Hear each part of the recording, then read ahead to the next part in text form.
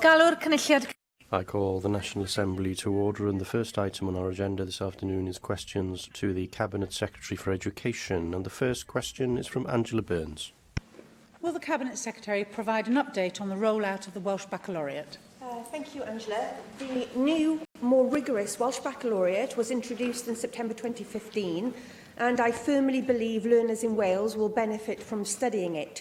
I still expect every school in Wales to deliver the Welsh Bac at Key Stage 4, and all post-16 institutions to work towards full implementation by 2019-2020. Thank you for that answer, Cabinet Secretary, but I do have a concern about the implementation of the Welsh Baccalaureate, which I would like your take on. I'm aware of individuals who are at the high functioning end of the autistic spectrum or who have another learning need and yet able to cope with academic subjects. However, these individuals often struggle with undertaking the skills challenge element of the baccalaureate, where emphasis is placed on individual challenges and where learners must work as a team. I have examples of situations where learners are becoming mentally ill or refusing to attend school because of the stress of coping in that kind of situation. Indeed, I have one constituent whose father went on to suicide watch because he was so worried about his child. But schools are taking a hard line and refusing to withdraw learners from the baccalaureate, even though the current guidance states it's not a statutory requirement.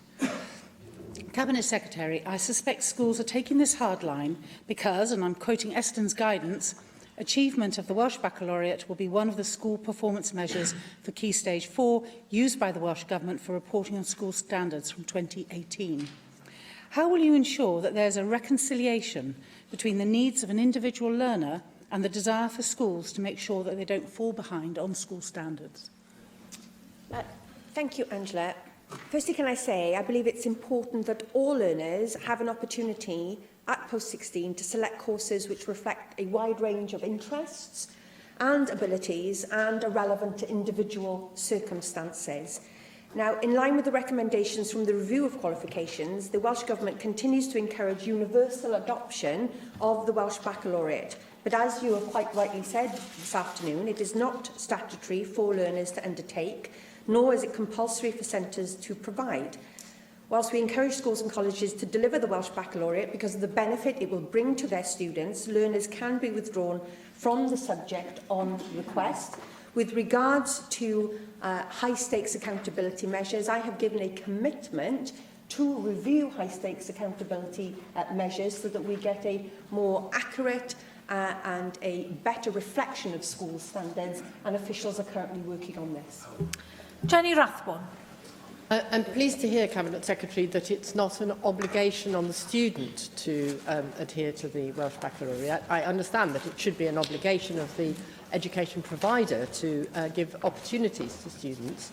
And I think that particularly the community volunteering aspect and the emotional resilience aspect are really important parts of anybody's education.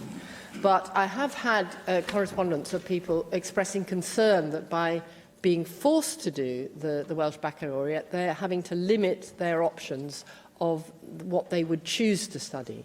And I think it's a particular concern at Key Stage 5, where students are perhaps competing to get into some of the most competitive universities. It is A-levels that is going to be the determining factor, and 3 A-levels are demanded by places like Cambridge and Warwick, and the Welsh Baccalaureate doesn't come into it. So I think it's quite important that we're not obliging students at Key Stage 5 in particular, when they're no longer in compulsory education, to do it, and that there should be room within the system, in Key Stage 4, to enable students who would prefer to follow another option to opt out. And I wondered if you'd be able to give guidance as to whether that is really possible. Can I thank the member for her question and observation, but let me be absolutely clear. The Welsh Baccalaureate aims to provide young people in Wales with added breadth to their learning and supports them in the acquisition of skills which I feel are desirable both to universities and to employers. Now, the components' flexibilities allow centres to cater for students' individual needs, providing a platform for students to explore and increase their in-depth subject-specific knowledge. When it comes to institutions accepting the Welsh Baccalaureate. Let me be clear, the vast majority of universities take the Welsh Baccalaureate. It has been designated UCAS points by Qualifications Wales because of the high rigorous standards that are involved. And I come across young people and parents all the time who tell me that their child has gained a place in a prestigious university on the basis of their Welsh Bac qualification. For instance, young lady that just took work experience with me, who will begin her degree course in Cardiff this September. Only this week, Tudur Owen, the Welsh language comedian, was telling me at the Teaching Awards his son gained his place at Bristol University last year on the basis of his Welsh Baccalaureate. Let's be absolutely clear, this qualification adds value to students and it does not take away from their opportunities to study at the most prestigious universities, whether that be here in Wales or anywhere else. Question 2, Hugh. Question 2, Hugh Davis. Will the Cabinet Secretary provide an update on the educational support being provided for armed forces children in Wales? Thank you, Hugh. I am committed to ensuring that all children and young people, including those from armed forces families, are supported to achieve their full potential, regardless of their background or their personal circumstances. I thank the Cabinet Secretary for that answer. And Cabinet Secretary, as a long-time supporter and advocate for members of the armed forces and their families in Wales, you will be well aware of the huge contribution our service personnel make to our communities. Estimates suggest that the armed forces community in Wales numbers anything between 250 and 350,000 people. And a proportion of these will, of course, be family members and dependent children. Now, some schools in Wales are doing great work in this area, along with the work of the Support in Service Children in Education Cymru project, Welsh Government, WLGA and partners such as the Royal British Legion. Indeed, last year, over £650,000 came to Wales via the MOD Education Support Fund to support schools with service children in them, though I understand that that funding may well be ending in 2018. Now, given that there are at least 2,500 service children in schools across Wales, could I ask what work the Welsh Government is doing to identify these children via the school census, for example, and importantly, identify and support any additional needs they may have, for example, via direct funding to schools? Well, Hugh, first of all, can I thank you for acknowledging the good work that goes on in many of our schools in Wales to provide the necessary support for children who have family in our armed services. And I also commend the work of a number of groups, including the LWGA and the British Legion, in being able to provide a range of resources, professional learning opportunities for teachers to better support these children. Only recently, I've written to a number of schools in Wales, including Llantwit Major School, Pendergast School in Pembrokeshire, and indeed 3 within my own constituency in Brecon, who have been very successful in drawing down additional resources to help them meet the needs of their service personnel children. I'm very keen with officials to better understand the needs of these particular learners and to ascertain whether there is any evidence to suggest that as a result of belonging to a service family, their attainment is affected in any way.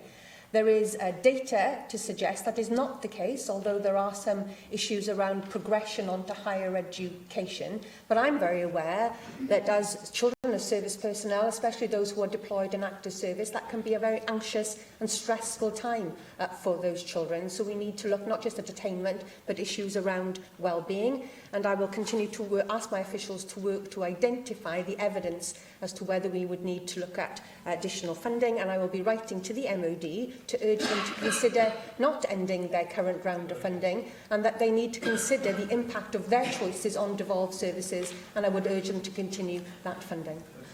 Nick Ramsey. Cabinet Secretary Hugh Davis has actually covered most bases there in his excellent question to you when you gave a full answer. I think we would all agree that every child deserves the best start in life, but for some young people, their background and parents' profession does that make that difficult, and that is especially true in the case of the children of our armed forces. You've touched on the census data and the measures you're taking at the moment in schools to try and identify and assist these children.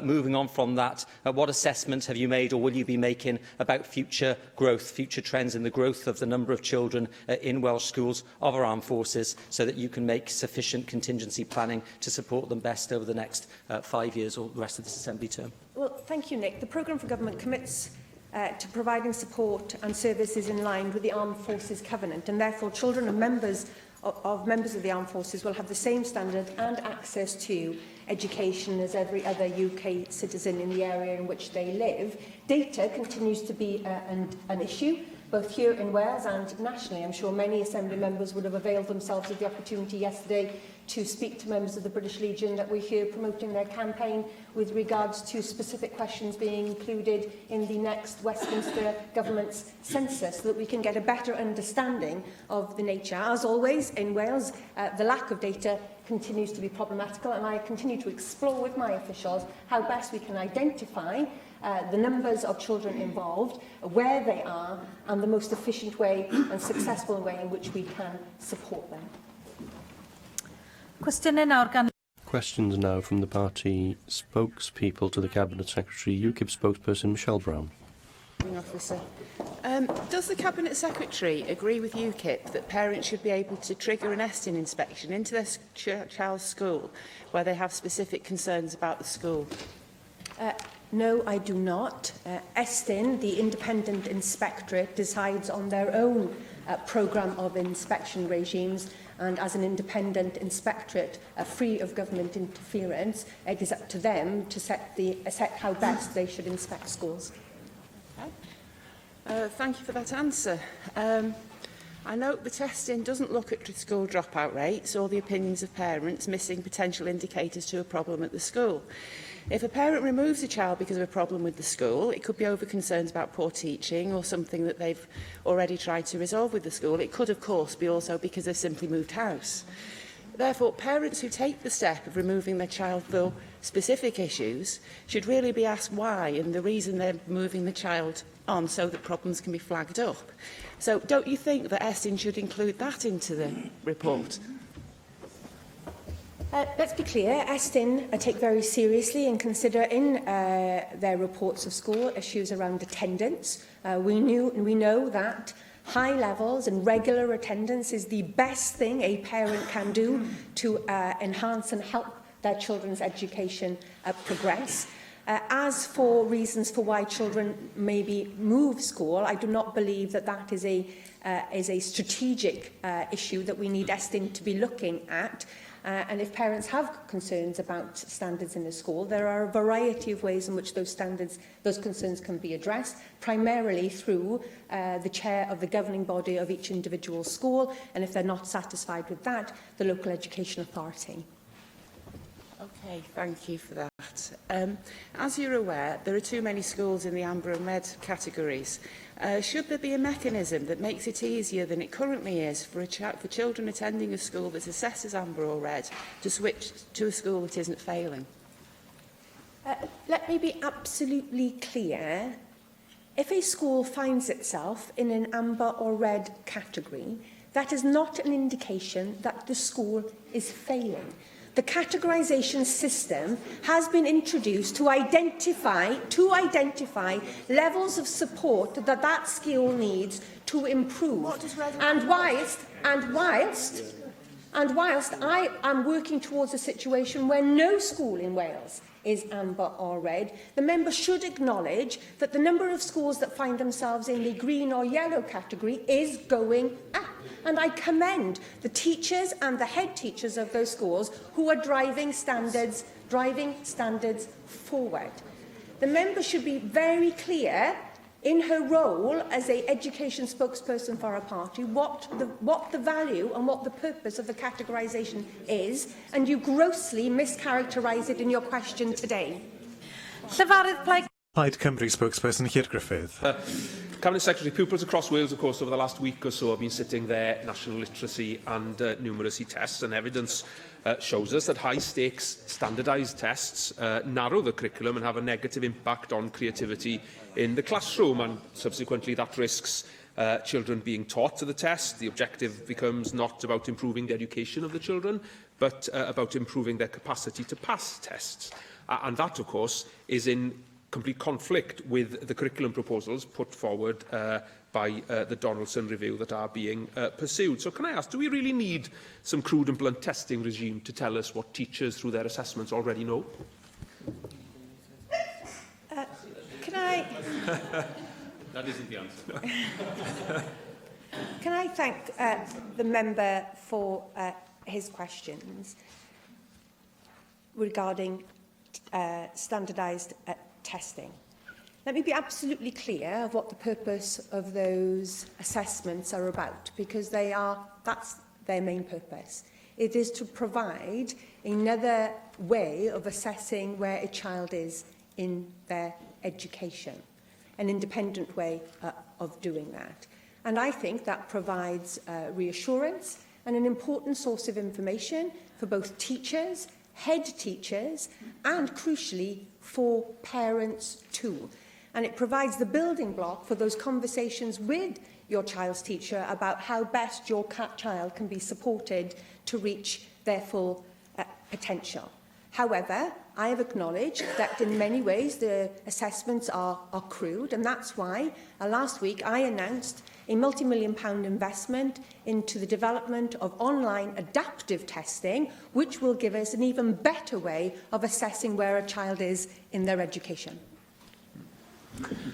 Yes, and if you are pursuing tests, then clearly, as I said in response to your announcement, then anything that helps to reduce the workload of teachers, for example, through online testing, would be welcomed, as long as we guard against the computer says yes or computer says no culture emerging. In relation to workforce or workload pressures on the workforce, you will also be aware that the Education Workforce Council published a survey recently which highlighted some of the most common areas impacting on teachers' ability to effectively manage their workload. Over 3/4 of the workforce citing administration and paperwork, nearly half saying that they were struggling to fit curriculum content into the available teaching hours. Nearly 90% of survey respondents said that they were unable to manage workload within agreed working hours. And there's evidence from the OECD as well that teachers in Wales work much harder and longer hours than teachers in other nations. Now, that's clearly impacting on the quality of teaching in Wales and certainly having an impact as well on recruitment and retention, and creating a number of difficulties in that respect. So with teachers' pay and conditions being devolved, isn't it time to revisit the national agreement, particularly in relation to workload, to help avoid in teaching the kind of crisis that we've seen in recent years in health? Thank you, Claire. Can I be absolutely clear? The primary driver for the investment in online adaptive testing is one that is because we believe it will be more useful when it comes to assessment for learning and for raising standards. The fact that it actually reduces workload and bureaucracy for teachers is a byproduct, although a welcome byproduct. I understand the issues of workload are very real for our teachers, and I want to look at a variety of opportunities there where we can free up both school teachers and leaders to give them the time to concentrate on what matters most.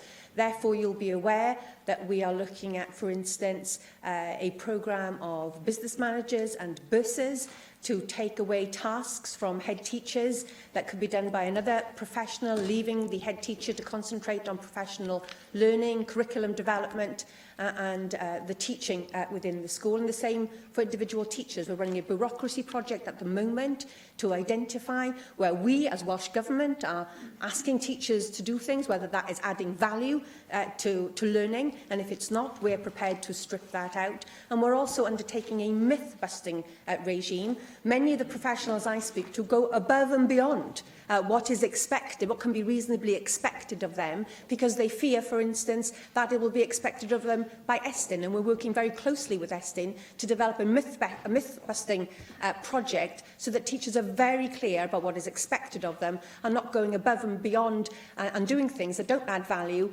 but actually then cause stress and additional workload, which is not required by our inspection regime. In your own words, you're looking at a number of issues, but in the meantime, you're hurtling full pelt towards the curriculum reforms that many of us have warned are storing up problems because the capacity isn't within the system as it stands for the teachers to absorb the huge reforms that are ahead. And I called previously on you to step back from introducing the curriculum according to the current timetable so that we can make sure that we do it correctly and that it's not a case of doing it quickly. Now, NUT Cymru, of course, has added their voice to those calls as well now. So I'm asking you, will you listen to the profession? Will you listen to those working at the coalface who are telling us that getting all the reforms in place for the new curriculum to be ready to be introduced in, 12, 16 months' time is now unrealistic? Or are you intent on ploughing on regardless? What I will do is listen to those at the coalface who are developing this curriculum. The idea that this curriculum is being developed solely by Welsh Government and will be imposed upon the teaching profession is not how the system is being developed at the moment. Our pioneer school networks, our teachers, our learning professionals are at the heart of this process. You're absolutely right. I need to be secure that the teaching profession is in a place to be able to use this exciting new curriculum. And I will be guided by the profession that are dealing with not only the areas of learning and experience, but are dealing with the professional learning aspects of the curriculum as we go forward. And if they have concerns, I will take those on board. Conservative spokesperson Darren Miller. Cabinet Secretary, attention has already been drawn to the fact that we're heading towards a recruitment crisis in our teaching profession. And of course, this was highlighted by the Education Workforce Council's survey, which found that more than 1 in 3 teachers intends to leave the profession within the next 3 years. What specifically are you doing to plug the gap if those 1 in 3 do actually leave the profession? Well, thank you, Darren. The first ever teaching survey has given us a wealth of information, not just for statistics, but also qualitative and data as well. And we're studying that at the moment. We need to ensure that we create an education system in Wales that retains our best talent within our system, but also recruits into that system our very best and brightest individuals. Therefore, as you know, we are currently reforming our ITE provision. We are looking at new ways in which we can attract career changers into the teaching profession, as well as addressing issues like workload that Claire Griffiths has just talked about, so that teaching people who are already teachers feel motivated to stay within the classroom. And I'm pleased to say that the recruitment figures into this year's ITE is outperforming what we did last year and is actually better than England. There's just been a huge recruitment drive for new nurses in the Welsh NHS, with a lot of money and a lot of promotional work which has been done in many different ways across social media and across the printed media and other media at large. Why are we not seeing a similar effort to recruit the teachers that the Welsh schooling system needs, so that we've got sufficient Welsh medium teachers, sufficient STEM subject teachers for the future? Because otherwise, we're going to continue to slip down the OECD's PISA scale in the way that we have over the past 10 years. I would just reiterate to the member again, our recruitment figures for people who will enter into courses this September is better than it was last year and outperforms the recruitment into ITE provision in England. But of course, there is always more for us. There is always more for us to do. The member will be aware that the 4 regional consortia working together have been producing a recruitment campaign to attract those people who perhaps have had enough of the English education system, to demonstrate to them that they can come and work in a supportive environment here in Wales. And we are seeing results as a result of that recruitment campaign. But if the member has new ideas about how we can recruit more teachers, I am always open to them. I'll give you one idea, Minister, and in fact we suggested one in the past, which fortunately you've actually listened to and taken up. One was in respect of improving the bursaries available to attract new people into the profession, and the second is to remove some of the ridiculous barriers that overseas trained teachers currently face here if they want to come and work in Wales. It is ridiculous that overseas qualified teachers in Australia and Canada and the United States and New Zealand can go and work in other parts of the United Kingdom without having to do adaptation courses, and yet they cannot come to Wales and work, including deputy heads and head teachers. That is an unacceptable barrier to recruitment here in Wales and could help to stem the tide of people slipping away from the profession as a result of the poor reputation of the Welsh education system. Well, Darren, you do raise a serious point. I don't want to turn away any talent from Wales, and if somebody has something to contribute to the Welsh education system, then I want them to be able to do that. And my officials are currently reviewing the rules around having what qualifications are necessary to teach in a school in Wales. Let me be absolutely clear. The rules that are currently in place were of a result of a previous government consultation where there was a very clear consensus about the necessity for the rules that we have in place at the moment. But I have to say, Presiding Officer, I will take no lessons from a Tory Assembly member when I have to listen to the rhetoric of his party leader on immigration. This is a member of a party who they spend all their time denigrating people who want to come and contribute to this country. Question 3. Question 3, Paul Davies. What is the Welsh Government doing to improve education in Pembrokeshire? Thank you, Paul. Well, I have set out, as Cabinet Secretary, on a number of occasions, the programme of education reforms to improve education across Wales, and of course that does include Pembrokeshire. These include the development of a new curriculum and assessment reform, improved initial teacher education, teachers' professional learning, building leadership capacity and reducing the attainment gap. I'm grateful to the Cabinet Secretary for her response. Now, you may be aware, Cabinet Secretary, of the Reading Ambassadors scheme, which aims to improve children's reading skills by working closely with cluster primary schools in my constituency. Now, this collaboration has been praised in a recent ERO report, with the Schools Challenge Cymru advisor, Hefina Thomas, saying it had resulted in a direct impact on standards. In light of this, can you tell us what the Welsh Government is doing to promote this activity so that all schools across Pembrokeshire can benefit from this kind of collaboration? Well, Paul, thank you very much for highlighting that good practice that happens in your area. As you know, because of concerns regarding the standards of education in Pembrokeshire, particularly the inability in Pembrokeshire's high schools to improve their level 2+ attainment rates as quickly as the Welsh average, the regional consortia has recently deployed additional advisory support into the county of Pembrokeshire. Estyn have carried out a case conference in the county of Pembrokeshire to try and impress upon the council and the local education authority the measures that they feel are necessary for the council to take to improve standards. But it is clear such schemes as that, where we can increase pupils' literacy within the primary school sector, bodes well for their ability to access the curriculum later on. And I would hope and expect that the regional consortia are learning from good practice and utilising the resources that they have from Education Improvement Grant to ensure that where programmes are successful, that they are replicated. Simon Thomas.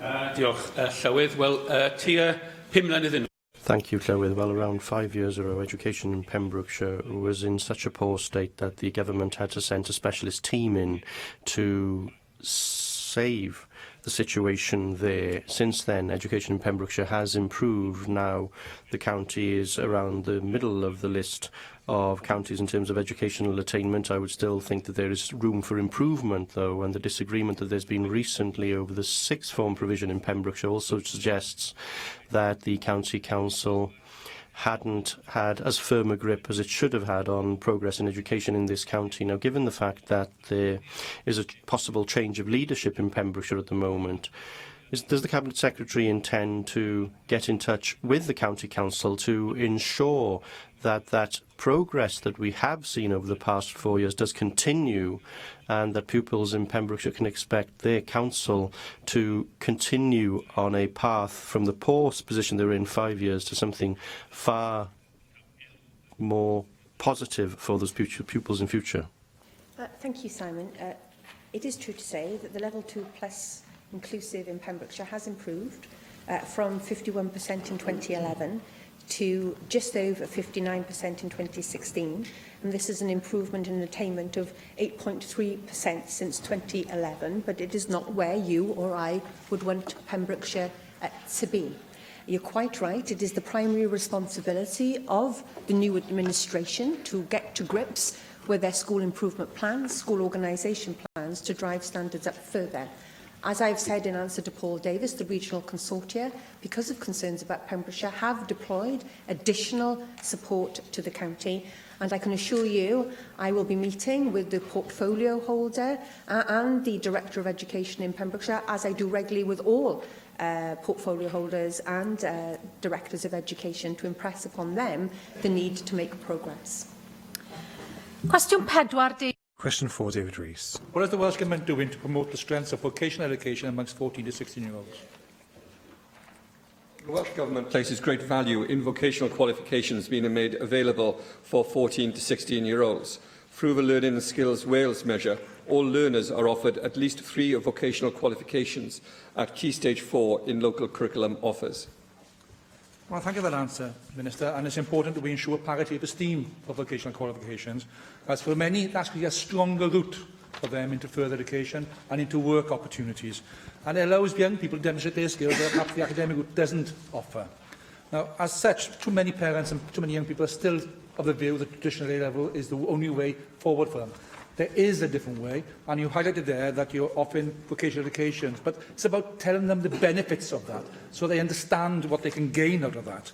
Now, vocational qualifications offer routes for many young people into further higher education, into work opportunities, into areas which need the skills and competencies of those individuals. So how are you going to do to actually work with the FE colleges and other institutions to promote the vocational qualifications amongst the 14 and 16-year-olds, so that when they finish their GCSE courses, they actually have good understanding of the opportunities available to them and the pathways that they can take when they leave? Guys, I absolutely agree with the points made by the member in his question. It's important that all learners have access to a curriculum which best suits their individual learning pathways and which meets their wide range of interests and abilities, and that there is parity of esteem between those choices. Members will be pleased to hear that in this academic year, all schools and FE colleges in Wales have either met or exceeded the local curriculum offer requirements of the 14 to 19 learning pathways. But can I say this in answer to his question? He's absolutely right to identify the issue of how we take forward that sort of training opportunities, skills acquisition and the curriculum for 14 to 16-year-olds. Members may be aware that the Welsh Government is undertaking a pilot to support junior apprenticeships, which has been taken forward in collaboration with Cardiff and the Vale College. That started this year, and we're looking at the moment at this pilot. I have to say, I'm minded, and I have asked officials to explore whether or how we can expand and build upon this pilot and move forward with more urgency, so that if the pilot proves to be an effective way of ensuring not just a parity of esteem, but to ensure better qualifications for people at 16, that we can expand it more mainstream as soon as possible. David Melding.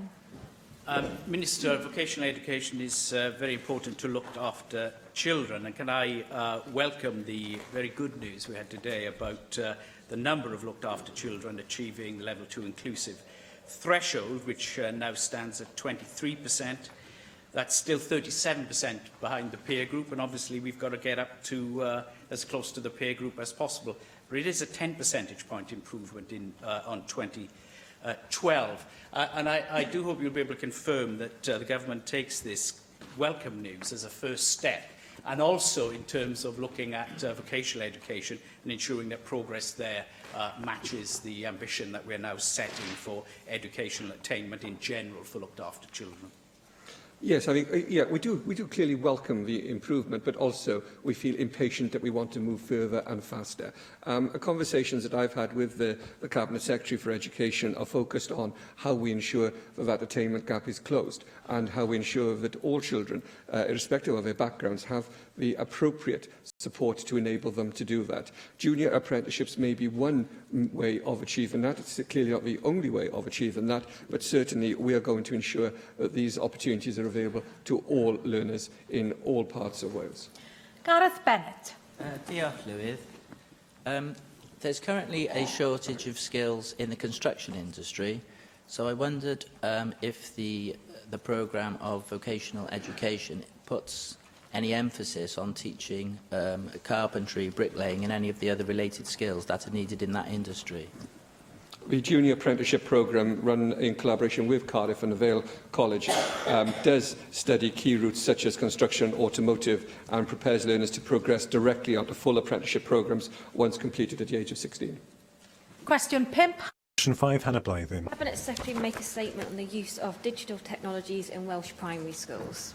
Through the Learning in Digital Wales programme, the Welsh Government provides a range of centrally funded digital technologies for primary schools. We provide digital schools and resources through Hub and are significantly investing in broadband connectivity. However, schools have delegated control to select the most appropriate digital technologies available for their learners.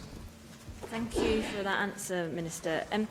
Cornish Park Primary School in Flint and my constituency has been recognised as a digital pioneer school, where the head teacher, Nicola Thomas, has put digital technologies at the centre of their teaching and learning, as has supported pupils to be able to take the lead in this themselves. And pupils have led on projects which include raising awareness of e-safety, with them taking up roles as e-cadets, and they've even held a drop-in session in a local bank to educate customers on how to be safe online. Minister, will you join me in recognising Cornish Park School as an example of best practice and urge other schools across Wales to put digital technology at the centre of their learning? I very much agree with what the member for Delyn has said. Cornish Community Primary School has made great progress since being named as a digital pioneer school, and has also, of course, was the winner of the Welsh Government's National Digital Learning Awards in e-safety category in 2016. And this, of course, has now been turned into a case study for others to understand and to share that best practice. I think Cornish Park Primary is a great example of what our ambitions are for all schools across Wales, to embed learning of this sort in the curriculum and to enable all children and all learners to experience that. And I'm particularly anxious that we do place a focus on e-safety. One of the great advantages of these days, these times, is the expansion of what we're able to do online. But at the same time, we need to ensure that everybody who accesses new services online do so safely. Russell George.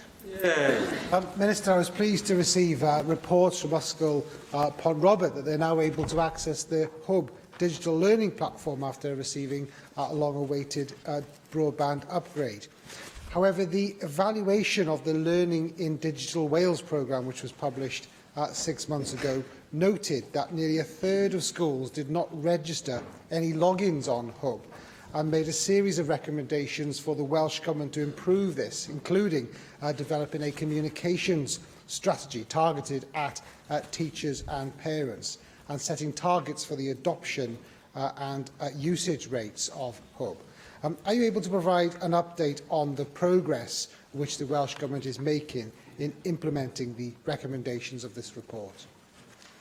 I'm sure the member will join everybody in welcoming the fact that we now have achieved the connectivity that he referred to in his question. I think he asked a question on it some months ago, and we've achieved our ambitions on that. Now the Cabinet Secretary is talking about how we move one step further and invest even further resources to ensure that schools do have access to the fastest broadband speeds available to us. Can I say this in terms of the overall programme that we're following with Hub? It has clearly made an enormous difference for schools and for learners across the whole of Wales, and we want to see this expanded, and we want to see it continuing to drive forward and to provide the opportunity for everybody, all learners across Wales, to access the sorts of information and the sorts of digital skills which are essential in everyday life. We are making progress in terms of delivering on the recommendations that have been made for us, and I will be very happy to update members more fully on that in terms of a written statement in the next few weeks.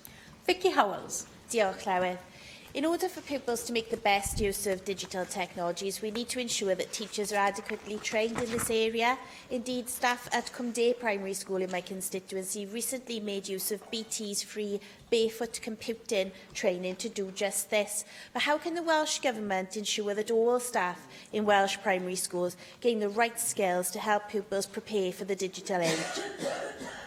I'm very pleased to hear that Cumdare Primary is taking advantage of the free barefoot computing resources. Members may wish to know that the Welsh Government has worked closely with BT to review and develop the resources in line with the Welsh curriculum and the digital competence framework. We're also working with BT to promote the volunteer workshops where volunteers will go into Welsh primary schools to teach trainers and to train teachers on how we deliver the barefoot resources.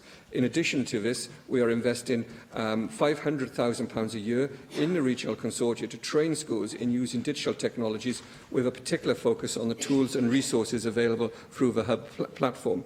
We have also developed a self-assessment tool available, which will shortly be updated to provide for the training needs of schools and teachers, as identified by digital pioneer schools, and the updated tool will enable teachers to assess their skills and confidence in delivering elements of the digital competence framework and to identify their further professional learning needs. Question 6, Russell George. Will the Cabinet Secretary make a statement on the proposed changes to school admissions in Powys from September 2017? Presiding Officer, before answering this question, I would make a statement of interest in that I have a child in the school system in Powys. Powys County Council is the admission authority for community schools in Powys and is therefore responsible for setting admission arrangements and ensuring that these arrangements are properly implemented and applied fairly. Minister, Kilth, Maithrin and preschool playgroups are already oversubscribed, and there is a real concern that when the new school admissions policy in Powys comes into force in September, the pressure on playgroups will be unsustainable. Can I ask what the Welsh Government is doing to support the additional pressures on these playgroups? I trust that all those who were members of Powys County Council at the time that decision was taken will be aware of the implications of the decisions that they took. The member will be aware, of course, as a former member of that authority, that that authority is responsible for setting its own admissions codes and the consequences thereof. Question 7, Rhiannon Passmore. Diolch Llywydd. Will the Cabinet Secretary make a statement on the investment the Welsh Government is making into school buildings in Islwyn? Sorry. Band A of the 21st Century Schools and Education Programme will see investment of over £56 million in schools in the Caerphilly County Borough over the 5-year period ending in 2019. Of this, over £28 million will have been spent in the Islwyn constituency. Thank you, Diolch. Head teacher of Islwyn High School, Tim Williams, has just recently been handed the keys to the £25.5 million worth of new Islwyn High, built on the site of the former Oakdale Colliery. The school has impressive features, modern teaching spaces, state-of-the-art technology workshops, fit-for-purpose science labs and IT suites spread across 3 floors. Cabinet Secretary, what transformative impact will this massive injection of investment from the Welsh Labour Government have on the educational outcomes for future generations of Islwyn children? Well, Presiding Officer, the member is right. This significant investment has indeed provided the learners at Islwyn High with what is a state-of-the-art school building. The new learning environment provides pupils with the best facilities, affording them the best opportunity to maximise their potential. And for the teachers in the school, it provides the platform for them to drive forward improved educational outcomes. I understand pupils will move into the school at the beginning of July, and I'm looking forward to having the opportunity to see for myself, the difference that that new school building will make to the learning opportunities of that community. Question 8. Question 8, Marcus Sherwood. How is the Welsh Government supporting learners with healthcare needs? On the 30th of March, the Welsh Government published revised guidance to support learners with both short-term and long-term healthcare needs. The guidance is statutory for governing bodies of all maintained schools, pupil referral units and local authorities. It sets out our clear expectations about how these learners should be supported. How do you respond to concern expressed by Diabetes UK and their partners that the guidance, although welcome, doesn't go far enough in clarifying the situation?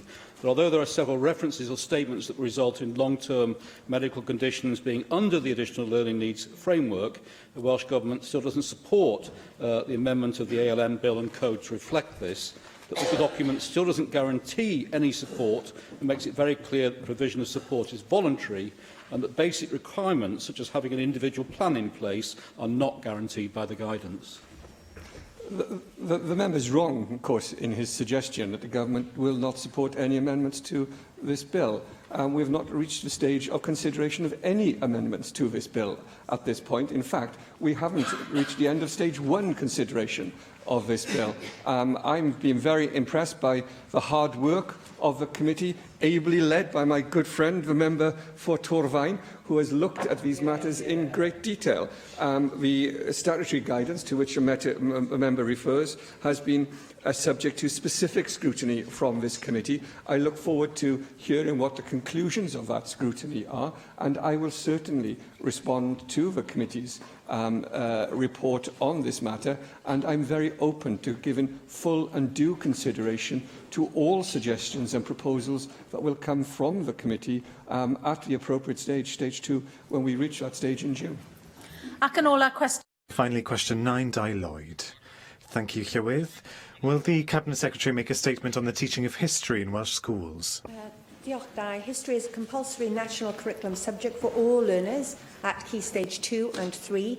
History will be included in the humanities area of learning and experience of the new curriculum, and this will give us a new opportunity to ensure that the history platform will have an enhanced Welsh dimension and an international perspective. Thank you for that response. It's true to say that many people are concerned about the teaching of Welsh history in our schools. Following on from critical reports in the area, as mentioned, we need to mention Gwenllian in 1331, Llywelyn in Llywolaf, Owain Glyndŵr, Bishop William Morgan, William Pantycelyn, the Merthyr riots, the Rebecca riots, the treachery of the Blue Books, the Welsh Knot, and so on. What hope is there of amending the curriculum in history for our children to teach them in the Welsh language, in Welsh history? Well, as I said, the curriculum reform, which I was urged earlier by your colleague to stop and slow down and pause on, gives us this new opportunity to enhance the ability to teach Welsh children about their history. As I said, the Welsh dimension in both the current and the new curriculum is an important and prominent part of the education system. And Dr Ellen Jones's report, the Curriculum Cymraeg, History and the Stories of Wales, was taken forward and was considered as part of Professor Donaldson's review in Successful Futures, and will form an important part of the consideration as the area of learning and experiences are developed. But let me be absolutely clear, there are many, many opportunities within the current curriculum for children to learn about their communities and the effect on international events, on how their communities were affected and changed. I know that often there is concern about the content of Welsh history in the GCSE examination, and often people express concerns that the papers are about American history, about European history, about the First and Second World War. You will be aware that the new history GCSE will be ready for teaching in September of this year, and again there are enhanced opportunities for students to spend more of their time considering their own history and the impact of important international events on that. Thank you, Cabinet Secretary. The next item, questions to the Council General, and the first question is from Dawn Bowden. Diolch, Llywydd. Will the Council General give an assessment of the impact of employment tribunal fees on access to justice in Wales?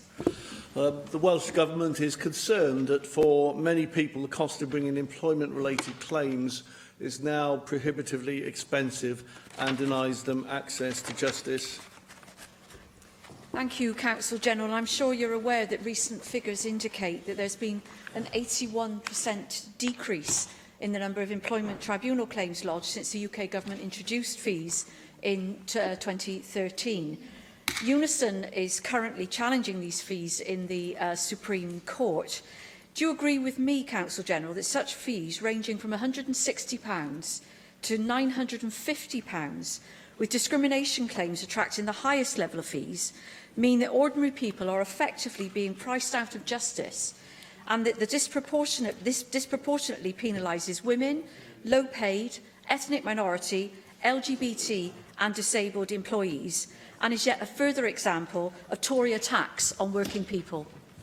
Well, you make some very good points. The UK Government's own review of the introduction of fees in employment tribunals was published in January. And that does indeed highlight a number of very concerning areas. Firstly is obviously the very stark and substantial fall that there has been in the volume of claims. 80% reduction in claims to tribunals since the introduction of fees. The government's own evidence is also that some people who are unable to resolve their disputes through conciliation nevertheless did not bring a claim to the employment tribunals because they said they could not afford the fee despite any financial support that was available.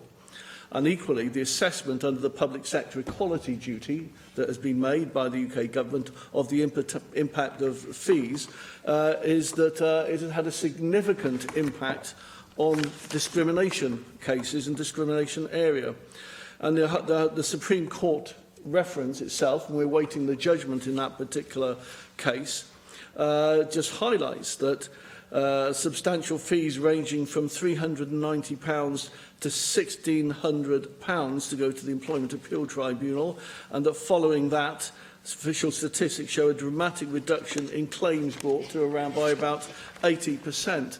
The Welsh Government has made its own representations in the consultations, which basically makes the point very clearly that we do not think there should be fees at all, and certainly there should not be any fees that deny access to justice, and certainly in this area there clearly is a significant denial of justice to working people within Wales. Michelle Brown.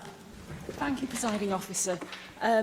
If I can just make a point about what Dawn said, fees are higher in some cases than Dawn Bowden suggested. It now costs around £1,250 for an unfair dismissal claim. Claimants are able to apply for remission of fees, but many people will need assistance doing so. Many people will also need help with issuing the claim and conducting it. The Citizens Advice Bureau has long been a source of free advice and guidance, not only on employment matters, but on other issues. But I note how stretched that service has become. How would you propose to support the CAB in Wales? Well, the Welsh Government supports the CAB by actually funding advice and support through various advice agencies.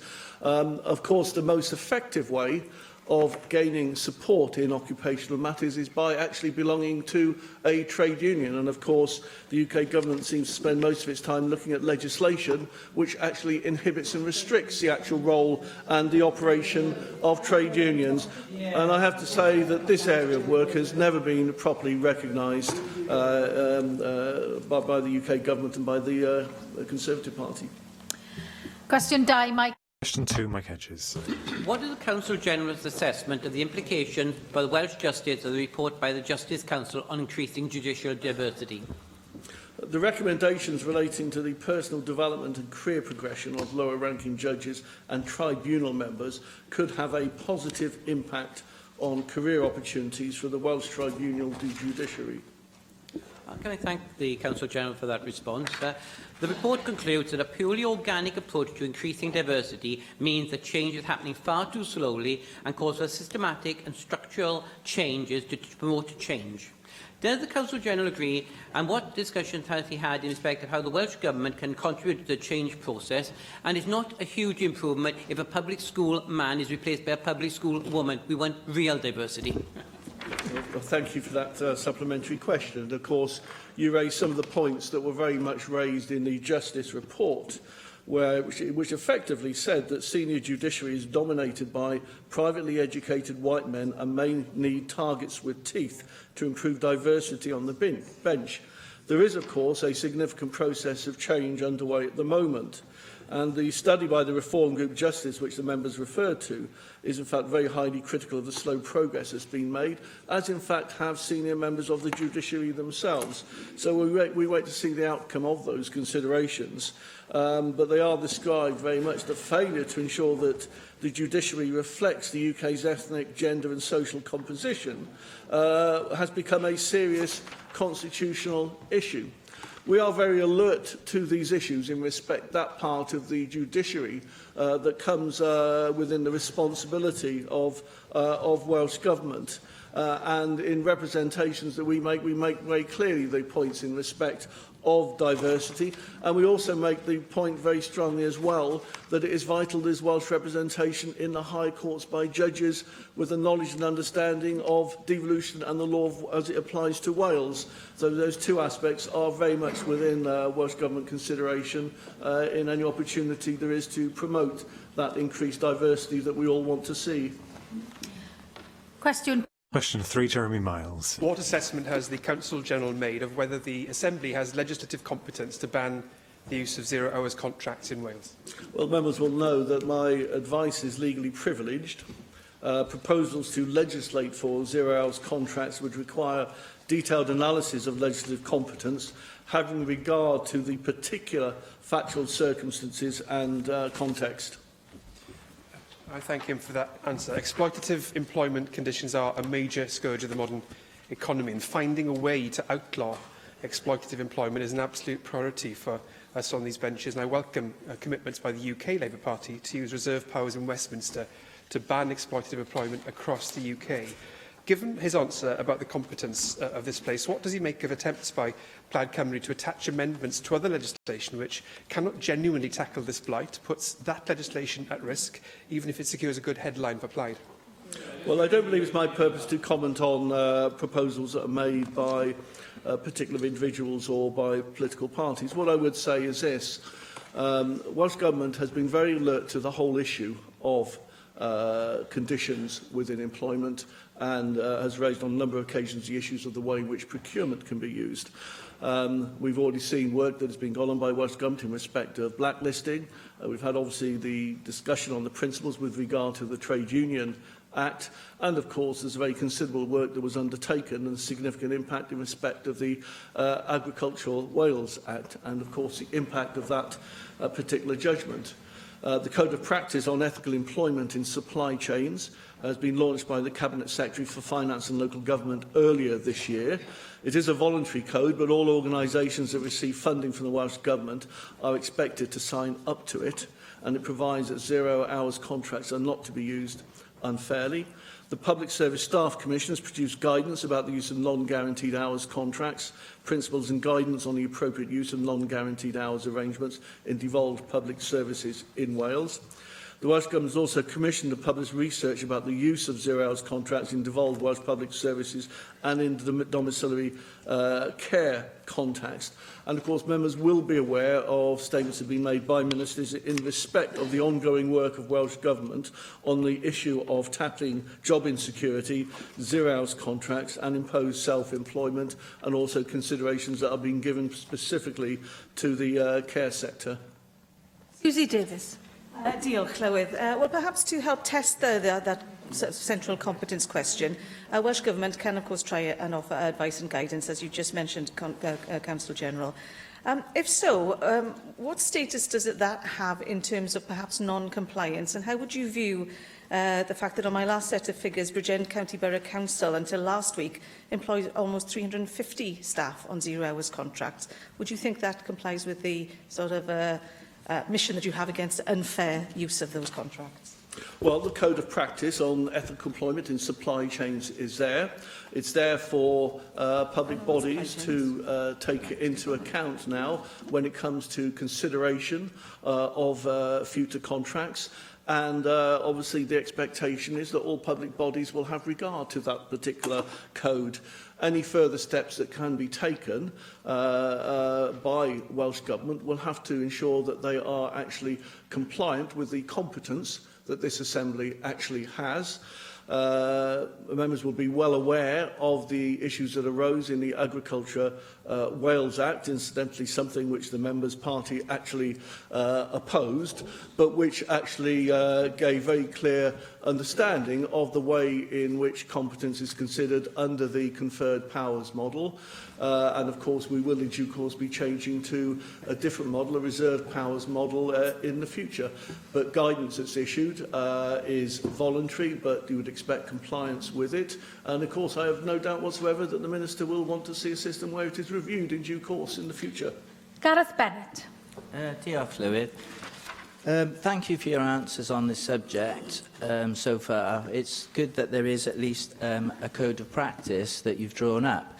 But the point that Plaid made last week through Adam Price on the 0 hours issue was that you've laid claim to legal competence over the public sector employment area in your putting through the Trade Union Act. So it seems inconsistent with your approach to 0 hours contracts.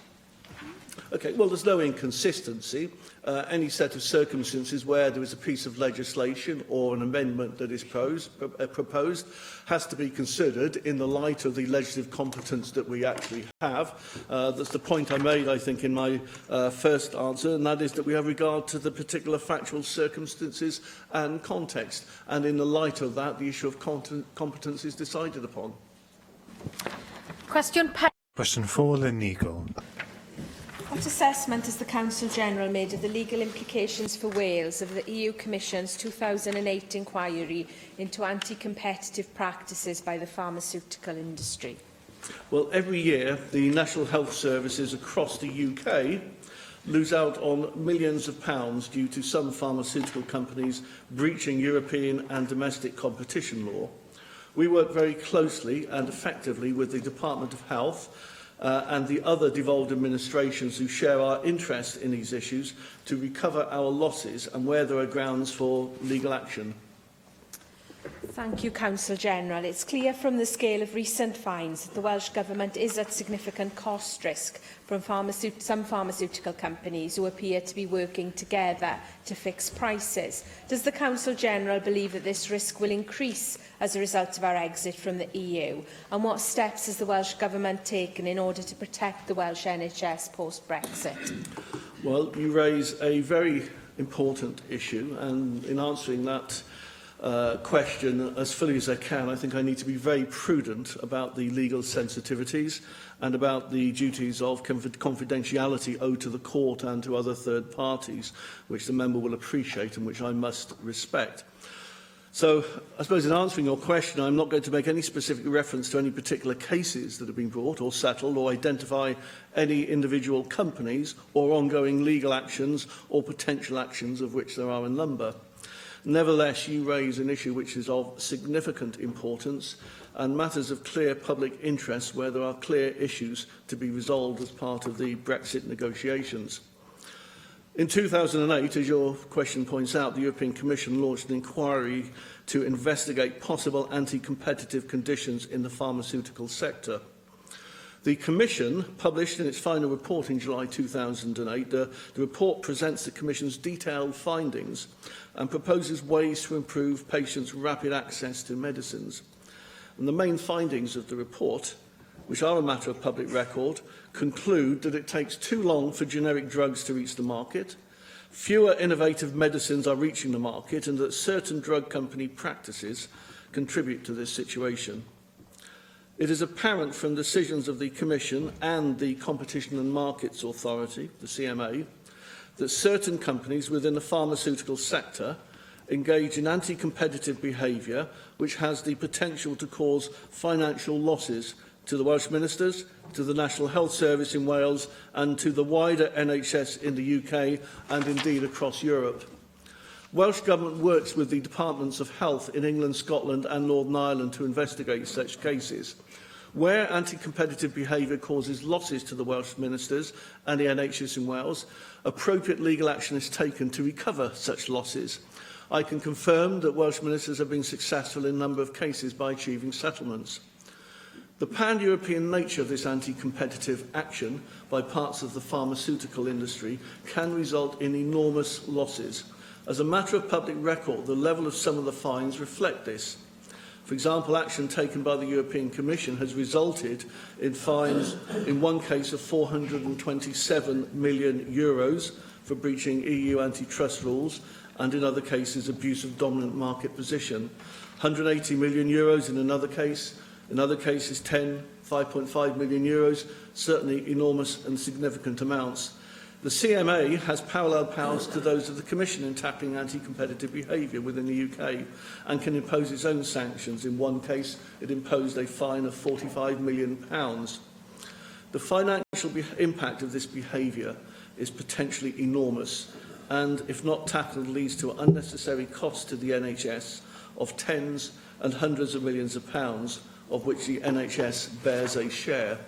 So it is an area where Welsh Government is very active in conjunction with our counterparts across the UK in the Department of Health and the devolved governments.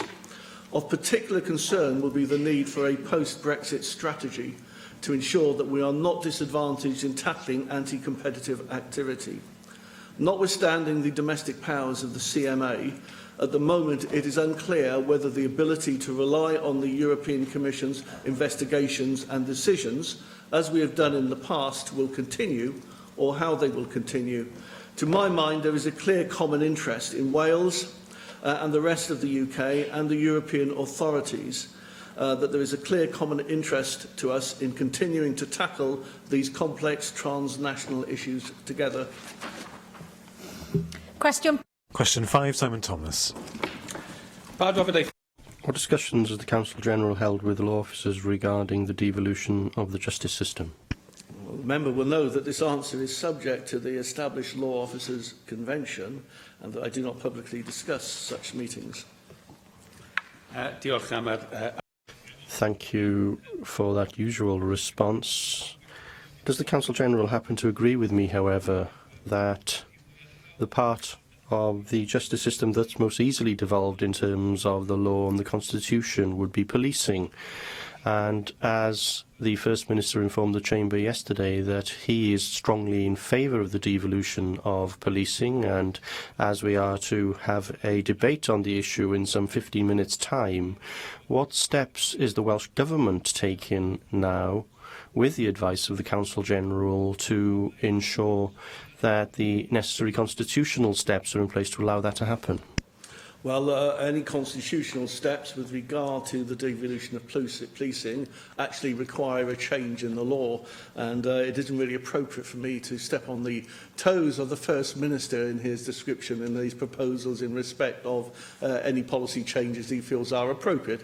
But of course he did make very clear yesterday in this chamber what the Welsh Government's position is with regard to the devolution of policing. Question 6, Simon Thomas. Thank you, Llywydd. What assessment has the Council General made of the impact of European legislation regarding air pollution will have on Wales?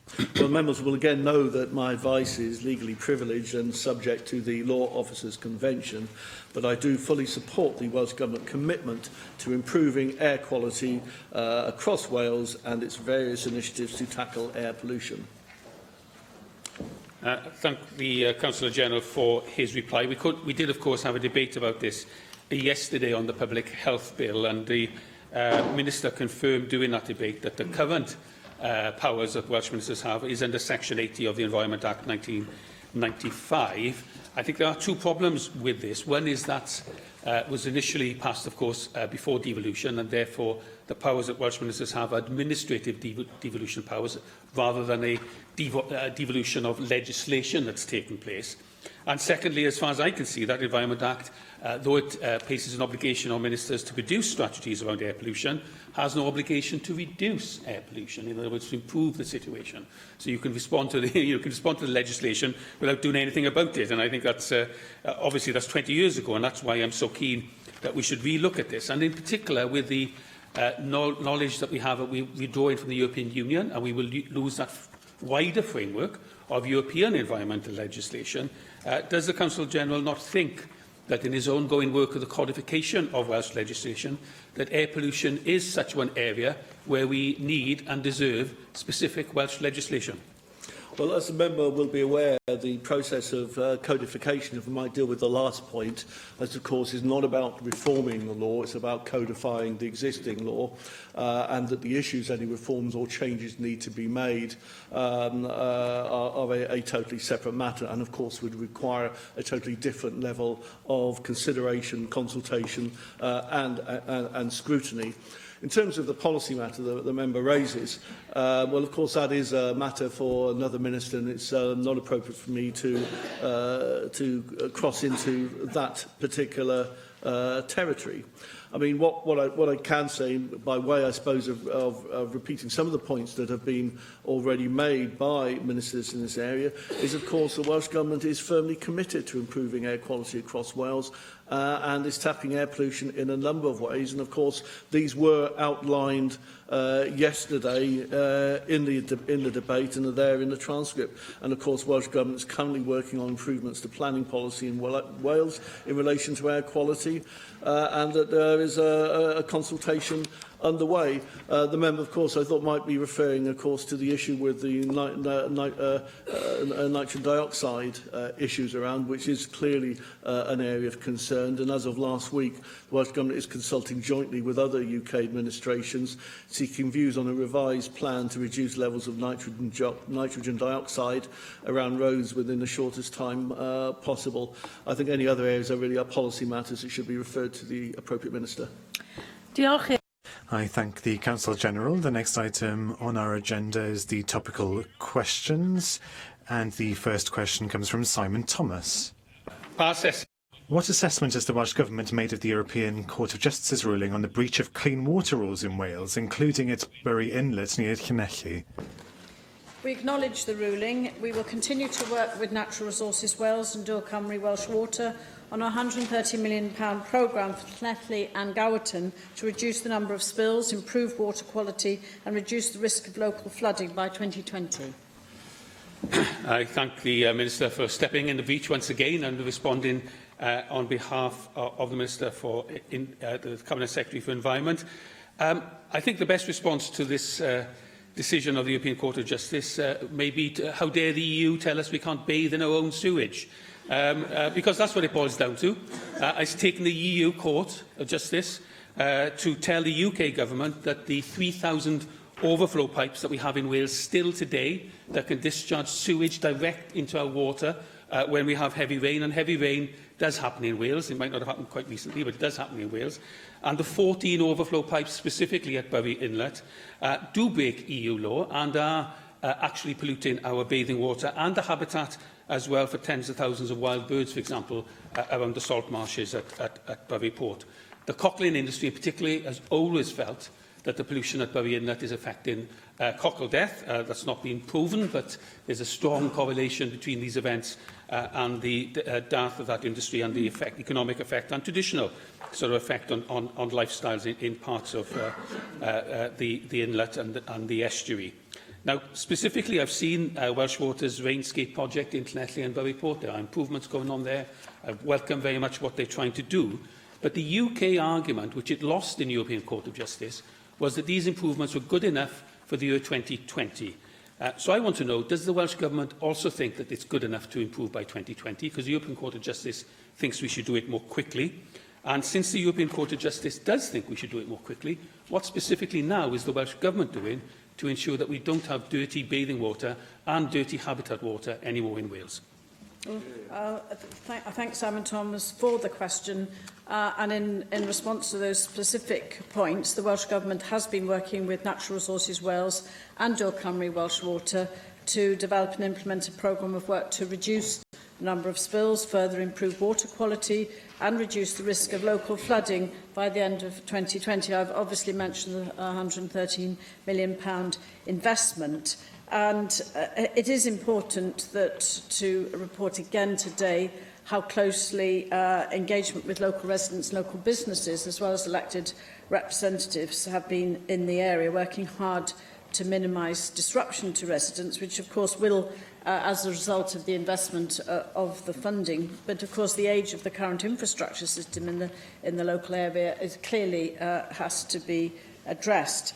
I think it is important to recognise that the Urban Wastewater Treatment Directive was adopted back in 1991, vital in terms of the steer towards assessing quality. It's implemented and enforced principally now through devolved matters, and that those concerns were raised by representatives of the Cocklers and local councillors and various parties in Plenary and Gower about water quality, and therefore clearly this ruling in terms of the court on 4th of May, there has to be a very clear and robust response. Lee Waters. Diolch, Llywydd Minister. It's now been 12 years since the Cocklers of the Bury Inlet have reported significant die-offs of shellfish, and we still don't know the cause of these deaths. We do know, however, of its economic impact. An export industry has been devastated, and local cocklers are now struggling to make even a basic living. 6 years ago, courts found against Welsh Water, and now they found again against the UK government. Would the government look again at this and consider helping this devastated local industry as it has helped other industries?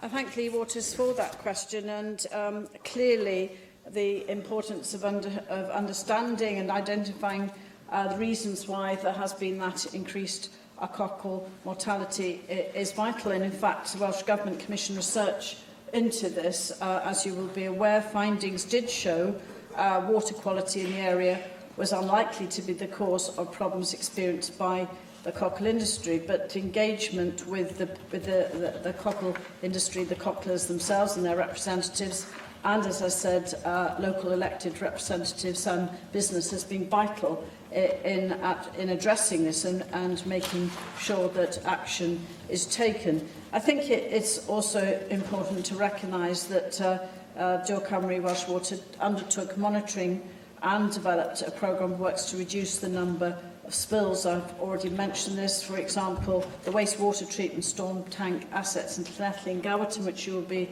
aware of, spills occurred much more frequently, and whilst they conform to UK's current Urban Wastewater Treatment Directive implementation, they were in excess of what the Commission would consider to be acceptable under the Commission. So I think, again, I hope that the evidence of engagement locally, the action taken, the investment by 2020, Rainscape, of course, ensuring that this can be addressed, will reassure those in the community and the businesses, and particularly in terms of the cocklers, and enable, of course, the water quality to be improved and the risk of flooding to be reduced.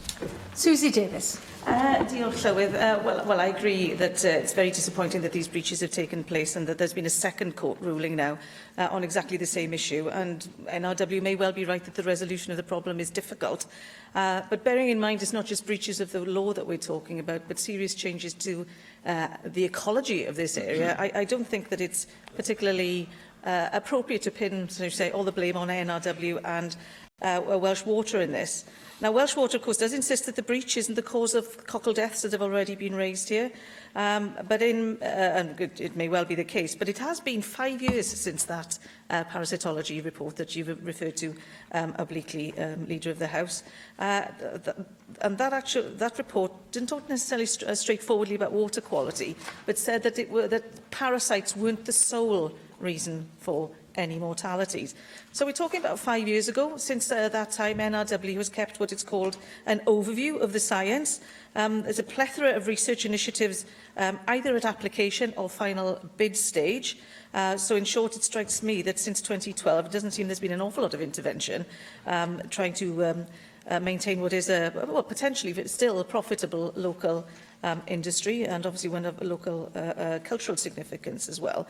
Would it be fair for me to say that perhaps the focus on infrastructure that you've referred to in some of your answers today has been at the expense of scientific research which could have solved the problem regarding the cockles?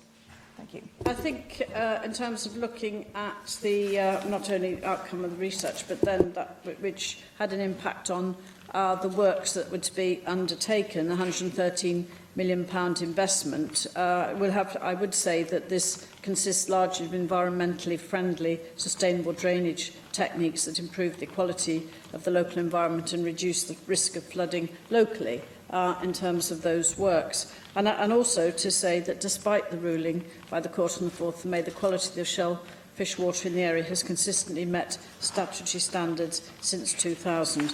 But I think the importance of the response now in terms of addressing this issue, as laid down by the court, is of a priority not only to Welsh Water but also to the Welsh Government. And NRW will be monitoring that.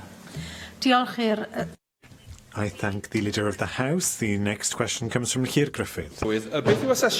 Thank you, Llywydd. What's the Welsh Government's assessment of the effect of possible redundancies at Aberystwyth University? Diolch, Llyr. Universities in Wales are autonomous bodies. As such, responsibility for staffing matters rests solely with Aberystwyth University. The Welsh Government has no locus in this matter. But of course, I understand that the university is in discussions with members of staff and the trade unions about proposals for review of its staffing structures. Well, thank you for that response. The university, of course, has referred to the competition for students, a reduction of 8% in the applications to study in Wales and Brexit and other factors that influence the situation that they find themselves in. But the important point for me here is that we don't have a single case here, but we've heard over the past few weeks about the University of South Wales talking about staffing reductions of some 4.6%, Trinity St David's talking about cuts of some 10%, and they too referred to many of the same factors. Now, Unison representatives have said that the government has to consider a package of measures to intervene in this situation in order to protect frontline workers' jobs. Now, can I ask whether the Cabinet Secretary for Education therefore admits that we do have a crisis in the HE sector in terms of funding and staffing, and although the diamond reforms are ongoing, that the government needs to intervene as a matter of urgency before the situation deteriorates further? Thank you, Claire. As I've said, all universities, including Aberystwyth and the other institutions that you have mentioned, are autonomous bodies. And therefore, we do not have, as I've said previous, locus in this area. Number of challenges, not least in some institutions, a failure to meet their recruitment targets for students. And of course, you mentioned Brexit, which is posing a significant challenge to the HE sector. As a government, we moved very quickly to try and reassure international students, both from within the European Union and out of the European Union, that they are very welcome to study here in Wales.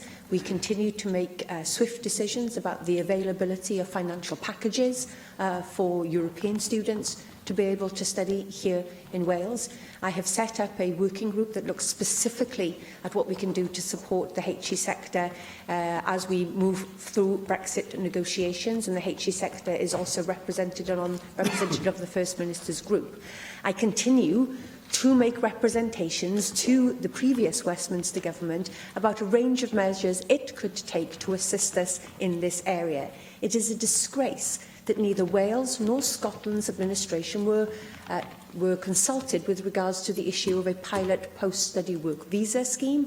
We would have benefited from that in Wales, as would colleagues in Scotland, and I would be very keen for the UK government to look again at that issue.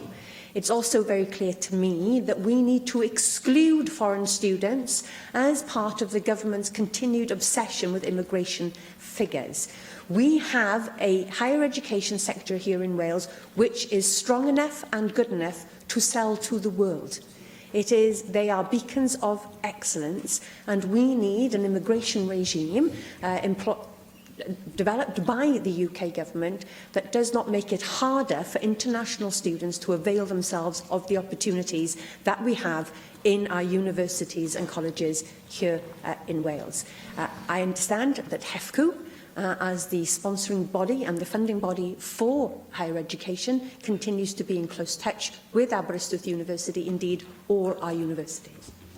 Hewyr Anker Davies. Diolch Llywydd, and I thank Llywydd for raising this and topical questions. And it's part of the issues around this were discussed at our cross-party group on universities back on the 1st of February, and that's what I want to focus on for the moment, because the Cabinet Secretary is right. We do have a world-class offer here, but something is going wrong, and I would just want to touch on this briefly. We know that in Wales, our education exports to international students is worth around 530 million, 4% of Welsh exports in its entirety, that our international students currently are supporting over 7,500 jobs at Welsh universities, but also around Wales, not in the university themselves.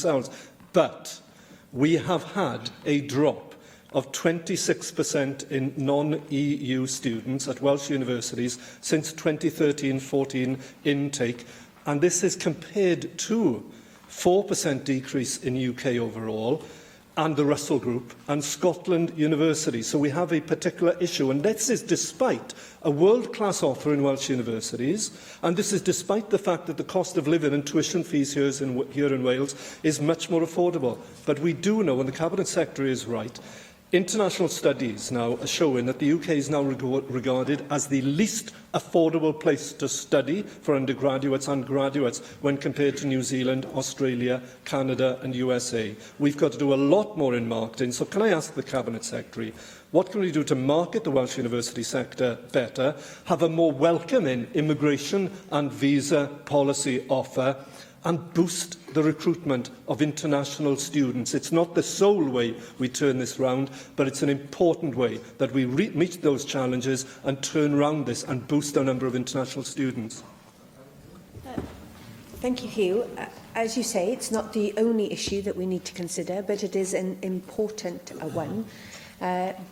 Just prior to Christmas, I hosted a quadrilateral meeting of UK ministers who have responsibility in this area and repeated all the points I've just made to Llywelyn Griffiths to Joe Johnson, the then Minister with responsibility for higher education. Who knows whether he will retain that position after the elections in June. I believe that Joe Johnson understands exactly the kind of immigration system that the UK government needs to put in place to support the higher education sector, both in Wales and beyond Wales. Unfortunately, he is battling with a Home Office that doesn't share that understanding and share that ambition. But you're right. We cannot simply wring our hands and blame it on other people. We must get up off our knees and do what we can to support the sector ourselves. That's why I am very keen to discuss with my Cabinet colleague, the Minister for the Economy, for instance, when his department are on trade missions across the world, then education should be a part of that. As you've rightly said, we have a strong offer here in many areas, but we shouldn't just be talking to foreign countries about our manufacturing offer or indeed our airport, but we should also be talking to them about our strong HE base that we have here, and I'm sure that we can make progress on this area. Simon Thomas.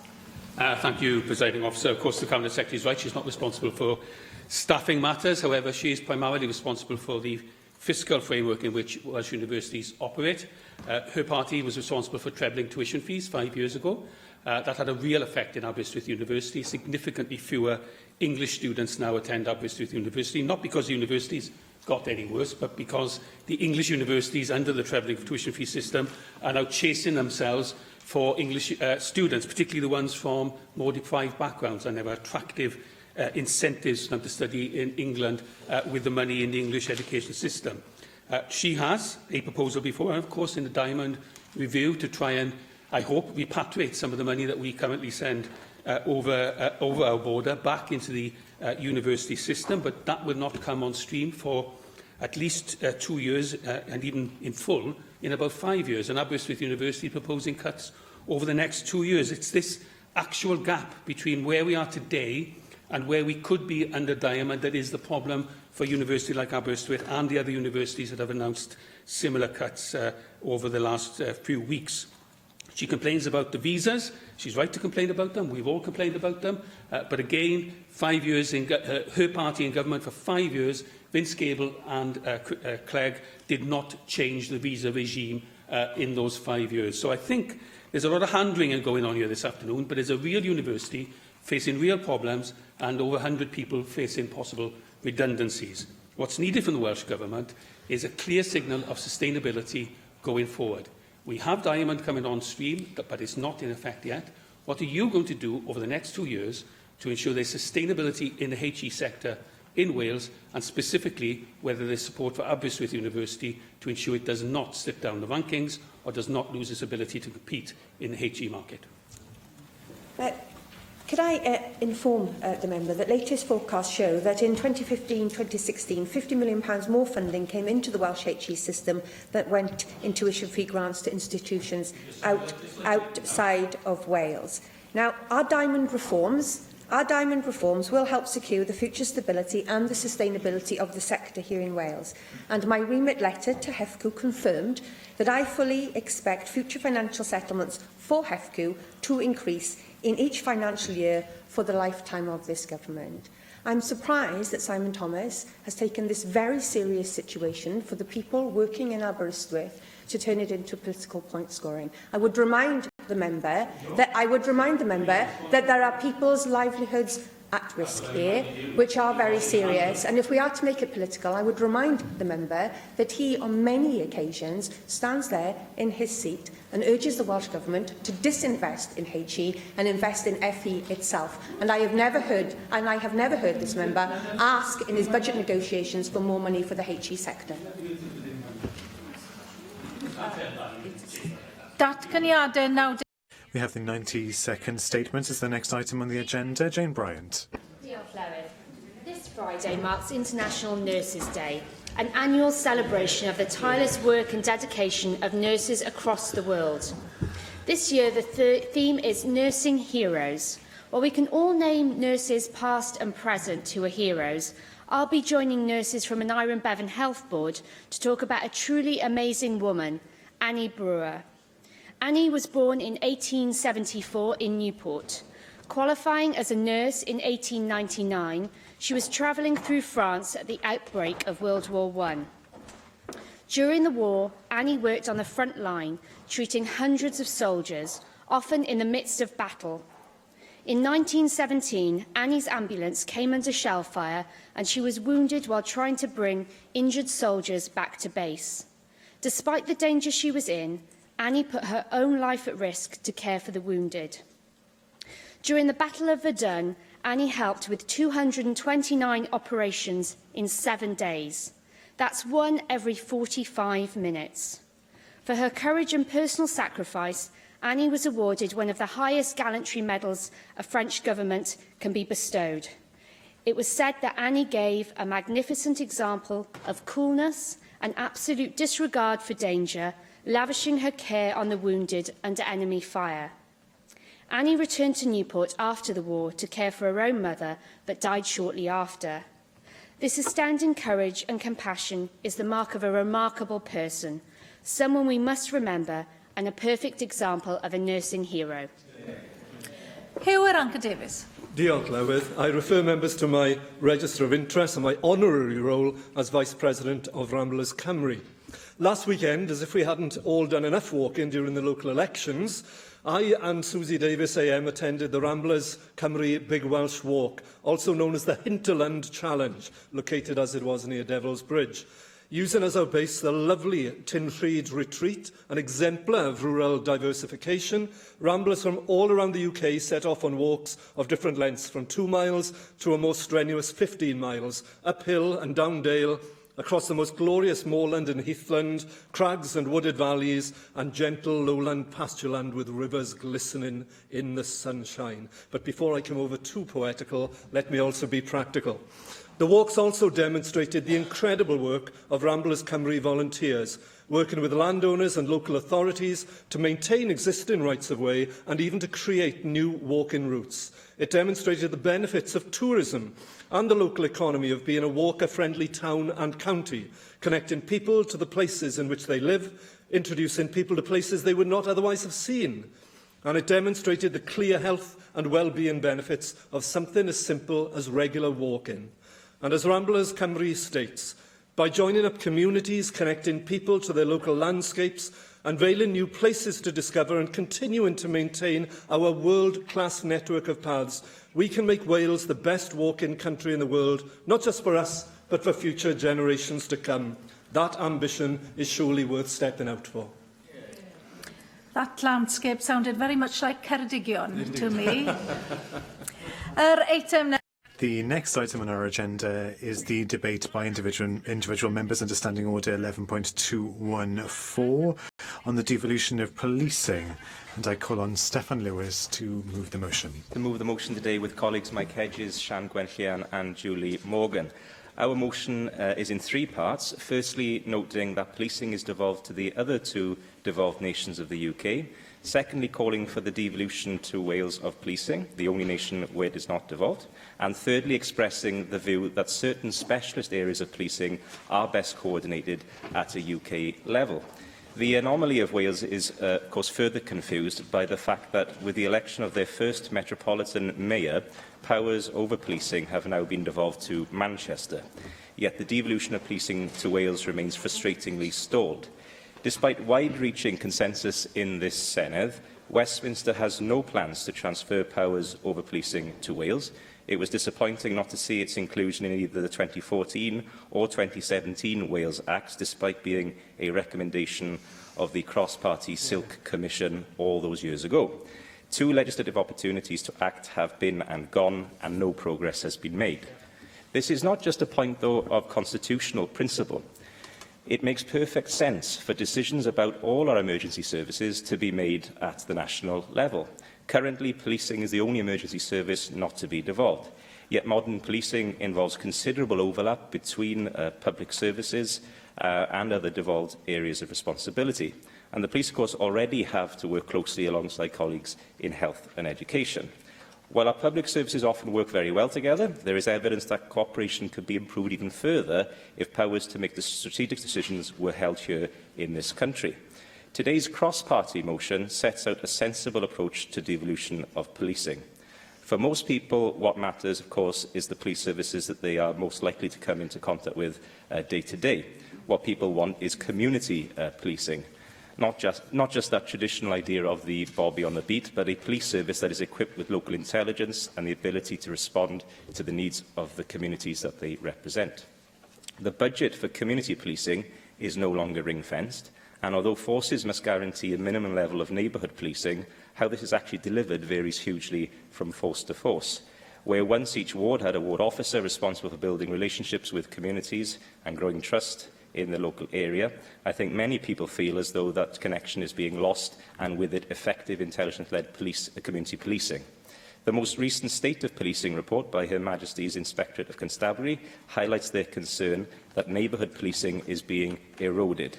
But with police forces experiencing government funding cuts of 22% on average between 2010 and 2015, and many still seeing their operational budgets continue to shrink, forces have had to respond by cutting workforces. HMIC's report found that some forces have struggled to respond to reductions in the level of resources available to them.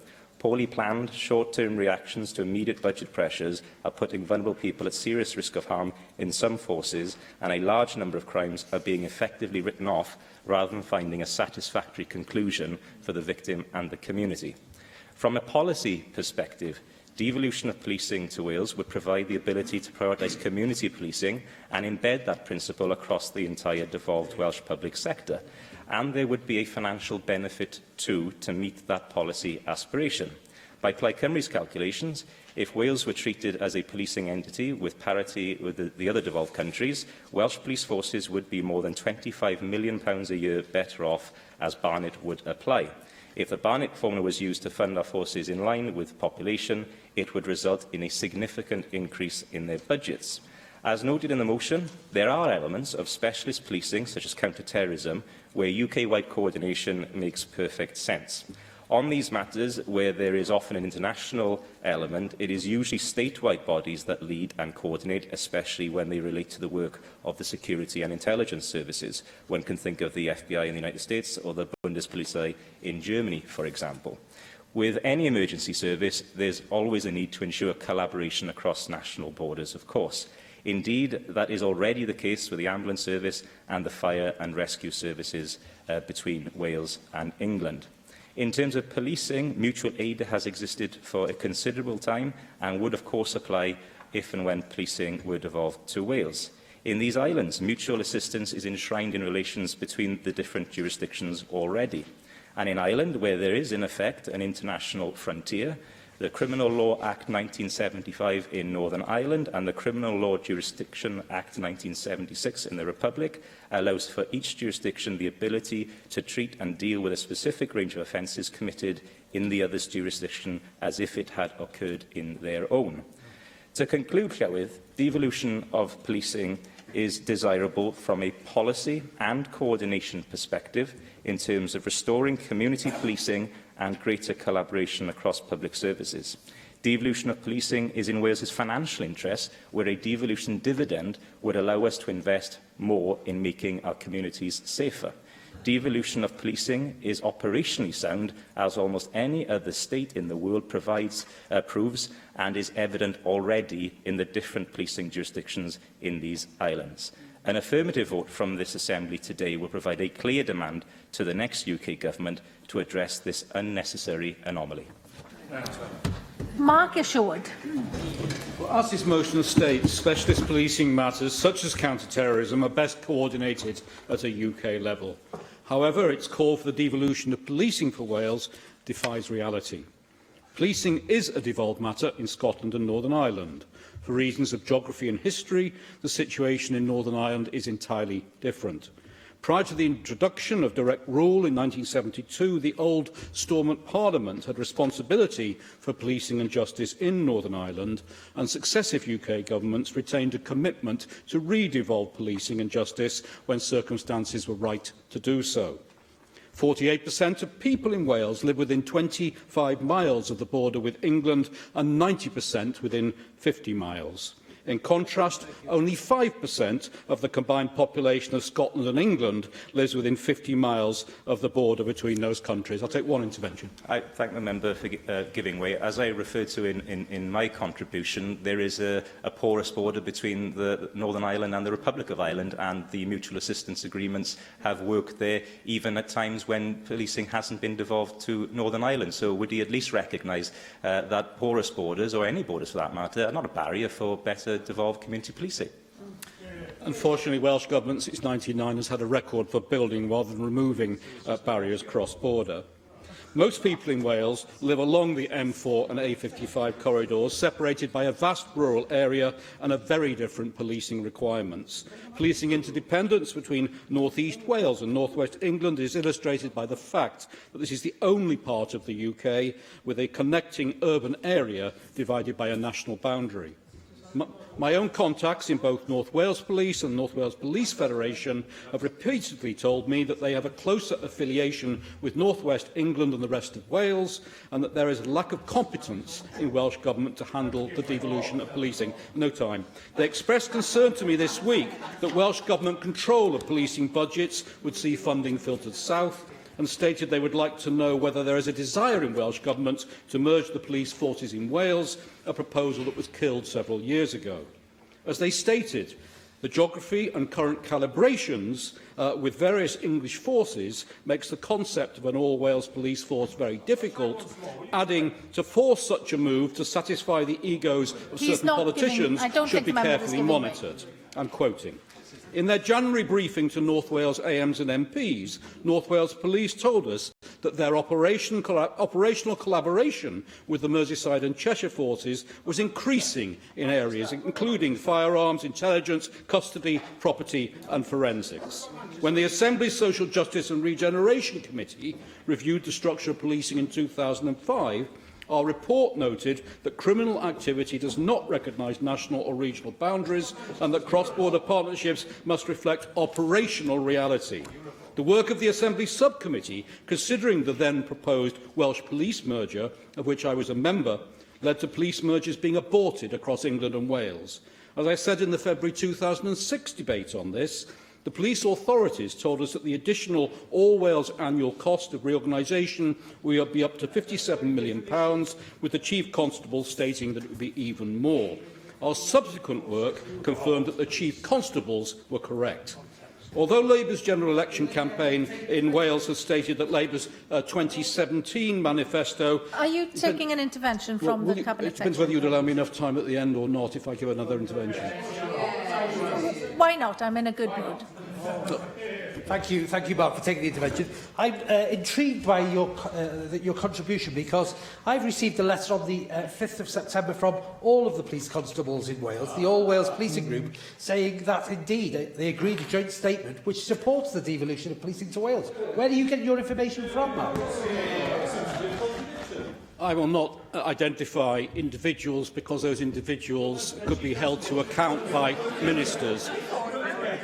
The information I receive is accurate. It comes directly from the relevant persons, but I'm not going to identify who those persons are. What they say in private is very different to what they're prepared to say in public to the likes of you. Although Labour's general election campaign chairman in Wales has said that Labour's 2017 manifesto would give Welsh ministers a bigger role in policing, he also denied that Labour's Shadow Home Secretary Diane Abbott had got her facts wrong when she said, "We don't think it's right at this time to devolve policing, but this is something there's constant discussion about inside the Labour Party." In 2013, Labour's Shadow Police Minister and former Police Minister David Hanson warned that devolving control to the police would be a major step with many challenges and that reducing crime was more important than deciding which government manages the police. New figures from Cardiff University show the number of people injured in serious violence dropped by 10% last year and by 40% since 2010. Policing has already been devolved to police and crime commissioners, empowering local communities to have their say on policing priorities and hold an elected representative to account.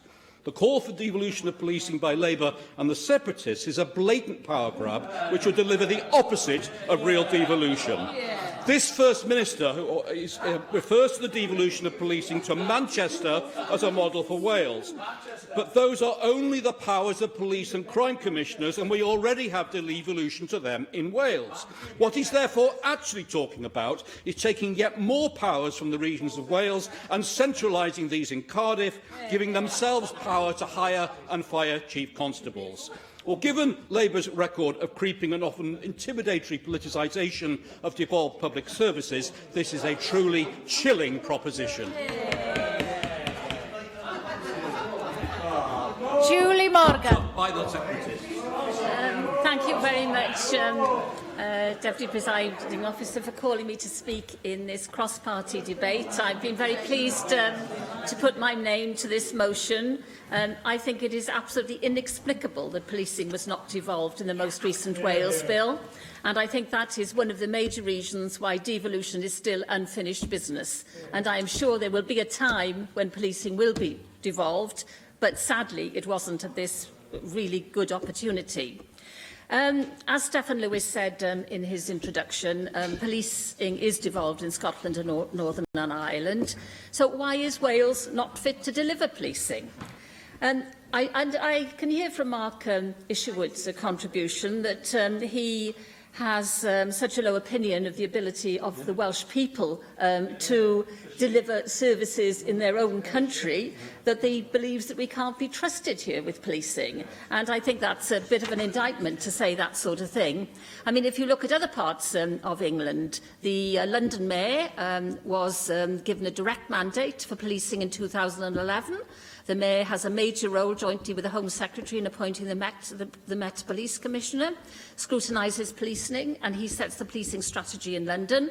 And the London Assembly also has a role in scrutinising policing in London, in the same way as this Assembly could if policing was devolved. And I think that would make for much better joined-up policy. And, of course, we most recently had the election of the Metro Mayors. And Manchester has been mentioned. several times, which has now power over policing.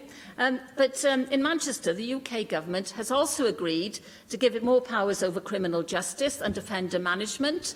Manchester will have greater involvement in future plans for local courts and in commissioning offender management services alongside the National Offender Management Service. And I'm pleased Manchester is having it. But why not Wales? Wales is a country, and we are not having these powers. I think it is inexplicable. We also know that there were 6 other elections for Metro mayors and another one to come. And over time, the powers of the Metro mayors, I'm sure, will increase, as has happened in London. And by contrast with Wales, the devolution bill that set up the Metro mayors is a deliberately non-prescriptive bit of legislation that allows for the devolution of almost anything: housing, health, welfare, policing and more. So the big question is, what is wrong with Wales? It really seems that there is some block there at the centre that doesn't recognise the sheer logic of devolving policing to Wales. There was no problem in transferring the power of the fire service in the first session of the Assembly, when I understand that it was offered to the Assembly, that I don't even believe that the government here had to ask for it. And obviously the ambulance service is devolved as part of the health service. So this means 2 out of the 3 emergency services are already devolved to Wales, so it makes nonsense not to devolve the third. The 3 services already work together to a great extent, but it would certainly make sense operationally to have the 3 services under the political control of the Welsh Government. So, major reason that we should have it. Other places have the powers devolved. Second reason, we already have 2 out of the 3 emergency services devolved. And, of course, a major reason as well is the funding of the police in Wales, because they are funded by a mixture of Home Office funding, Welsh Government funding, council tax funding. And in its manifesto for the 4th Assembly, the Labour Party committed to fund 500 extra PCSOs. And, of course, these have been hugely appreciated by the public during the last 5 years. And also, with our general election pledge now for this coming election, there will be an extra 853 police officers in Wales. Labour is committed to ensuring that the public feels safe on the streets, and the police and PCSOs on a local level are key parts of the local community. They are also very involved with people now who are vulnerable people. The actual crime policing that the police do is much less now than the community activities that they are involved with, working with older people, working with young people. And today in the Children's Committee we had evidence given to us by a person who was funded jointly by the police and jointly funded by public health. And this is the way things are going, joint working together. And finally, I wanted to say that if you look at an example, for example, of Welsh Government legislation, such as the Women, Domestic Abuse and Sexual Violence Wales Bill, the partnership approach to tackling and preventing abuse, and obviously tackling domestic abuse is one of the biggest challenges that we have. It's absolutely crucial that this is done in a partnership way, and there's absolutely no doubt in my mind that this would be aided if the political responsibility for policing did lie with the Assembly. Gareth Bennett. Diolch, Llywydd, and thanks to the individual members for bringing today's debate. I think devolution of policing is an important issue, and I should point out that it is an issue on which we in UKIP are thus far undecided. And I do think we need to be wary, though, before we embark on this step. I think that if the Assembly calls for greater powers, for devolution over more things, then there have to be good reasons for it. And I think it can't just be because other parts of the UK have it, therefore we must have it. When we debated this subject in 2014, Anne Jones made the very pertinent point that, and I quote, "Simply saying that we want powers because Scotland has them is a very poor argument." End of quote. I think that still holds true today, and I think it does hold true even if we extend it to references to Greater Manchester also, as we've had today. What are the actual practical benefits of devolving policing to this place? They are, at best, unclear. Stefan, we've heard what you said. I was going to raise some of the points you made. You mentioned the argument of the other 2 emergency services are already devolved. Julie Morgan also made that point. Well, this point has been made before. In the last assembly... OK, well, you're saying it's right. I am addressing the point. Please let me address it. We had in the last assembly a member called Byron Davis, who actually had 32 years operational experience in the Metropolitan Police. Now, when this issue was raised last time in 2014, he said the only connection between the three emergency services is that they all have the same telephone number, 999. He was not convinced that devolution of policing was going to be effective. The cost-saving argument that Stefan has advanced is speculative at best. Would we actually get the financial settlement for police that he is suggesting? In fact, costs could well rise. Yeah, certainly. Obviously, at the moment, the way Wales is funded is that we are not funded as an entity in our own right because we come under an England and Wales entity. But if we became a policing entity with devolved powers over policing, then we would become a devolved entity as far as policing concerns, and the Barnett formula would apply. And that means that our budgets would increase based on the population with more money, not less. OK. I was aware of the argument the first time you put it. Thank you for putting it again. And I'd be interested to hear what the Minister would have to say on that point. I'm sure he will take that on board. Some fairly concrete disadvantages of police devolution have been aired in the past. Now, I was interested by the Minister Carl Sargent's intervention earlier regarding comments from Chief Constables, and I would be very interested in hearing more on that, because so far from what I've read, many experienced officers have voiced concerns over the prospect of the devolution of policing. For instance, former Gwent Police Chief Constable Mick Gianazzi has stated devolution of policing could pose serious operational risks. With under 7,000 officers, Welsh forces would be heavily reliant on English forces for support in many areas of crime fighting. The cost of building standalone resilience could be prohibitive, he stated. These fears were echoed in 2016 by the Gwent Police and Crime Commissioner Ian Johnston, who warned that Wales could become the poor relation of UK policing. Dyfed Powys Police and Crime Commissioner Chris Salmon said at that time, "There is nothing the Assembly can do." Yeah, sure. There is no doubt that there are practical matters that need working through, but as Carl Sargent has just made clear, the Chief Constables are now all of a view that these are surmountable and in the best interests of policing for this to be devolved so it can be aligned with other local public services. Yes, and as I stated, Lee, I am very interested to hear what he says about the Chief Constables and to elucidate on what he hinted, that the Chief Constables are in favour of this. My mind is not closed on this issue, but you must appreciate I have to raise the concerns so that we properly debate them. Right, I mentioned Byron Davis. I quote what he said in the last time, possibly the last time we debated this, 2014. "During my time as a police officer, there were always many experts lining up with ideas and plans to reform policing. It was to some of us a source of annoyance that there were always people who knew better. It was often, if not always, the case that these people lacked some understanding of what policing and operational policing are really about, and lacked practical knowledge of policing. I do not believe that policing should be devolved to Wales. Cross-border crime, international crime and online crime make the case for the Welsh Government taking over from the Home Office very weak indeed." End of quote. We in UKIP Wales do not think the case for devolution of policing has yet been made. That is why it is our intention to abstain in today's motion. Sian Gwenllian. Thank you very much, Llywydd. Despite what we've heard from One Direction this afternoon, there is a general consensus in Wales that policing should be devolved to Wales, as has happened in Scotland and in Northern Ireland, London and Manchester. I want to focus on two arguments why it makes sense to devolve to Wales.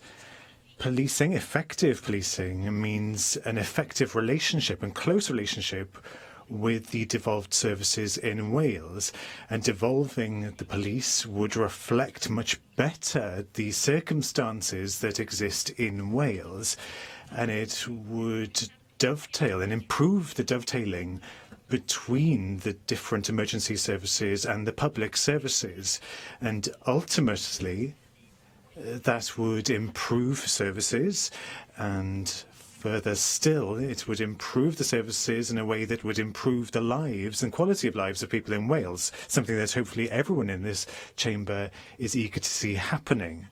And another argument that we haven't heard yet this afternoon, devolving police would also improve accountability. The Silk Commission found that the current situation is unsatisfactory, noting there's a great deal of the police funding comes from devolved sources, despite the fact that the strategic policy for policing issues are decided in Westminster. There's a mismatch there.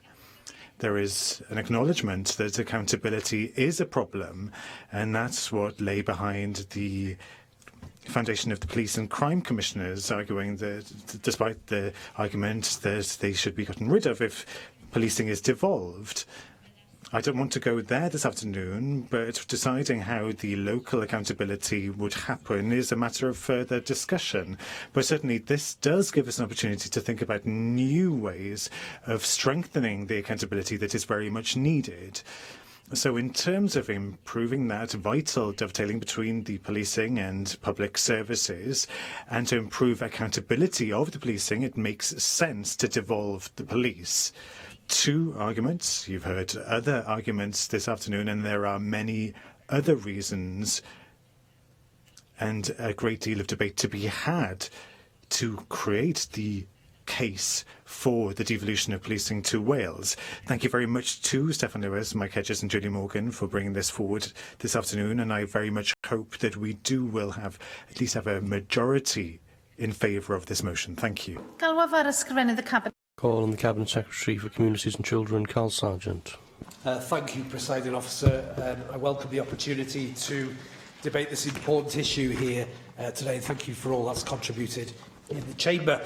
The Welsh Government has always been very clear that we want to see responsibility for policing devolved to Wales. The Welsh Government supports the motion to note policing is a devolved matter in Scotland, Northern Ireland, and agrees with the call for the devolution of policing.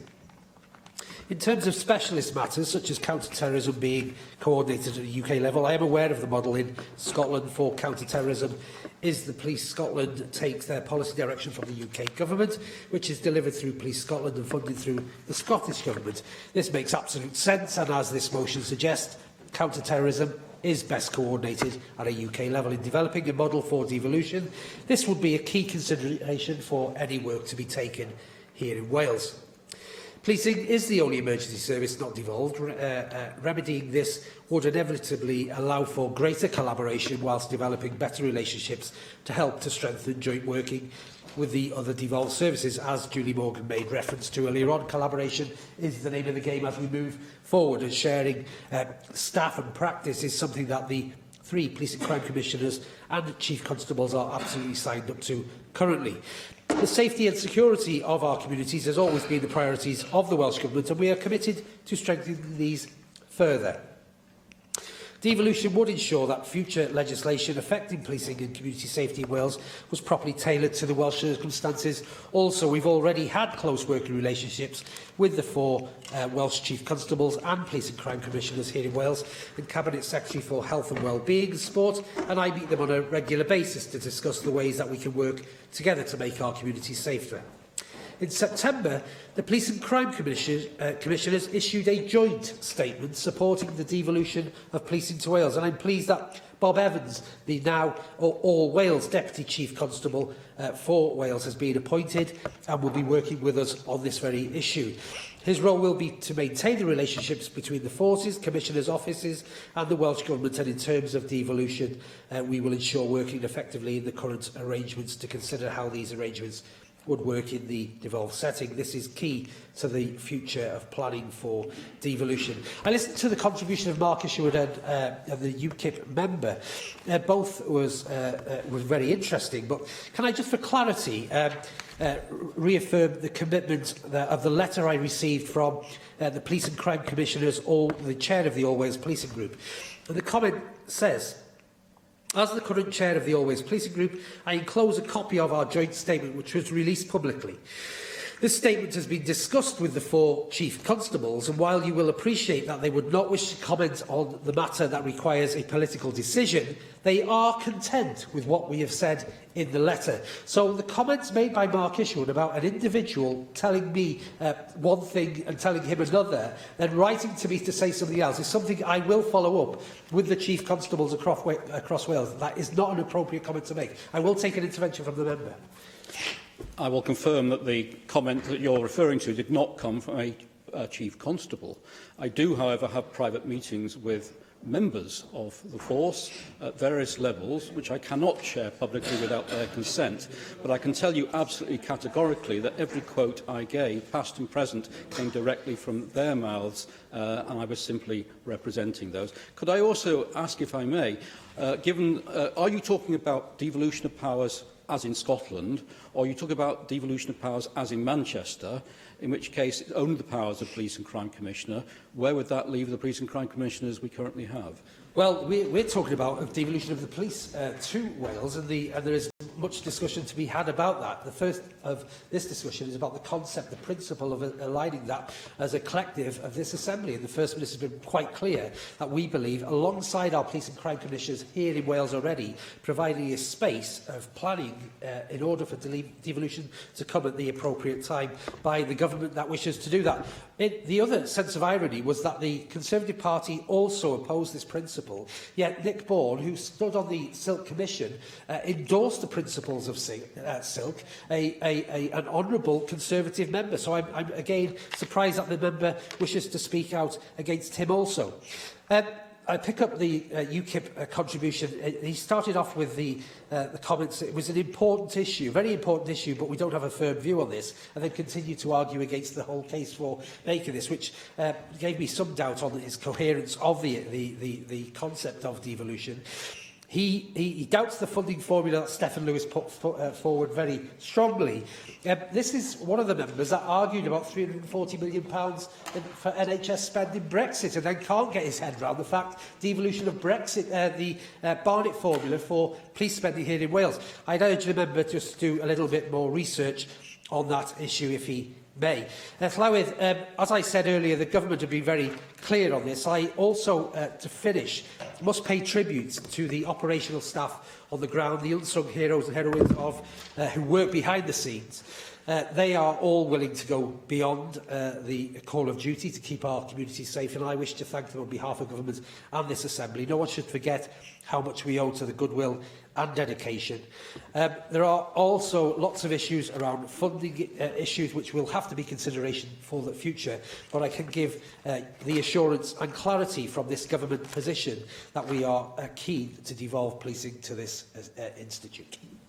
Galwafar Mike Hedges. I call on Mike Hedges to reply to the debate. Can I say I speak as a former member of the South Wales Police Authority, which I served on for just under 4 years. Can I thank everyone who took part in this debate? And I think it's very useful that people have spoken against, because it gives an opportunity to test the arguments being put forward. I think that we need people to test the arguments, and it's our duty then to explain why what we are saying is right. But I thank everybody who's took part. Stephen Lewis made 3 key points. Firstly, policing has been devolved not only to Scotland and Northern Ireland. And Northern Ireland was an interesting way it was devolved, because it devolved by a supermajority of the Northern Ireland Assembly. I speak as probably the only person here who believes in supermajorities for lots of things, but I think that when things are being devolved, such as that, it ought to be available, and if we get a supermajority, 40 of the 60 members, we don't want to be done by 31 to 29, but a supermajority, I think, is the way forward for it. And if it's available for Greater Manchester, it's available for London, but not Wales. I mean, everybody in Wales must ask the same question: why? Secondly, specialist policing needs to be dealt with on a UK basis, but not just on a UK basis. I believe we should stay members of Europol. I'm not sure that everybody who spoke in the debate believes in that. I also think we should remain members of Interpol, because it's not just what's happening in England affects Wales, it's what's happening in Southern Ireland affects Wales, and in terms of drugs being brought in, it may well be what's happening in Amsterdam that affects Wales, and certainly what's happening in Colombia affects Wales. Thirdly, emergency services work together, but policing is the only one not devolved. It makes no sense whatsoever. Mark, you're sure special policing must be dealt with on at least a UK basis? Absolutely right. But, as I said before, also Europol and Interpol. I know of no one whatsoever who wants an all-Wales police force. If that was the item being debated today, Mark, I would be on your side. I'd be arguing against an all-Wales police force because I believe that it would not benefit large parts of Wales if we had an all-Wales police force, because the policing needs of different parts of Wales are different. But this is not an argument for an all-Wales police force. Mark? Are you therefore giving a categoric statement that the current Welsh Government would not propose a police merger if it had powers devolved to it? I cannot speak for the Welsh Government. I'm sure Carl Sargent may well intervene and speak on it. But there's been no suggestion by anybody of an all-Wales police force. So I've just... Devolved yet. But if we come to that, Mark, you and I are on the same side. And I'm sure there's other people over here who are arguing equally forcefully for devolution of policing who would also be on the same side. Greater Manchester has substantial involvement with Cheshire and Merseyside. In fact, it runs into each other in much the same way as North Wales runs into Cheshire. Of course, we have differences, but it's about working together. And that's one of the things the police have been very good at throughout Britain, is working together. And they haven't stopped working in Scotland with Northumberland or Cumbria because they've got a devolved policing there. They have to work together. Julie Morgan said it's inexplicable why policing is not devolved. I agree with her entirely. It is inexplicable. And can I also add, asymmetric devolution does not work. The only other country which has gone for asymmetric devolution that I know of, so I expect Stefan will correct me if I've got this wrong, is Spain. And they've gone closer to symmetry as time has moved on. And places like the United States of America, which has a substantial devolution, has the same devolution to California with its almost 30 million people as it does to some of the smaller states, which are slightly smaller than Cardiff City region. Why is Wales not fit enough to run policing? Why do we have this inferiority complex? Of some people in Wales have an inferiority complex. Oh, we can't do it in Wales. Yes, they can do it in Scotland. Yes, they can do it in Northern Ireland. Yes, they can do it in London. But we Welsh, we're not quite up to it. I believe we in Wales are as good as anywhere in the world. And I certainly don't see it as a second, third or fourth class. Julie Morgan raised a really important point. Extra PCSOs have been very popular. But if we only could provide PCSOs because policing was not devolved. We could provide police if it had been devolved. Support for additional police is in Labour's manifesto, and I'm sure many people would actually want that to happen because people like to see the police. And whilst I've been told by the police on more than one occasion, they rarely catch somebody when they're walking the street. What I say to them, and I'll say to you in here now, they certainly stop an awful lot of offences happening by the fact they're there. Gareth Bennett says we need to be wary. Why? Why are we going to be wary in Wales when they don't have to be wary in Northern Ireland and Scotland? I don't get that wariness. As I said, asymmetric devolution does not work. I think Stefan explained it, but the Barnett formula, if applied to policing, means we get more money. Northern Ireland has a smaller population than Wales. Northern Ireland is substantially smaller than Wales. It's had difficulties that we haven't had in Wales. And though I may disagree with some of the politicians in the opposite side of the chamber, I've never, if I go back 40 years, I wasn't trying to kill them. Byron Davis is mentioned, but he never sat on the command floor of... No. Oh, he certainly didn't say that. No, he certainly didn't. What I said... Carry on, Mike Edges. I'll repeat it again. What I said, comparing Wales with Northern Ireland, there's people in the Northern Ireland Assembly who are sitting there today who 40 years ago were on opposite sides, and many of whom may wish to have tried or wanted the member there to be killed. I said, I disagree with the Conservative Party, I disagree with UKIP, but I don't want to actually kill them. I never have wanted to kill them. I want to beat them in argument. That was the point I was trying to make, and I think... the point I was trying to make, and I think it's important that Northern Ireland, with all its history, all its problems in the past, is allowed to have devolution of police, but we are not. Sean Gwynedd, there's a consensus in Wales. I think that we've seen that, because I know that Mark Ashun mentioned he talked to policemen. I would guess not only weren't they chief constable, they weren't sitting on the command floor. And I've spoken to police at all sorts of junior level who have all sorts of interesting views. It's people on the command floor have a view of how policing is being run across the area. It's not by the local sergeant who's involved in an area. Important as his job is, his understanding of the policing of the whole area and the police policies is substantially less than those on the command floor. It has a close involvement with other devolved services, not just fire and ambulance, but also with substantial other things run by the Welsh Government. Its involvement with local government, its involvement with social services. It's involved with a whole range, and I probably haven't got time to list them all, so it's involved with a whole range of bodies, not just fire and ambulance. Can I just finally say I agree with everything the Minister has said. I think it really is important that we believe in Wales, believe in ourselves and support the devolution of policing to Wales. The proposal is to agree the motion. Does any member object? The motion is therefore agreed in accordance with Standing Order 12.36. The next item on the agenda is the Plaid Cymru debate on NHS privatisation, and I call on Rhina Piorwerth to move the motion. Rhina Piorwerth. Diolch, Llywydd. Thank you, Llywydd. Remarkable in a debate such as this that we're going to have to go over some of the basics of how the Welsh Government receives its funding, why the decisions of how England chooses to run its National Health Service are relevant to both the financial and workforce decisions that are possible in Wales. So for the benefit of people who perhaps don't recognise or realise the relevance, in simple terms, it is this. The available budget for the NHS in Wales is highly influenced by overall public spending in England. So if a UK government cuts the NHS budget there, then the Welsh Government would either have to cut the budget of the NHS here or cut another budget to break even. If the UK government decides to increase the budget of the NHS in England and doesn't cut other relevant departments, then the Welsh Government can also make that decision. But the key factor is always the decisions made about spending levels in England. It would be effectively impossible for England to have an NHS with a substantially smaller budget and for Wales then to maintain a higher budget. This is why spending decisions for NHS England and the nature of that spending and the structure it falls into matters to us. If the NHS in England is likely to be spending substantially less money, then Wales has less money to make a different decision.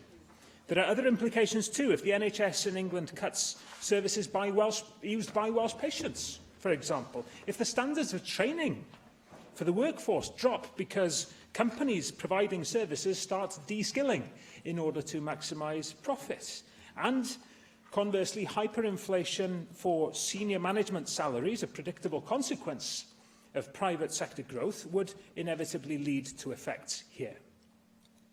But it isn't just on the alleged privatisation and austerity where there are concerns due to the political structure of Wales being overly dependent on decisions made by politicians in London. The TTIP talks that were ongoing a couple of years ago attracted major concern because of the effects that such a deal could have on the NHS. Had TTIP been signed in one of its early forms, certainly the NHS would have had no choice but to open up provision to the numerous private health companies lobbying for such a deal, remember.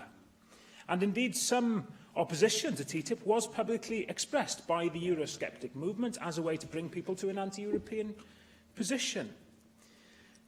But I would argue that we are now perhaps in an even greater danger from such an agreement being pursued by the UK government unilaterally with the United States. At least the EU has strong internal political pressures to maintain public health systems. It's naivety of the utmost, I think, to pretend that the emboldened Thatcherites likely to resume control of the UK government are going to have the interests of the NHS at heart when negotiating trade deals.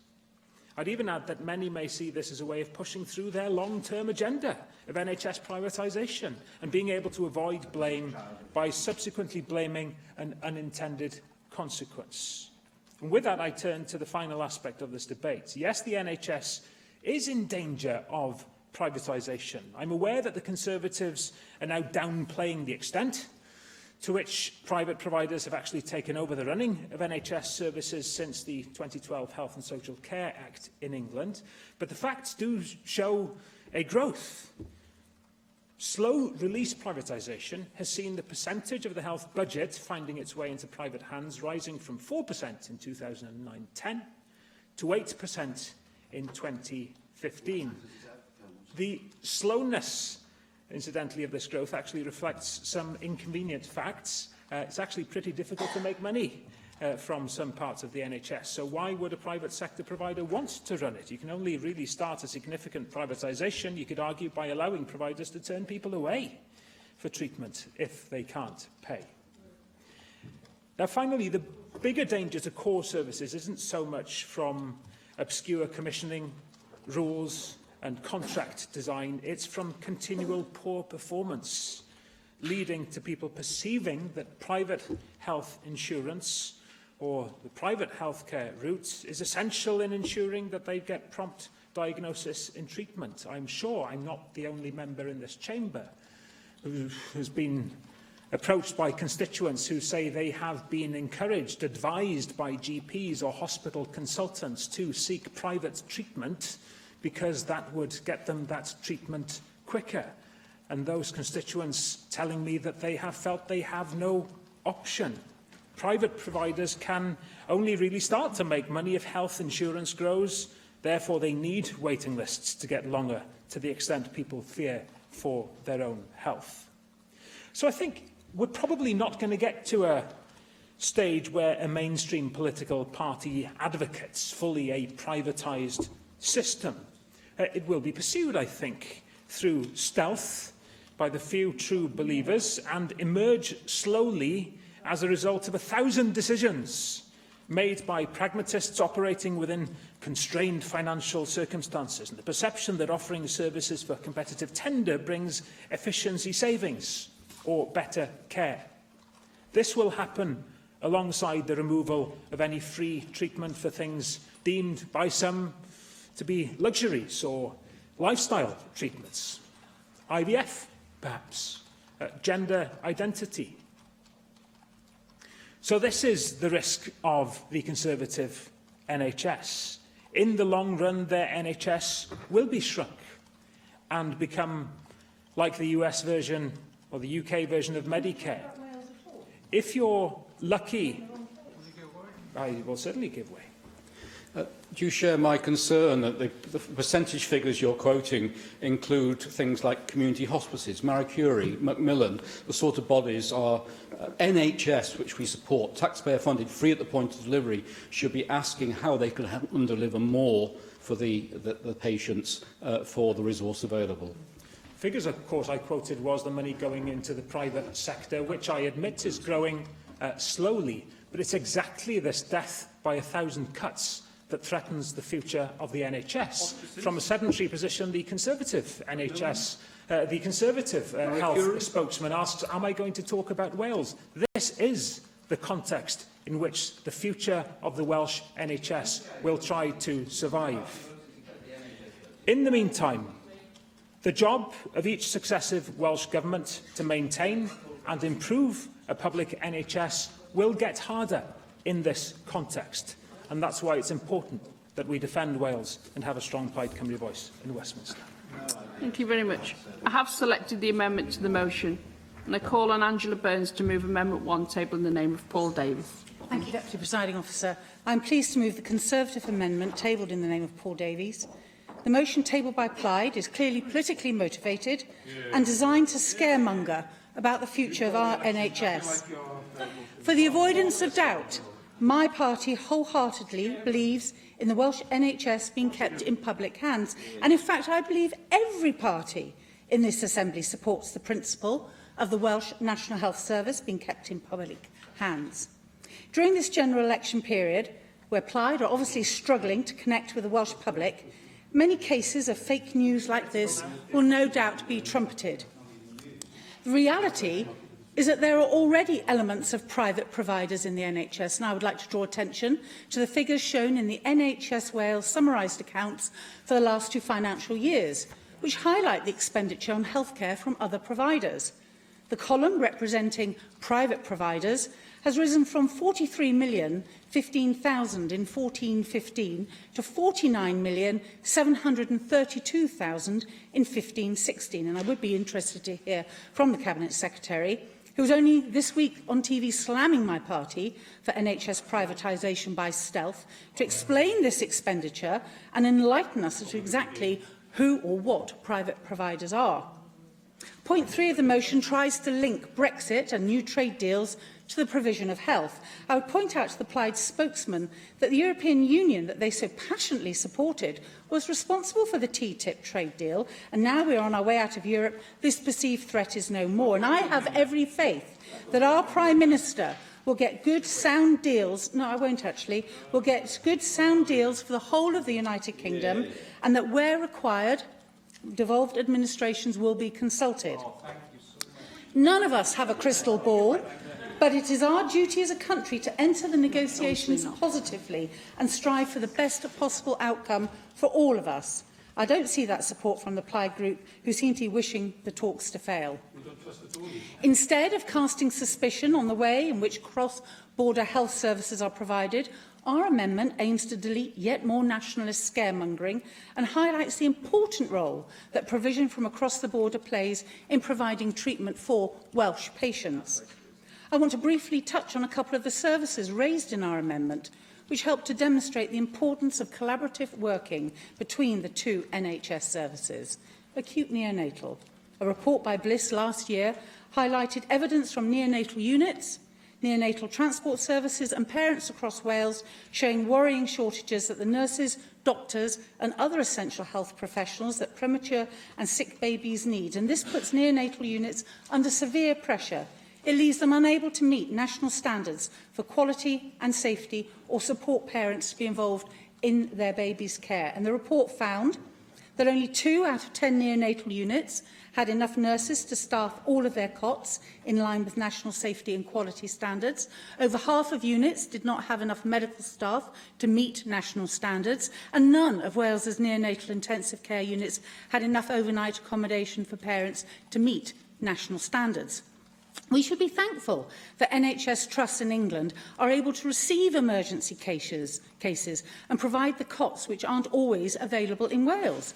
I know constituents whose babies would no longer be with us if they were not able to make use of some of the amazing NHS services in England, such as the paediatric intensive care unit at Southampton General Hospital. And I know that I, as a parent, would want the best treatment for my child wherever that was available. Let's look at transgender services and mental health services. 2 years ago, this chamber voted to explore the possibility of opening the first gender identity clinic in Wales. Wales is currently the only one of 4 countries in the United Kingdom that does not have a GIC, meaning trans people have to travel to England. Figures from 2012 estimated there are over 31,300 trans people in Wales, but no dedicated centre. And I would be keen to learn from the Cabinet Secretary whether we've made any movement on this issue. But again, stress the Plaid spokesman that whilst the service isn't available in Wales, it is the English NHS stepping into the breach. And the same goes for elements of the provision for child mental health services. The English NHS is our top-up and support. In bringing my contribution to a close, I urge Plaid to think again about this motion. We need to be considering what is best for the patient and not what best fits into Plaid's narrow ideological view of the world. As the Welsh Affairs Committee in Westminster concluded in their report of 2015, cross-border movements have been a fact of life for many years, and there's no less the case for health services. For those residing in immediate border areas, the nearest health provider may not be their country of residence, as you, Deputy Presiding Officer, will well know, representing a northern constituency. So I would urge members to reject the motion and back our amendment, and I do hope the Welsh Government will not be tolerating this form of nonsense. Lloyd. Thank you, DPO, and I'm pleased to take part in this debate on the NHS in Wales. I'm pleased also to celebrate the achievements of the NHS in Wales. And this is obviously from the vantage point of having been a doctor in Wales since 1980. Working in the NHS has been exhilarating, challenging and fulfilling, sometimes all at once, despite all the governmental and managerial upheavals and reorganisations that have been hurled into my path down the years. And it's a tremendous bond with people. I have grown up with people in Swansea, patients that were children when I started and now grandparents. And it's been a privilege to have been a constant thread in the lives of so many people. It's a strength of trust and respect, mutual, as people recognise the tremendous commitment and skill of the staff of the NHS. Now, the NHS is not without its faults, of course. That very human resource can also err. And there is never enough money for the latest technologies and drugs. But here in Wales, we have an NHS, yes, under strain every day. Yes, still, remarkably, a public service in public hands that engenders phenomenal levels of loyalty and respect from the patients of Wales. And because it's not private, no money changes hands during the consultation. People know that the advice I give them is what I would give my own family, untainted by finance skewing the management. And with free prescriptions, I can recommend long-term preventative medication, life-saving tablets like statins and high blood pressure tablets and asthma inhalers, safe in the knowledge that people will take them and not be swayed by having to pay over £8 per item for them, as in England. And I am proud of the innovations in health here in Wales. Our two excellent medical schools at the forefront of world-class research and treatments involving patients from both inside Wales and beyond. Exciting immunotherapy for mesothelioma, as we heard in the cross-party group on asbestos last night. Immunotherapy for mesothelioma in Cardiff, and patients coming from all over. Cutting-edge surgery in Cardiff, and Morriston in Swansea, advanced burns and plastics unit that covers the southwest of England as well as the whole of South Wales. That burns and plastic unit is truly phenomenal. Similar high praise comes the way of cardiac surgery in Wales too. Lives are being saved that would not have been saved a generation ago. And I am proud to be associated with all of that. And organ donation, the new opt-out system pioneered here in Wales, is transforming the renal transplant scene in the United Kingdom. This Assembly should be justifiably proud of its role in bringing this about, providing inspiration throughout these islands and additional organs for transplantation across these islands and across Europe.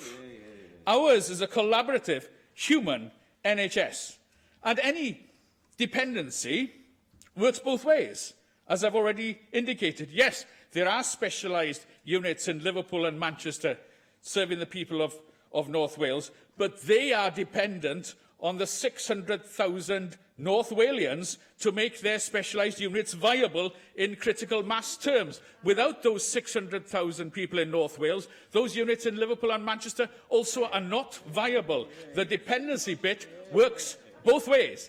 And all along Offa's-Dyke, around 15,000 people in England are registered with GPs in Wales, and around 13,000 people in Wales are registered with GPs in England, to be fair. But mature human consideration and altruism mean that the care carries on regardless of geography. But we live in uncertain times. Brexit has imperilled our NHS and care staff. Voting for a hard Brexit brings other Tory ways of dealing with public services too, like insidious privatisation of the health service, as in England. Commissioning groups there have to commission from outside the NHS. They have to privatise. They have no choice. Division and competition are rife, non-regulation and secrecy supreme.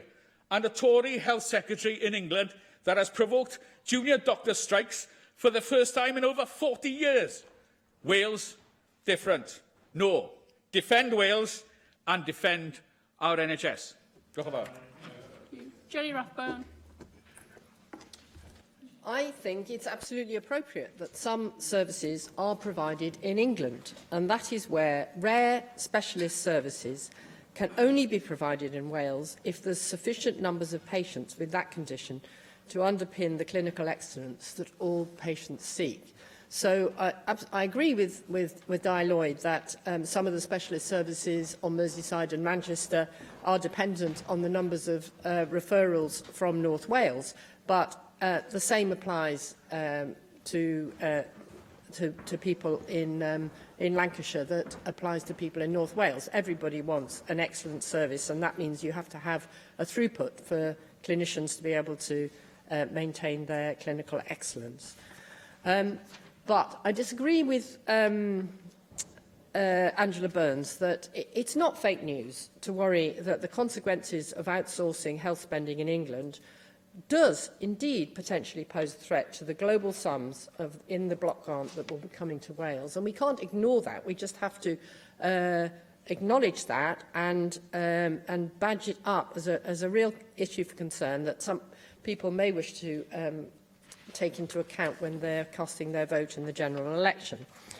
But I think that we all subscribe to the NHS being both free at the point of delivery and that nobody's misfortune to fall ill should be used as a way of someone else to make a profit out of them. I hope that we can all subscribe to that. But I think that the situation is more nuanced than perhaps the motion makes out. For example, all GPs are independent contractors, as Diane Lloyd knows, and whilst the vast majority are completely committed to serving patients on their lists, it has been known for some GPs to adjust their activity to chase particular financial incentives, either through the QOF, the Quality Outcomes Framework, or by having an inappropriate relationship with a particular pharmaceutical company in order to promote a particular medicine over another cheaper one. We cannot get away from that. It is well documented, and that is one of the realities that we have to bear in mind. It's also been suggested that a hospital may be keen to prescribe medicines before a patient leaves hospital because they can make money out of the transaction, even where the medicines management will be better done by the patient's GP or local pharmacy. These tensions exist and they need managing. And hopefully the current integrated structure of healthcare we have, with 7 health boards responsible for delivering both primary and secondary care, ought to make it easier to squeeze out such inappropriate practices. But we have to acknowledge that doesn't always happen. Part of the prudent healthcare principle is that services should be delivered by the person who is qualified to deliver that service and no more. And that could, in principle, be delivered by a private sector organisation in some cases. Yesterday, I visited the multidisciplinary panel that is working on how to manage frequent attenders in A&E in Cardiff and the Vale. And one individual had used out-of-hours A&E or the ambulance service over 50 times in the last month, all because they'd been waiting 18 months to be seen by a psychiatrist. Another reported self-harming, including swallowing of sharp objects, apparently to avoid having to meet his probation officer. These cases do exist, and we have to be imaginative in the way we deal with such challenges. In some cases, those who are depressed, isolated or addicted individuals may be best served from confidence-building courses, living life to the full courses, which bring them back into the community because their depression is related to their isolation. Those services are currently being provided by Communities First, but it could, in theory, be provided by a private sector company. I'm not saying it should, just that we need to at least discuss it. There have always been private companies involved in delivering mental health services in the NHS, and however, there are structural drawbacks. For example, instability. The organisation may move out if their profits drop. Cost. They may have to pay their shareholders. The transactional processes involved that ought to be avoided when we're discussing a holistic provision of services by public servants. And then there's the lack of accountability we should all worry about. But the NHS would fall apart without private companies' input. They provide all the equipment, build the hospitals, make the drugs, and in the IT world, the whole of primary care is privately run. Of primary care, IT is privately run. So there is ample evidence that alternative providers can challenge state delivery and occasionally approve ideas, vision, relationships with users of services. And so we have to have a broader approach to this matter. Thank you. Sian Gwenllian. Thank you, Deputy Presiding Officer. I want to focus on the integration of social care and health and the problems that creating a more and more patchy system would create if we were to move towards using more and more private contractors. We've discussed the need to integrate health and social care on a number of occasions. There are a number of problems caused as different institutions argue over the different elements involved, for example, administrative and bureaucratic battles as to where responsibility for patient lies and is passed from one institution to another, patients who can't be released to the community because of lack of facilities and community-based health services to enable people to live independently, and arguments as to who should pay for what.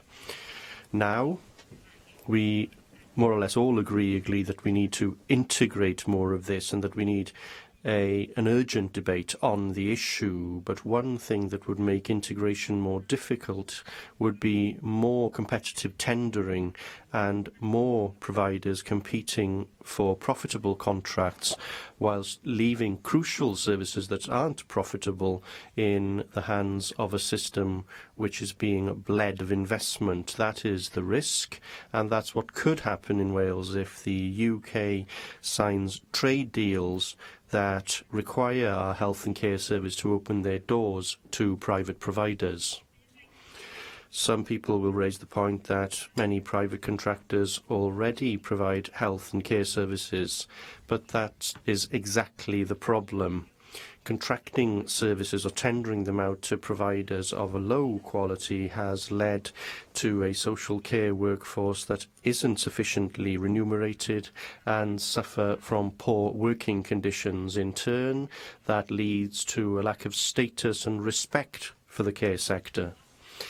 If we are forced to open up our health service to private providers because the English government is ideologically committed to the private sector and is signing trade deals on behalf of Wales, then there is a very real risk that we will lose more skills and that standards will fall further. We have already seen problems of the piecemeal system in England as a result of the Health and Social Care Act of 2012. The decision to put public health responsibility in the hands of local authorities has led to the appalling decision by the NHS in England, namely not funding the drug PrEP, which prevents the transmission of HIV and is therefore seen as a public health issue.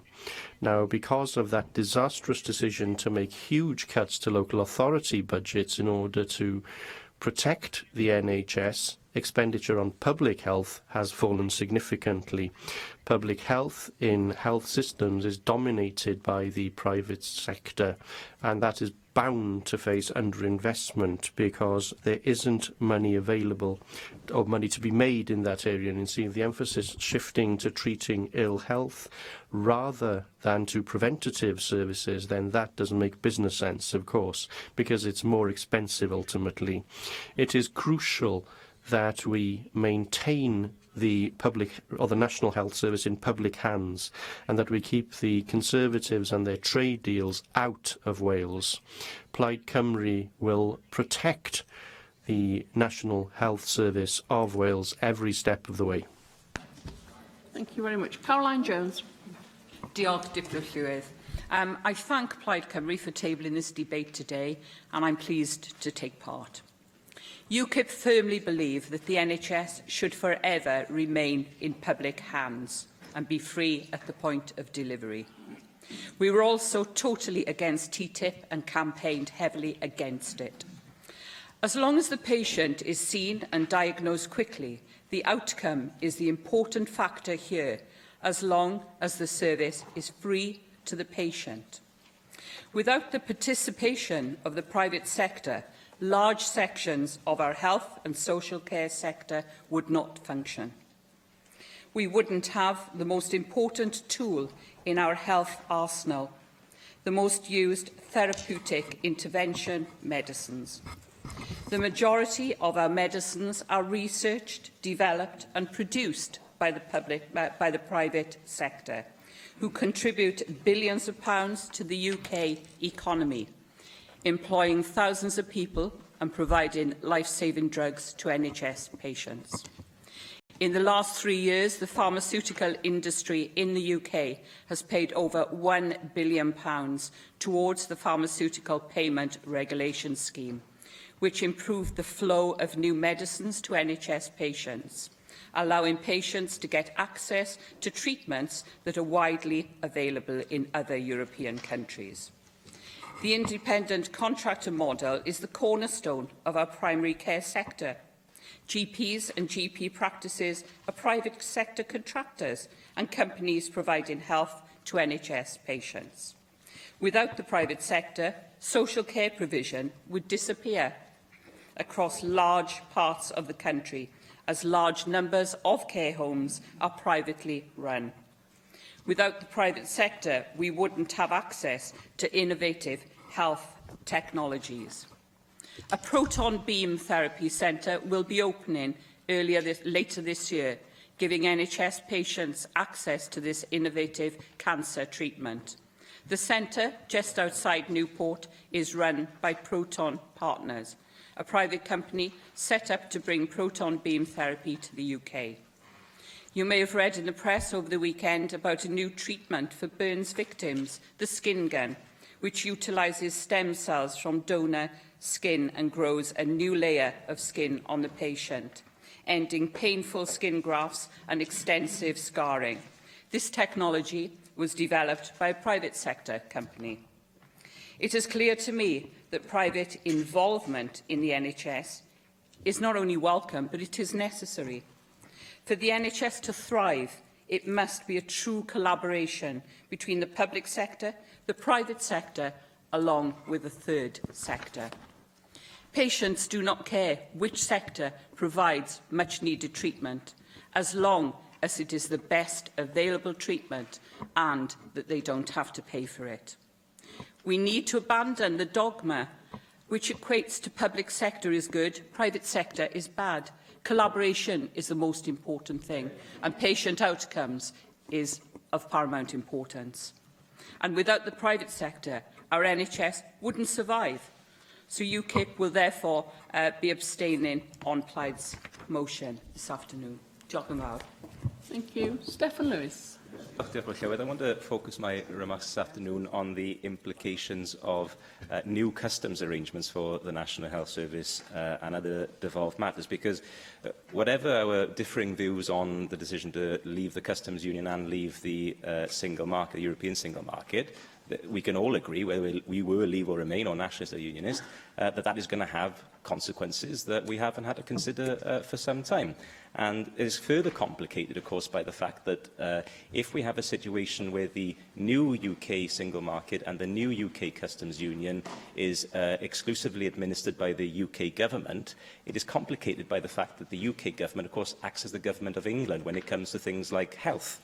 And therefore, there will be a legitimate concern, I think we can all agree, that a health policy and a health paradigm by the UK government will also overlap then into future customs arrangements. So I know we're all excited about, with election fever at the moment, I'm going to try and see if we can have some sort of a consensus about acknowledging that whether intentional or not, future trade agreements, if not done concurrently between the governments of the UK, could lead, inadvertently or not, to devolved public services, including the NHS, being disadvantaged. When TTIP, that's been mentioned several times, because when TTIP was being discussed, the concerns were raised legitimately. Then the NHS Confederation specifically had an issue with the inclusion of controversial investor-to-state dispute settlement mechanisms, which are, of course, normal in trade deals, but the nature of these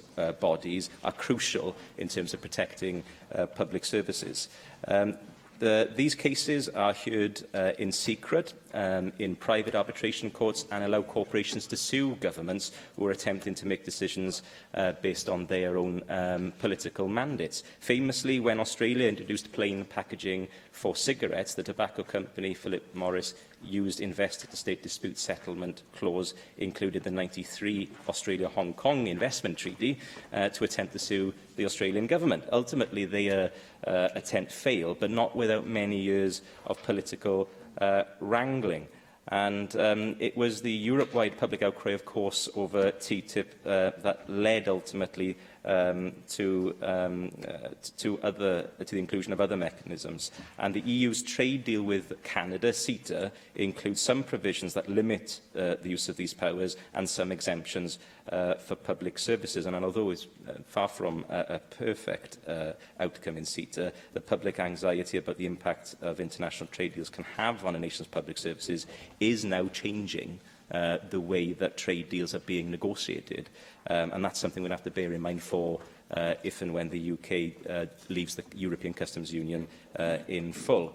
But as I said, any future trade deals, we can all agree, will have a major impact on Wales and on our public services in particular. And yesterday I listened carefully to an answer given by the First Minister to a question from the member for Neath on this matter.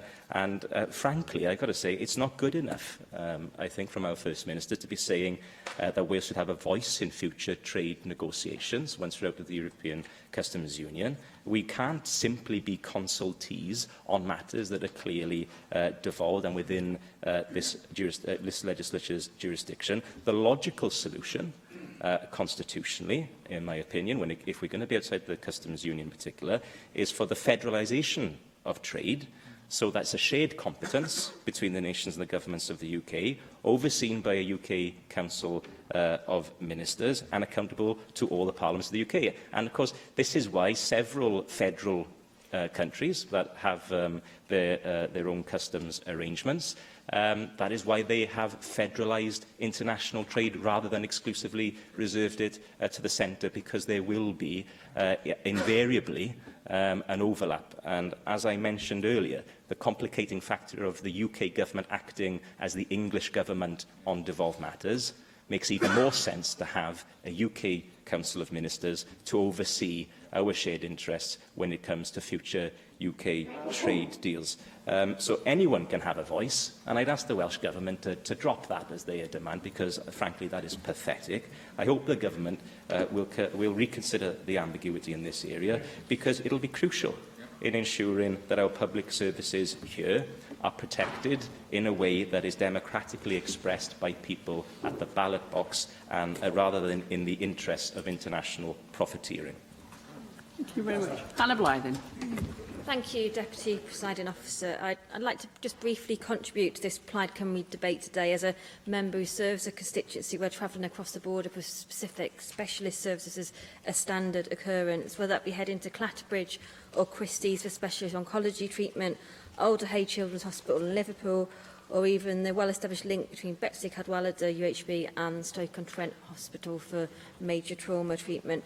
And as other members have alluded to before, the hospitals like the Countess of Chester Hospital was set up to serve patients from both sides of the border, when without the intake from the Welsh side, the hospital services in Chester would not be sustainable nor viable. And I'm proud that under a Welsh Labour government that our Welsh NHS has stayed true to the vision of its founder, Nye Bevan, free from marketisation and privatisation. But what's clear, we do not exist or operate in isolation, and today's motion rightly makes clear concern for the budgetary implications caused by the growing privatisation of the NHS in England, indeed, and the £3 billion top-down reorganisation. But this greater privatisation and fragmentation does not only have implications for our consequential ability to fund the NHS in Wales, health services in Wales properly, but also gives me cause for concern with regards to the implications for the provision and standards of services received by my constituents who travel over the border to the northwest of England. And I understand that there is a cross-border protocol which is in place between the NHS in Wales and the NHS in England, aimed at delivering high-quality care for patients who access cross-border health services, and the Welsh Government is continuing its work and cooperation with the NHS in England to address the provision of healthcare in the border area. However, I have actually had highlighted with me instances from constituents where Wales domiciled patients accessing services over the border have not been given, shall we say, for want of a word, fair information with regards to waiting times and services by individuals or organisations in the NHS in England, and have been left sometimes feeling like the patients come from Wales being treated in England or placed on a lower rung than those living in England accessing the same services. So with these agreements and funding arrangements in place. This should definitely not be the case, and just a few cases are a few cases too many. And I know that when I've raised this previously in a meeting with the Cabinet Secretary, he shares my concerns on this, and just in concluding, I would urge others and in the Welsh Government that in continuing commitment to providing the best possible high-quality healthcare and fair funding for the people of Wales, that my constituents and others accessing services in England are given the same first-class service expected as anybody else. Thank you very much. Now call on the Cabinet Secretary for Health, Wellbeing and Sport, Vaughan Gethin. Thank you, Deputy Presiding Officer. I'd like to thank members for tabling a debate on this topic, as it allows me to reiterate the continuing commitment of this Welsh Labour-led Welsh Government to the principle of the National Health Service that is publicly funded and free at the point of delivery. We agree with the movers of the motion. In fact, the 2009 reforms in Wales reaffirmed Nye Bevan's founding principles by removing the market-based purchaser-provider arrangements and implementing a planned integrated health service. And that planned and integrated service has now been identified by Simon Stevens as a way forward for the NHS in England. They are moving away from the purchaser-provider split. They recognise it is inefficient and unhelpful. The contrast, though, with the current system between Wales and England could not be clearer. And as has been mentioned already, the Health and Social Care Act 2012 for England, it sees health as a commodity subject to procurement and competition provisions, including setting up Monitor as an economic regulator.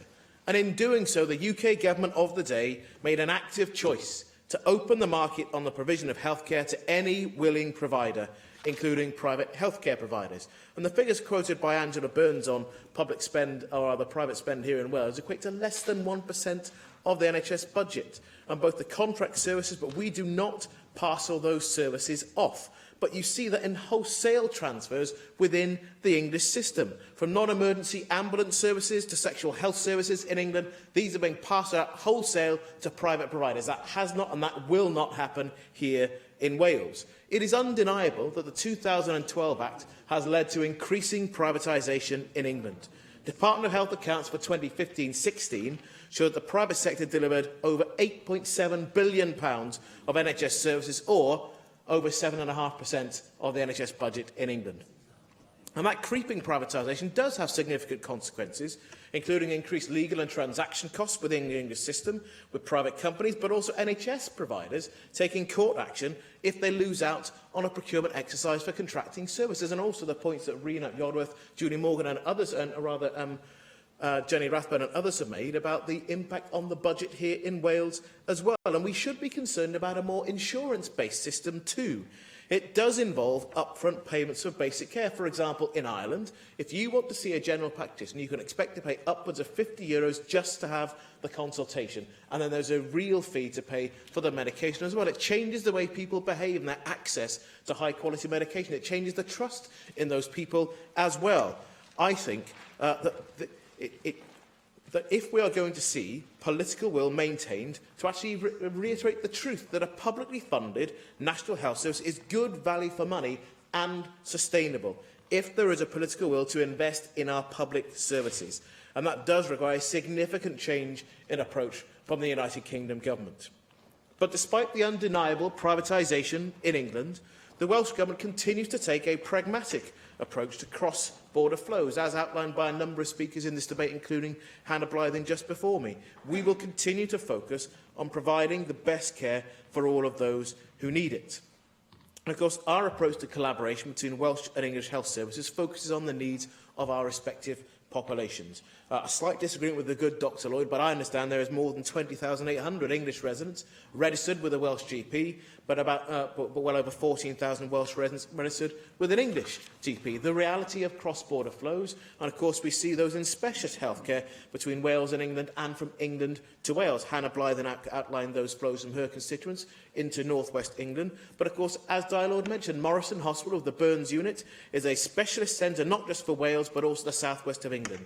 Balindra Cancer Centre in Cardiff provides specialist cancer services to most of Wales, as well as treating patients referred in from England as well. The flows go in both directions, and we do want to see that be maintained. Our aim as a government is to ensure that all patients receive high-quality healthcare at the right time and in the right place. Sometimes those will be services provided across the border in England. Other times it will be here, the service in Wales. There are long-established patient flows into England for some hospital-based care for people living in the east of our country. Local health boards do have the flexibility to refer patients out of their area for treatment where a patient's clinical need and circumstances justify it, or where services are not provided here in Wales.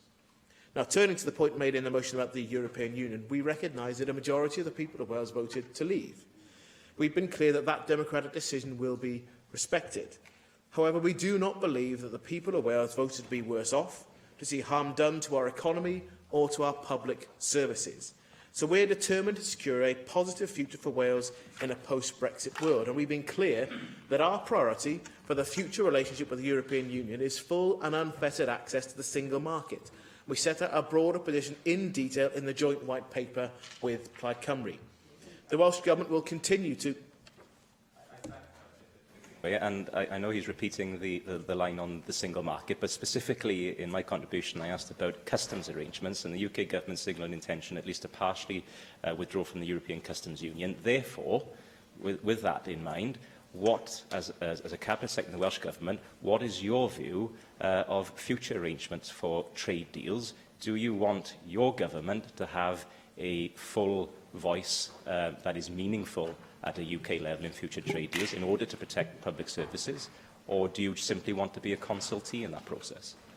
Well, you've heard the First Minister set out our position on a number of occasions about the relationship with the Customs Union and the relationship to having a joint ministerial committee to take those matters forward. We do need a proper voice for Wales in the future, and we will continue to set our priority for the exit and future trade deals through a joint ministerial committee.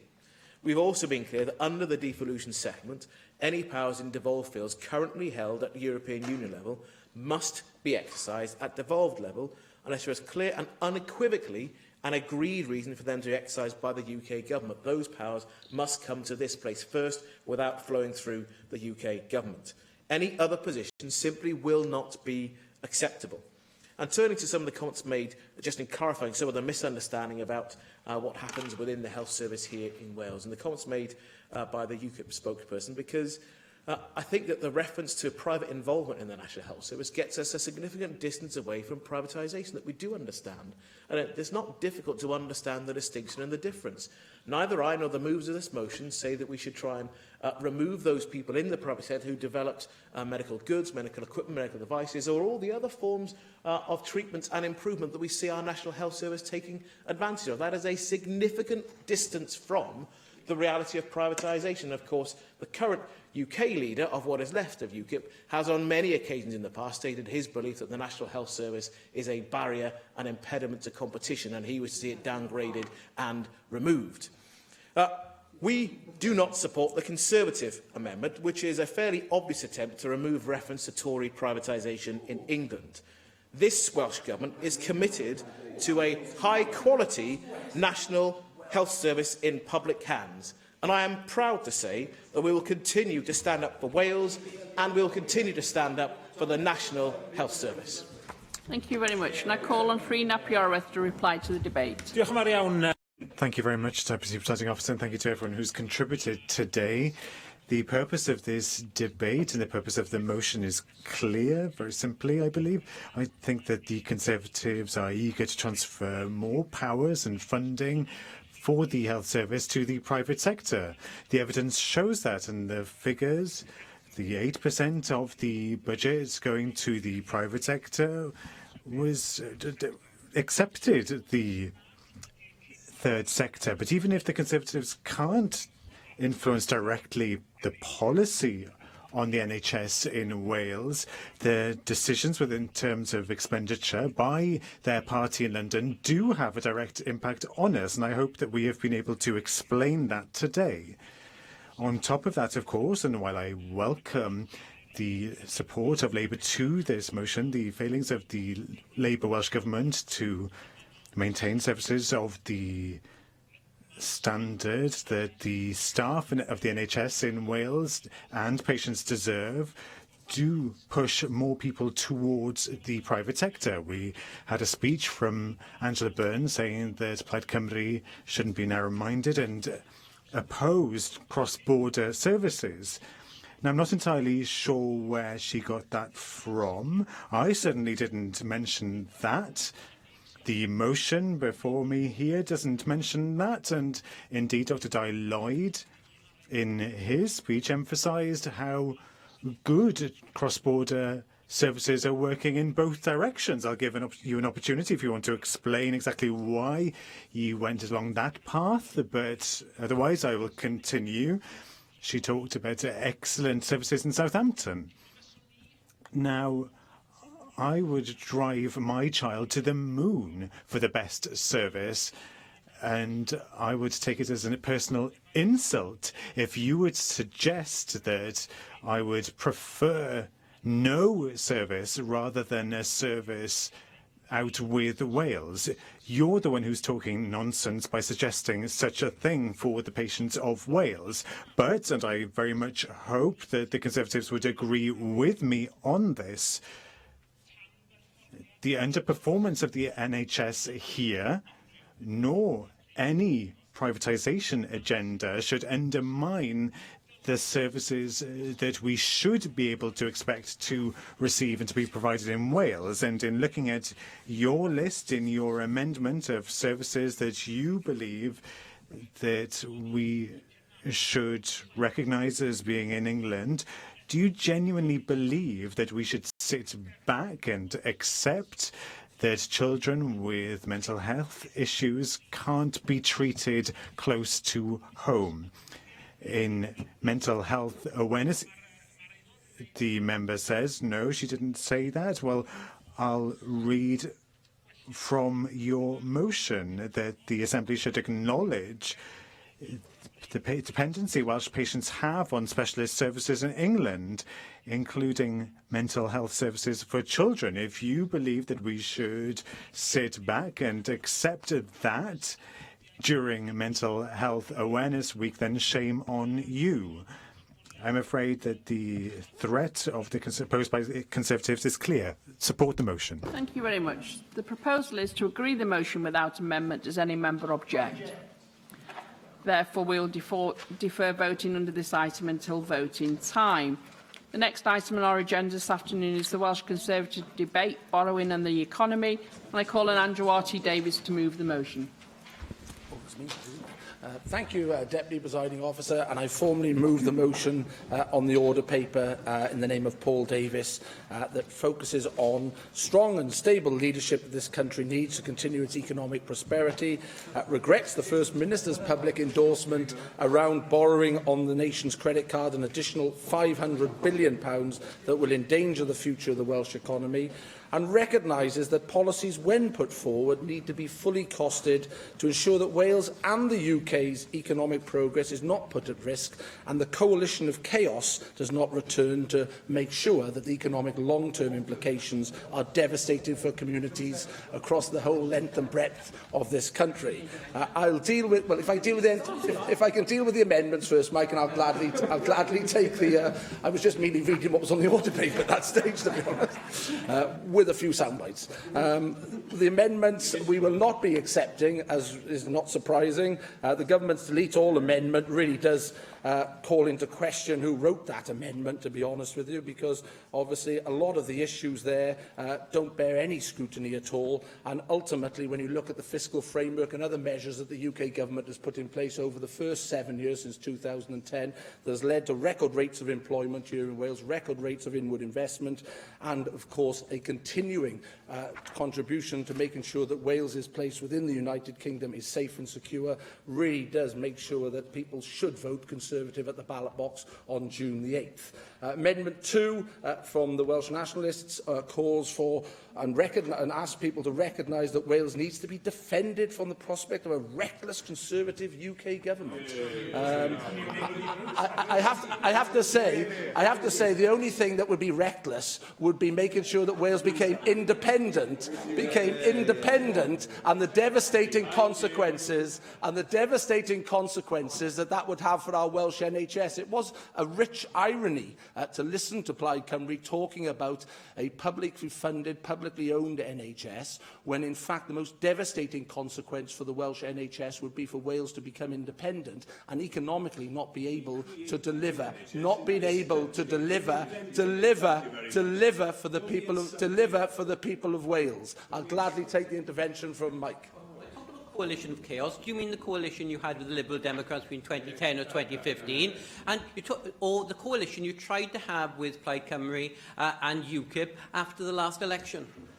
There is only one coalition of chaos on the ballot paper for June the 8th, Mike, as well you know, and that is the coalition of chaos that will be led by Jeremy Corbyn and the devastating consequences economically and for the future of the United Kingdom. And of course, you are part of a coalition with the Nationalists and with the Liberal Democrats, as we've seen since last May. There is a formal coalition here. So you see it at budget time, and you see it because you have a Lib Dem education minister who took questions earlier on. She is part of your government, Mike, which you endorse, you do then.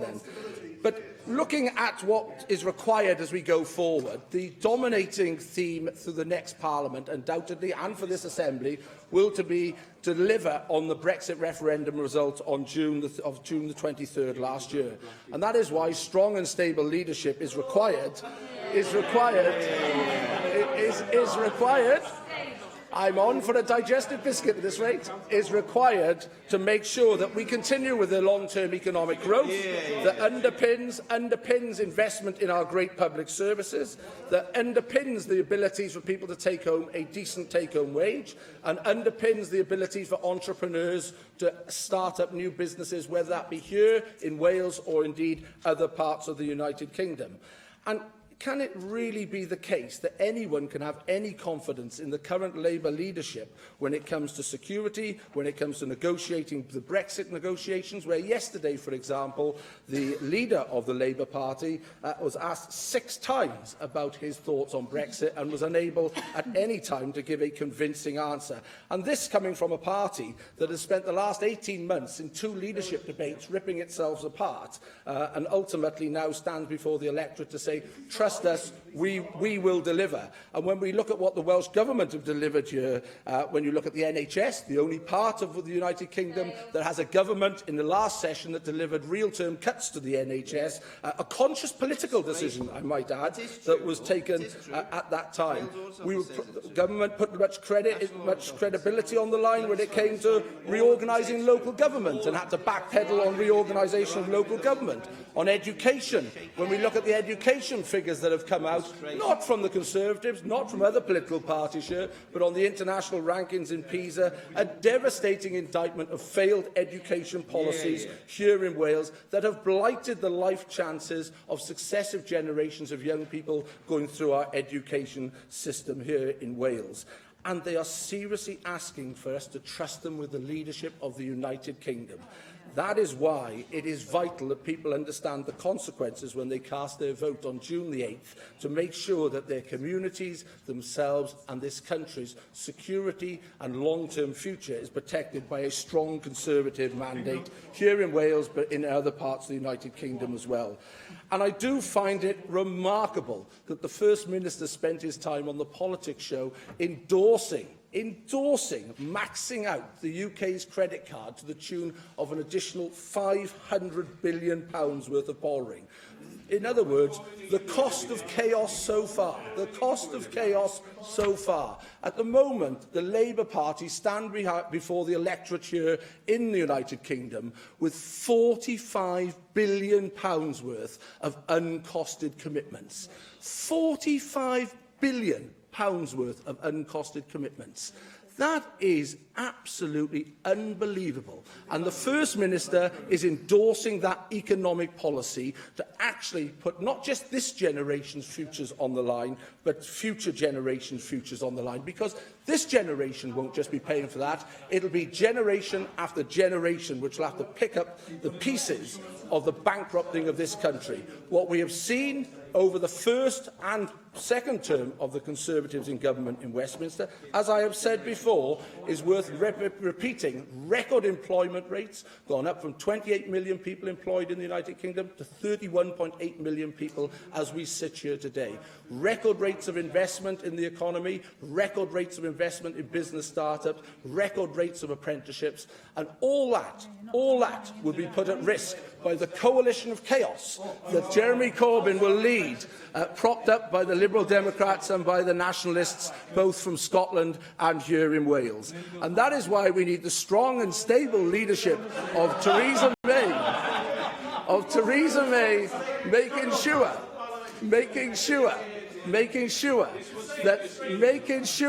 that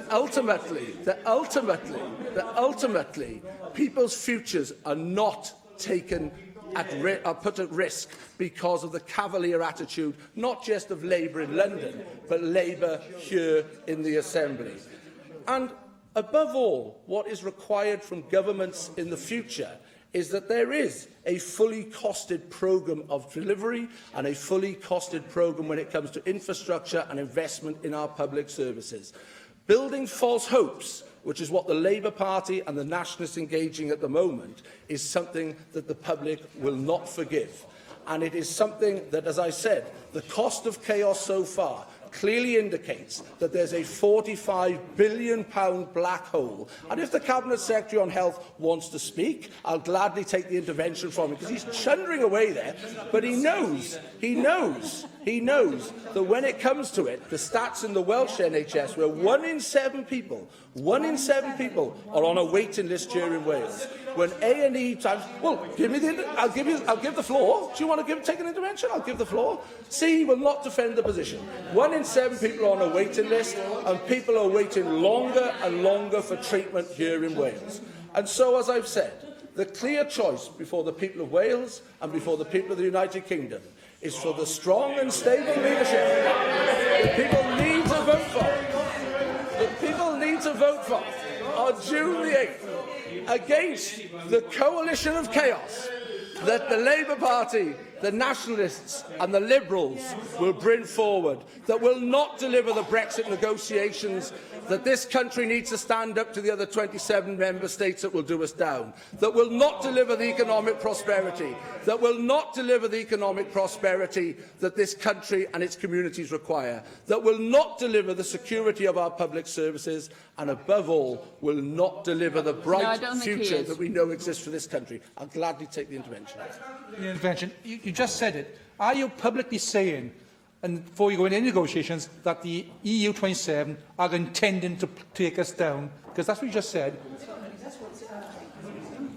When you look at what is coming from the European Commission, a negotiation is of two parties negotiating to their best advantage. It is a fact that the EU, as it currently stands, has 27 members in those negotiations.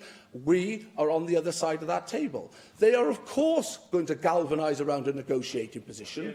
Who do you want negotiating that strategy on behalf of Britain? Do you want Jeremy Corbyn?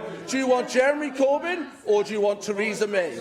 Because what the bulk of the people of the United Kingdom and the bulk of the people of Wales are saying is they have the faith in our Prime Minister Theresa May to negotiate on behalf of this great country of ours. They have little or no faith in Jeremy Corbyn's ability to negotiate. And I will make this point again, and if someone wants to rebut it, and I know the Finance Minister is a strong supporter of Jeremy Corbyn, 6 times yesterday, 6 times Jeremy Corbyn was asked to outline what his ultimate position would be in these negotiations, and on 6 occasions he couldn't give a response. That was at the launch of the Labour Party conference. And can it be right, with the Consul General sitting there, with the Finance Minister sitting there, with Mike Hedges sitting over there, that Welsh Labour is so happy to airbrush Jeremy Corbyn out of this campaign? Do you believe that Jeremy Corbyn would make a good Prime Minister? Because Carwyn Jones can't say that in any statement he's issuing. That's why this debate today requires the support from members in this House, so that we can have the strong and stable leadership of the Conservatives in government after June the 8th. I have selected 2 amendments to the motion. If Amendment 1 is agreed, Amendment 2 will be deselected. And I shall call on the Cabinet Secretary for Economy and Infrastructure to move formally Amendment 1 tabled in the name of Jane Hutt. Formally. Thank you. I call on Adam Price to move Amendment 2 tabled in the name of Rhun ap Iorwerth. Adam. Thank you, Dear Llywydd. To listen to the tone of the Conservative Party in this election, you could come to the conclusion that in some way we are on the cusp of Britain's finest hour. When you look at actually what's happening to this country, what you see actually is a deeply divided United Kingdom. not our finest hour. It could be the final hour because of the economic divide, which is the most poisonous legacy of this Conservative government. I mean, let's look at the facts. In Yorkshire, Humberside, Northern Ireland, Wales, the West Midlands, the northwest of England, workers are actually producing less now per hour in the latest year for which figures are available than they did in 2007. Where's the economic progress there? Where's the economic fairness for those nations and regions across the UK? Regional inequality in the UK is higher now than ever. Higher now than ever since records began. And it's worsened in every year since 2010. We measure it through the Gini coefficient for regional inequality. It was fairly stable until the economic crisis. Prior to that crash, it was at 0.106. For the last year, for which we have figures published in 2016, it's now at 0.126. That is unprecedented. That's a 200% increase in the extent of inequality, economic inequality between the nations and regions of this United Kingdom in less than a decade. You should be hanging your heads in shame, you know. And let's not forget as well, you know, behind these statistics, there's a very human story. Come with me to some of the towns of the northern valleys and see on the very faces of the people there the intergenerational hopelessness that you have cast them into. I'd certainly take an intervention. Can I just ask then, because obviously for decades now, Wales has been getting more money from the EU in terms of regional support than other parts of the UK. Can you explain why we're still in that position? And because that is not just a matter of the last 10 years, is it? Yeah, I mean, European regional funds were always a tiny lever compared to the scale of the problem. We in this party and other progressives across the UK were continually making the case that we couldn't just rely on a tiny proportion. The Conservative Party were arguing, of course, for cutting the budget for European regional development funds throughout this period. Let's look at the facts. This is not just a problem in the valleys of the former coalfield. Look at Powys, you know, an area that is represented by the Conservative Party, has the lowest performance of any part of the UK in terms of productivity per head, 35% below the UK average. He talks about our nation. I presume he means the United Kingdom. Well, Powys economically is not in the same nation as the rest of the United Kingdom. I won't take another intervention. I think you've said enough, quite frankly. Look, in 2010, the Chancellor said this. He promised to rebalance the economy so that it generates local economic growth in all parts of the country. Instead of delivering on its promises, the Conservative-led administration delivered the opposite. And wasn't that the pattern? Remember vote blue, get green? Remember compassionate conservatism? Well, I can think of a few adjectives beginning with C to describe this Tory government, but compassionate certainly is not one of them. Cruel, cold-hearted, callous seem a better fit to me for the party that gave us the bedroom tax, the rape clause, and an epidemic of suicides among the sick and disabled victims of your so-called welfare reforms. You know, some people project on this Prime Minister virtues that are Churchillian. I see more of Chamberlain, of expectations raised that cannot be delivered. Now, what none of us can do is predict what happens next. Will Brexit be a D-Day, Dunkirk or Dardanelles, a glorious triumph, a heroic failure or needless tragedy? None of us can predict that with certainty. But what we can say, the outcome of this election, sadly, at the UK level, is already clear. The Prime Minister will win, and she will have her reckless, destructive Brexit come what may. But what happens next is in our hands.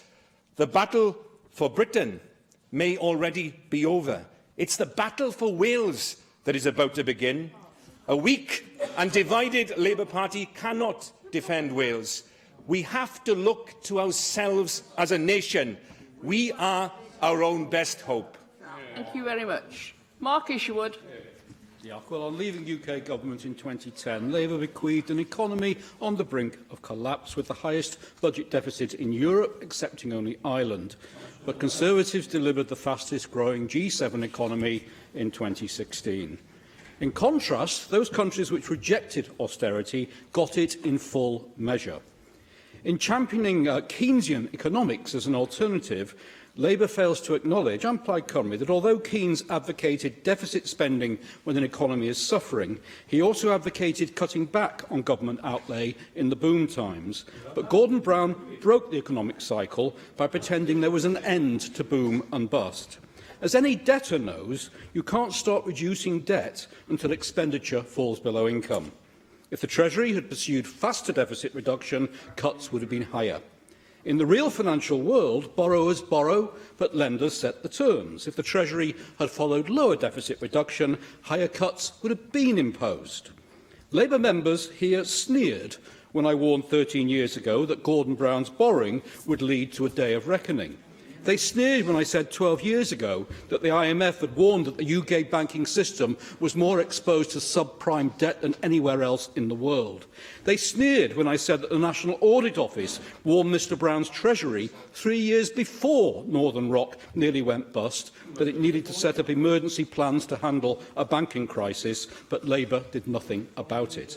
And they sneered when I said that the Financial Services Authority had reported sustained political emphasis by the Labour government on the need for them to be light touch in their approach to banking regulation.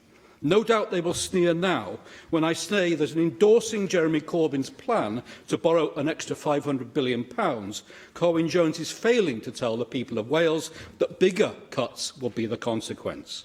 Of course, Corbyn-Jones is not a modest man, but he has a lot to be modest about.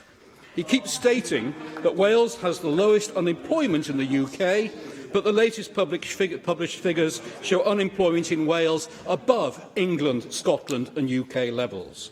He keeps taking the credit for inward investment into Wales, when the UK Department for International Trade played a part in 97 of 101 foreign direct investments into Wales last year, with the UK continuing to be the third largest recipient. Interests of Wales and the UK to have a strong, stable, prosperous European Union as our immediate neighbour. Although we do not enter Brexit negotiations as supplicants, he preaches Brexit doom, as we heard from our Plaid Cymru friends also. Well, there will be no winner and loser, only two winners or two losers. Any new impediments to trade and investment in Europe would not only be politically irresponsible, but economically dangerous, not just for Europe, but for the wider global economy too. Throughout 18 years of Labour Welsh Government, they presented themselves as the guardians of social justice. But the more they've talked about it, the worse it has got. After spending £500 million on their lead tackling poverty programme, Communities First, they're now phasing it out after, as the Bevan Foundation said, failing to reduce the headline rates of poverty in Wales.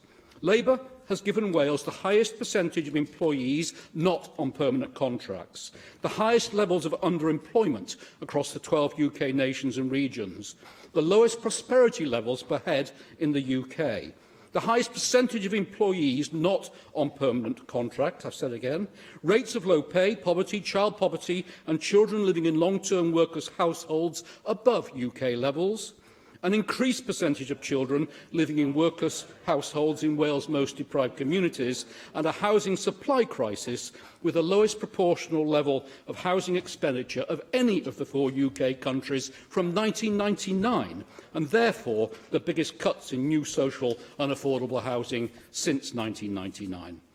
UK Labour, meanwhile, is in the hands of a Trotskyist Tribute Act, fundamentalist followers of a discredited and dangerous 19th century ideology. But Wales has been a pilot for them and a warning to people across our islands. Labour think they're entitled to rule and tell the people what is good for them. In contrast, Welsh Conservatives seek to empower people and communities, doing things with them rather than to them. Instead of the coalition of chaos offered by Corbyn and Carwyn, the people need the strong and stable leadership of Theresa May. Mike Hedges. Deputy Presiding Officer, can I just first of all remind people the banking crisis was called by the United States subprime market, where people were lending money and people in Britain, British banks were buying items which they had no control. Labour in Westminster saved the banks from collapse. If the banks had collapsed, the whole of our system would have collapsed. But can I just suddenly... Well, Mike, you're just giving you some of your own medicine there. You're right to say that there was a problem that the banking crisis caused from America, but of course that Labour government went into that crisis in 2008 with a deficit of £80 billion. We weren't starting off from the position we should have been in. Well, that's a matter of opinion, and I haven't got time to debate that this afternoon. I hope we have an opportunity to do it again in the future. You come out of a recession by doing two things. First, you devalue the currency. Secondly, you reflate the economy. The pound floats, so it has not gone through a formal devaluation, but it has been devalued by between 14% and 20% against the dollar since June 2016. We also know devaluation gives a short-term boost to export, but brings inflation in its wake. As the pound's value against the dollar has fallen from above 4 to between 1.3 and 1.2 dollars to the pound, we'll soon be talking about the other way round unless something is done. There is no long-term benefit of devaluation, just a short boost, a kickstart. Inflation in Britain, in a non-inflationary world, has started to make its way upwards, and house prices have started to make their way downwards.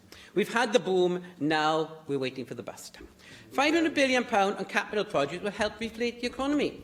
Assuming the government borrows at 2% via government bonds or direct borrowing, which is probably on a high estimate, then over 30 years the capital payments is less than £1.7 billion a year, and interest at 2% would be something like 10 billion, and can you just, yeah, I will, at 4% would be something like 20 billion. Assuming only half goes on salaries, a low estimate, then each year via taxes at least 50 billion will come directly into the government. Actually, it more than washes its face and recirculates the money in the economy. Certainly.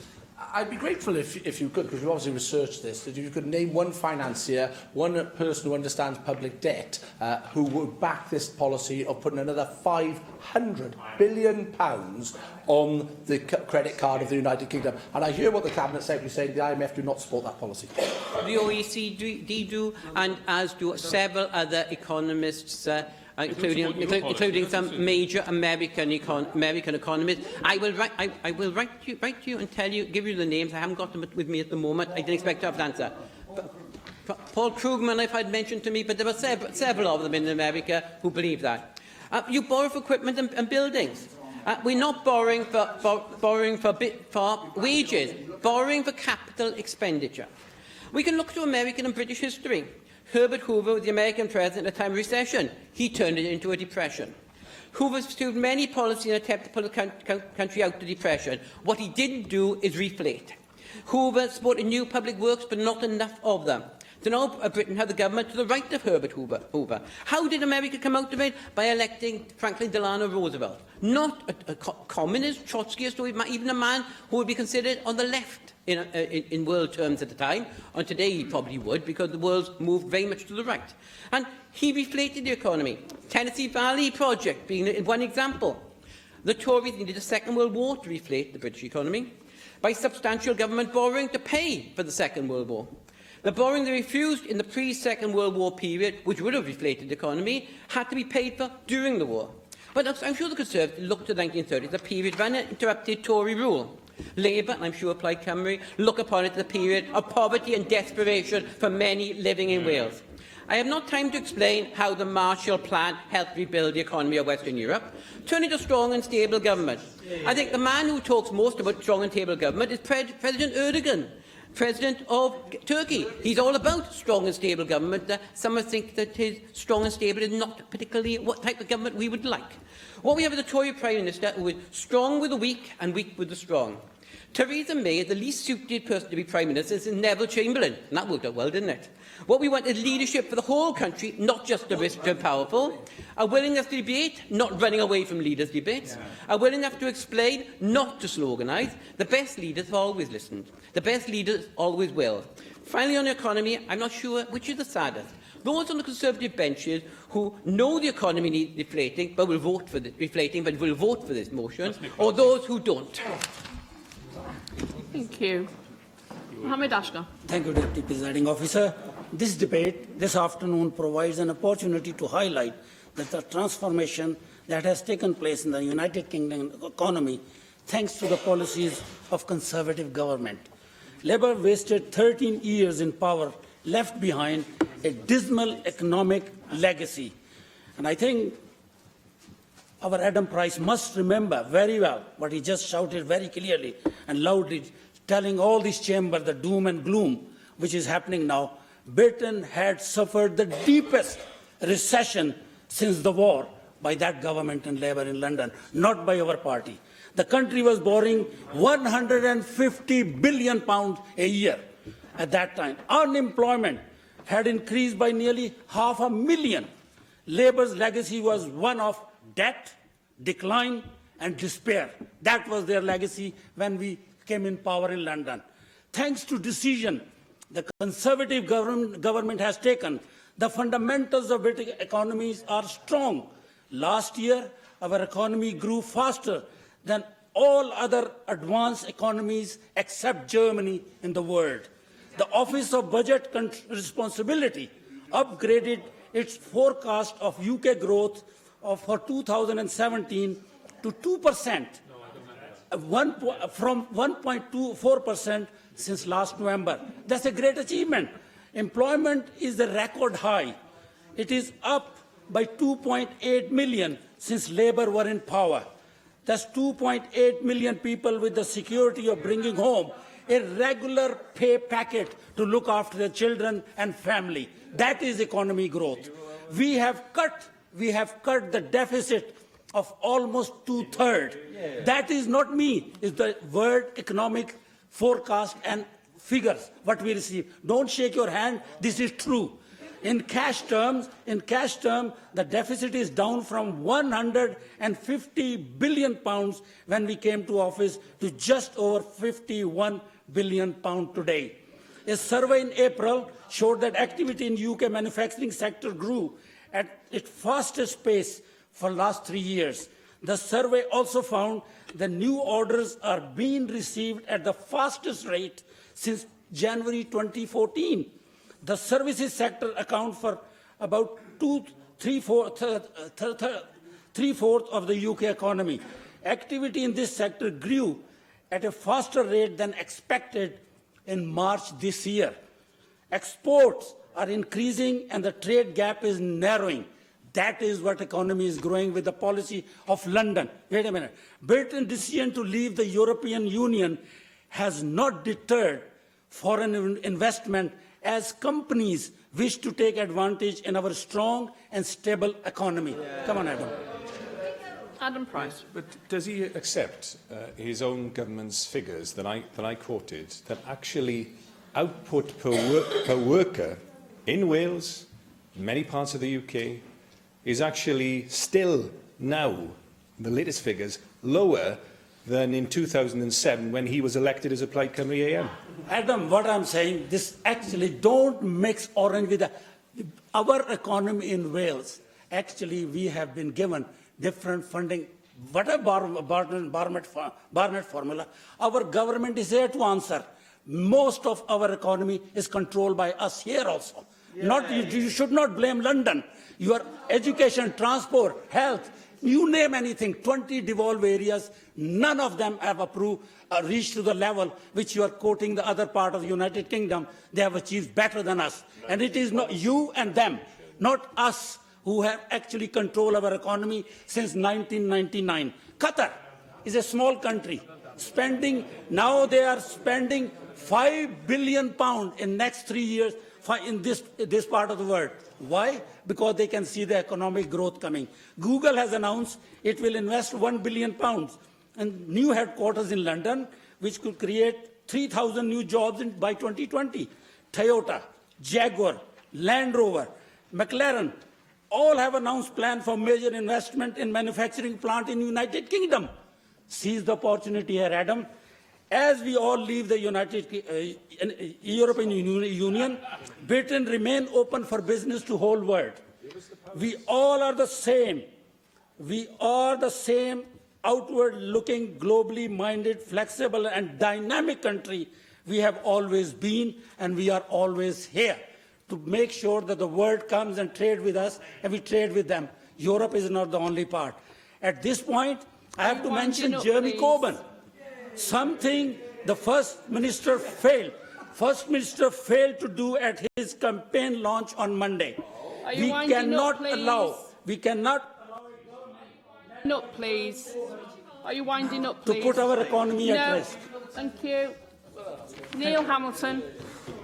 Thank you, Deputy Presiding Officer. And as a strong and reasonably stable member of this Assembly, I'm delighted to take part in this debate.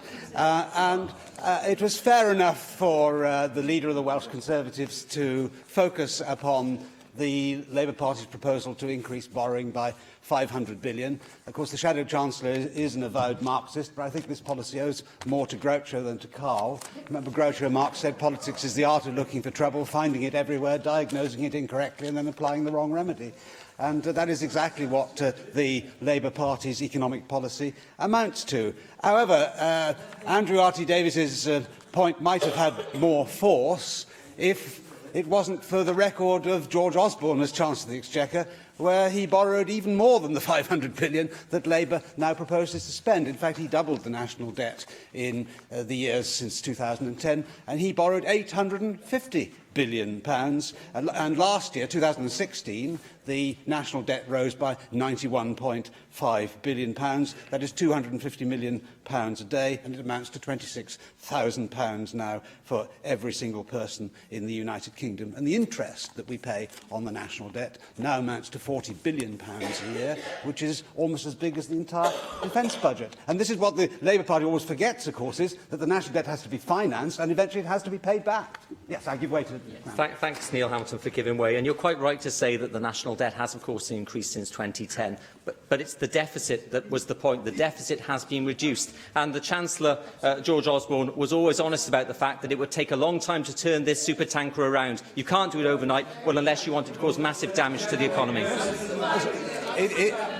It is certainly true that it's taking a long time to clear the deficit, and the current Chancellor has just extended the date at which he claims we will return to surplus, now to 2025 or possibly beyond. So I don't have a great deal of confidence in Conservative Chancellors in that frame of mind to live up to their rhetoric. But I have to say that Plaid Cymru offers no answer to this problem either, because, of course, if Wales were to become independent of the United Kingdom, there would then be a massive fiscal deficit that would have to be plugged, and there's absolutely no way in which that could be done without bringing about a massive contraction in the Welsh economy, which would actually cause a contraction bigger than Greece has experienced since the financial crisis began. Because we all know that the Welsh Government, we all remember that the Welsh Government Centre provided us with the figures last year, that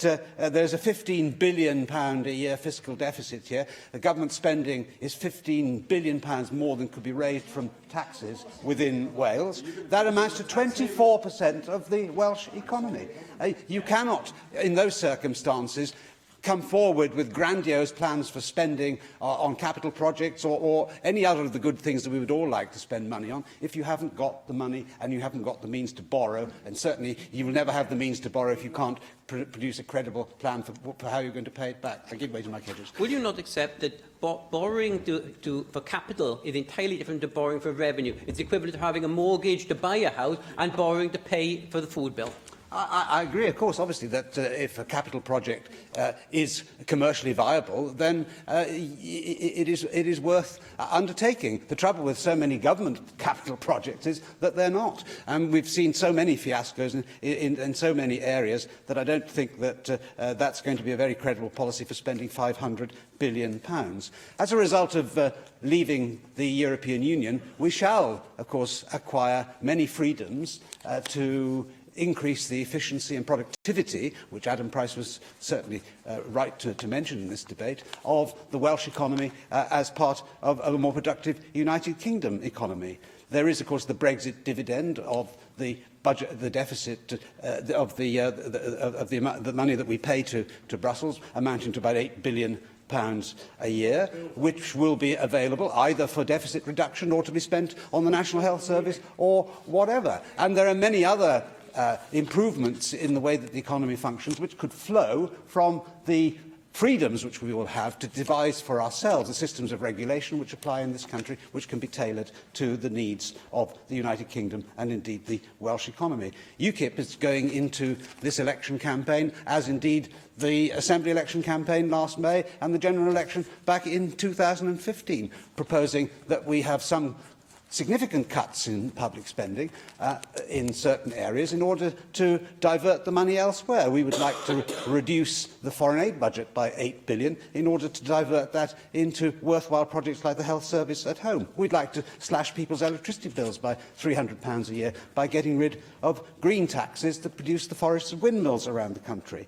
But most of all, by controlling immigration, we would restrict wage compression, which has affected adversely those at the bottom of the income scale. The Bank of England did a study in 2015 which showed that for every 10% rise in the proportion of immigrants in an economic sector, in semi and unskilled service sector wages reduced by 2%. So the people who really felt the squeeze of mass immigration are those who can least afford to cope with it. And Adam Price was quite right to point out, my last point in this speech, that Wales has 75% of the national UK average as a wage. Poverty in Wales is a disgrace. We're one of the poorest areas of Western Europe, and we need to use these new freedoms that we get as a result of leaving the European Union in order to transform the Welsh economy from a basket case of the United Kingdom to broad sunlit uplands of the future. Thank you very much. Russell George. Thank you, Deputy Presiding Officer. The aim of this debate today is to highlight the need to lock in the excellent economic progress that the UK Conservative government has made since taking office, and we don't want to see any of that put at risk. And of course, it's Theresa May and the UK government have got the plan, of course, to boost the UK government's and the economic prosperity through the process of Brexit and beyond.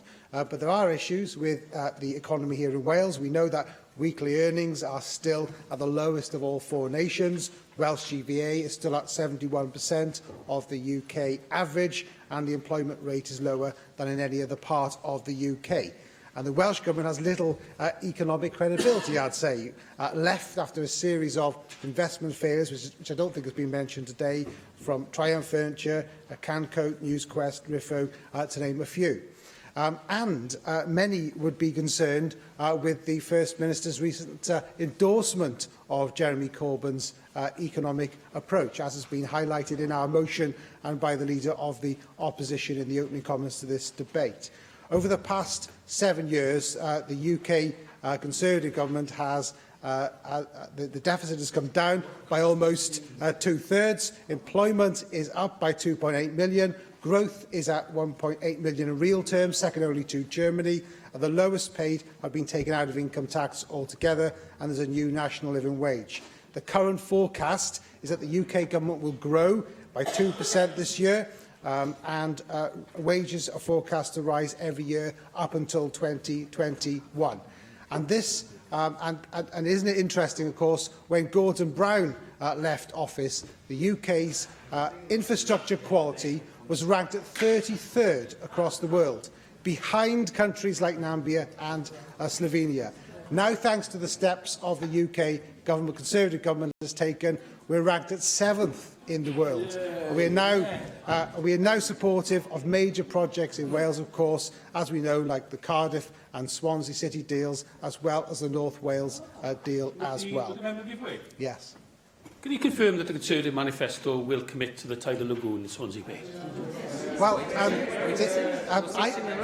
I'm not privy to the negotiations of the Conservative manifesto, but the Conservative manifesto, of course, made that commitment and did make that commitment, of course, back in the 2015 general election.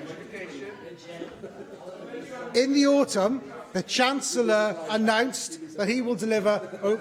He announced that he would deliver 400 million of additional investment over the next 5 years, and I hope that the Welsh Government spends that and prioritises that in transport, digital infrastructure, housing and research and development, because we know that investment in transport networks would create world-class infrastructure, and that will lead, to, of course, to better jobs and better pay. We have huge connectivity issues across Wales that is holding back the Welsh economy. I know that only too well in my own constituency. We need new technologies to make it easier for foreign companies to trade here, including investing in and developing in digital technology such as broadband and mobile. The UK Government has put in place an ambitious industrial strategy, making Wales a stronger, fairer and more successful place. In a moment. But we are still waiting for the Welsh Government to bring forward its economic strategy over a year after it was promised. And of course, steel is also mentioned extensively in that document as well. I hope that the Cabinet Secretary will have news for us today on its plans for its economic strategy. The First Minister continues to put blame on the UK Government week after week, but the Welsh Government has its powers in its own hands to make decisions here that it's not using. So in response to this debate today, I hope the Cabinet Secretary will confirm that he will engage constructively with his UK counterparts to ensure that the full potential of the UK's industrial strategy will be released here in Wales. The UK Conservative Government has a vision for a modern, successful, ambitious Wales that gets every part of the UK working on all four cylinders. And I hope that the Welsh Government will also share that ambition as well. Thank you. A call on the Cabinet Secretary for Economy and Infrastructure, Ken Skates. Thank you. Thank you, Deputy Presiding Officer, and I'd like to begin by thanking the Welsh Conservatives for bringing forward this debate in the Chamber today. Today, the gap in the employment rate between Wales and the rest of the UK stands at approximately 1.5%. Before the recession, it was 3%. At the start of devolution, it was 6%. It's halved and halved again. And looking back over the last few years against the backdrop of the recession and years of austerity budgets, it's clear that the Welsh economy has performed well. Not for the few, but for the many. The Welsh Government has a marked success and record of delivery over the last Assembly term. And since devolution, Wales has had the 5th biggest increase in GVA of all UK nations and regions since devolution. When, at the time of the economic crash, confidence in the economy dipped and firms began laying off people, it was the leadership shown by this Welsh Government, alongside business, unions and other partners, that put together the ProAct and REACT programmes. It was the work that we did that prevented more than 15,000 young people from experiencing unemployment, because we introduced Jobs Growth Wales. And in the last Assembly term, nearly 150,000 jobs were supported through direct Welsh Government help, with many more in local supply chain networks. And to continue to deliver on this success, we've set out our priorities in our programme for government. Taking Wales Forward sets out a vision of prosperity for all, through delivering a Wales that is more prosperous and secure, a Wales that is more united and connected, more active, more ambitious and learning, and more connected. Deputy Presiding Officer, austerity imposed by the UK Government has continued now for 7 years. and yet the Tories borrowed, and yet the Tories, I will in a moment, and yet the Tories borrowed more in the last government than every other Labour government in history combined. Oh, yeah.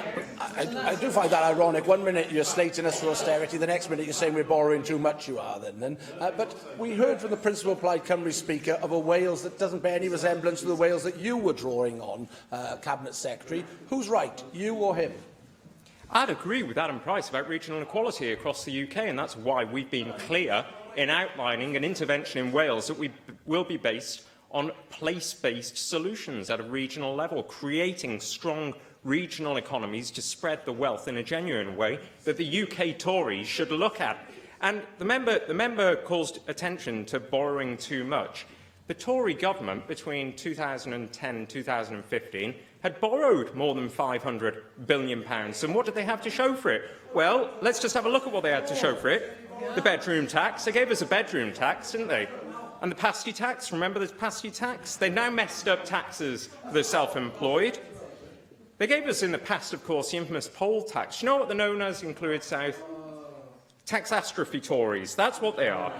Then the masters of higher value-added tax. They touted the tampon tax. You cannot trust the Tories with taxes or with public money. Deputy Presiding Officer, it's absolutely clear from the calls that we've made on the UK government that austerity must end. We need a fiscal stimulus to support our public services and to increase investment to much-needed economic activities, especially now as we face an unprecedented challenge which requires an unprecedented response. Investing in infrastructure has been recommended by a broad range of bodies, including the OECD and the IMF. And the IMF has repeatedly said that over the years of Tory governments, there's been underinvestment in infrastructure, which must be addressed. The advice from the OECD has been for countries to take advantage of low borrowing costs to fund public investment. Infrastructure investment is a priority for this government, reflecting evidence that, second only to higher skills, good infrastructure is key to economic development. We've sent a clear signal to the market that Wales is open for business, with the commitment of a pipeline of major public-private partnerships. This pipeline includes the completion of the dualling of the A465, the construction of a specialist cancer care facility, and an additional tranche of investment in the next phase of 21st century schools.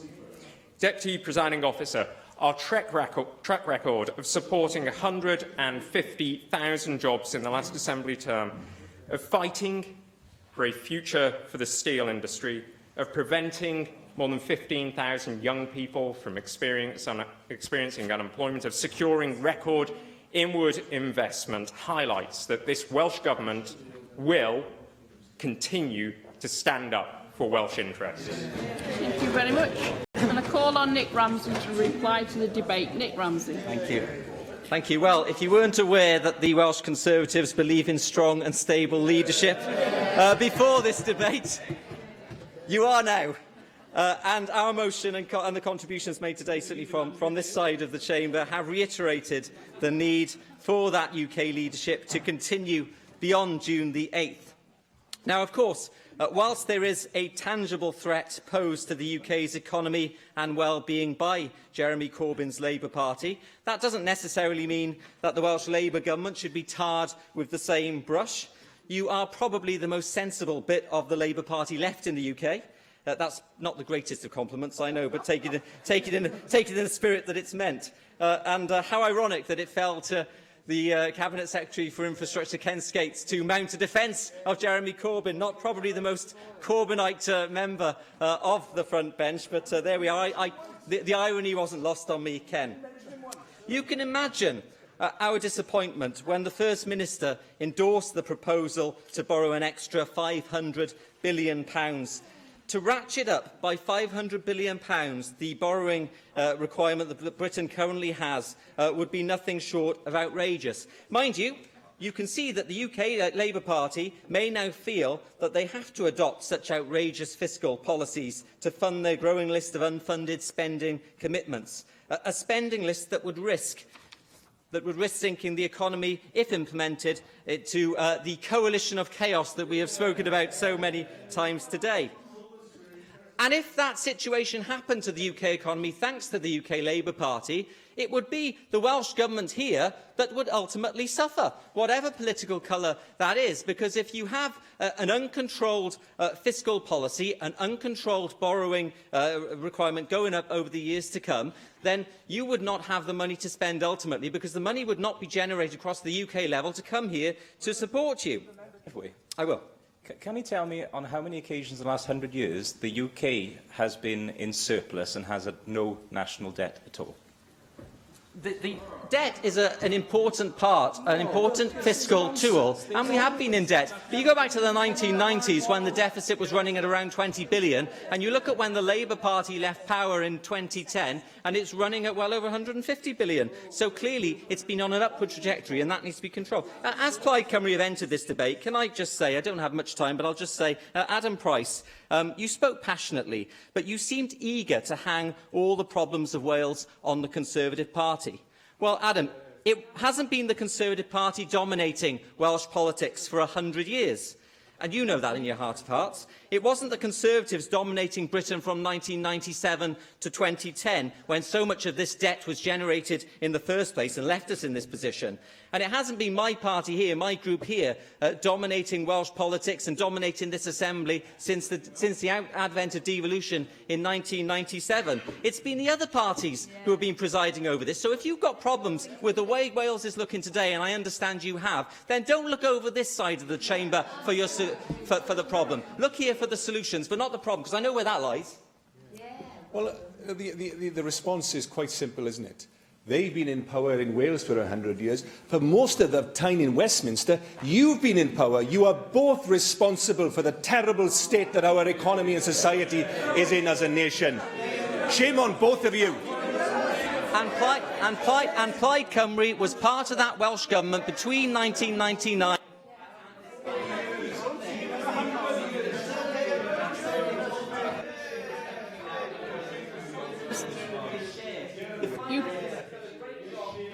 You can't be heard because your mic's off. Choosing to attack the Conservative Party when the blame does not lie here. Let's get on with the job of delivering strong and stable leadership for the UK. The proposal is to agree the motion without amendment. Does any member object? Therefore, we defer voting until voting time. Unless 3 members wish for the bell to be rung, I will proceed directly to voting time now. OK, we now move to voting time. The first vote this afternoon is the Plaid Cymru debate on the NHS privatisation. And I call for a vote on the motion tabled in the name of Rhun ap Iorwerth. If this proposal is not agreed, we vote on the amendment tabled to the motion. Open the vote.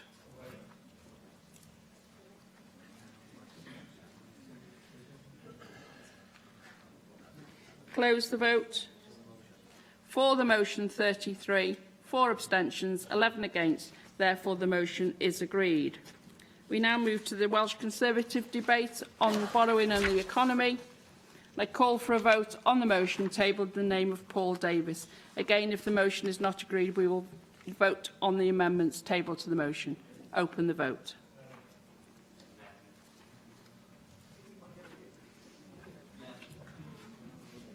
Close the vote. For the motion, 14. 1 abstention, 33 against. Therefore, the motion is not agreed. I now call for a vote on Amendment 1. If Amendment 1 is agreed, Amendment 2 will be deselected. And I call for a vote on Amendment 1, tabled in the name of Jane Hutt. Open the vote.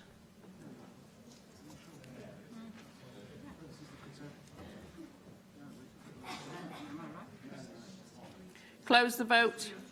For the amendment, 25, no abstentions. Sorry. For the amendment 26, no abstentions, 22 against. Therefore, Amendment 1 is agreed. We now move to the vote on the motion as amended. open the vote.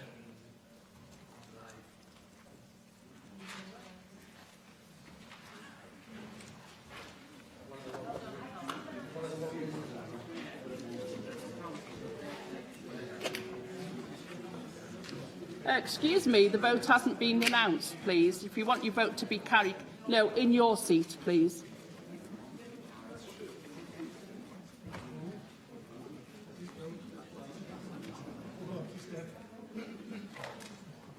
Is everybody who wants to vote voted?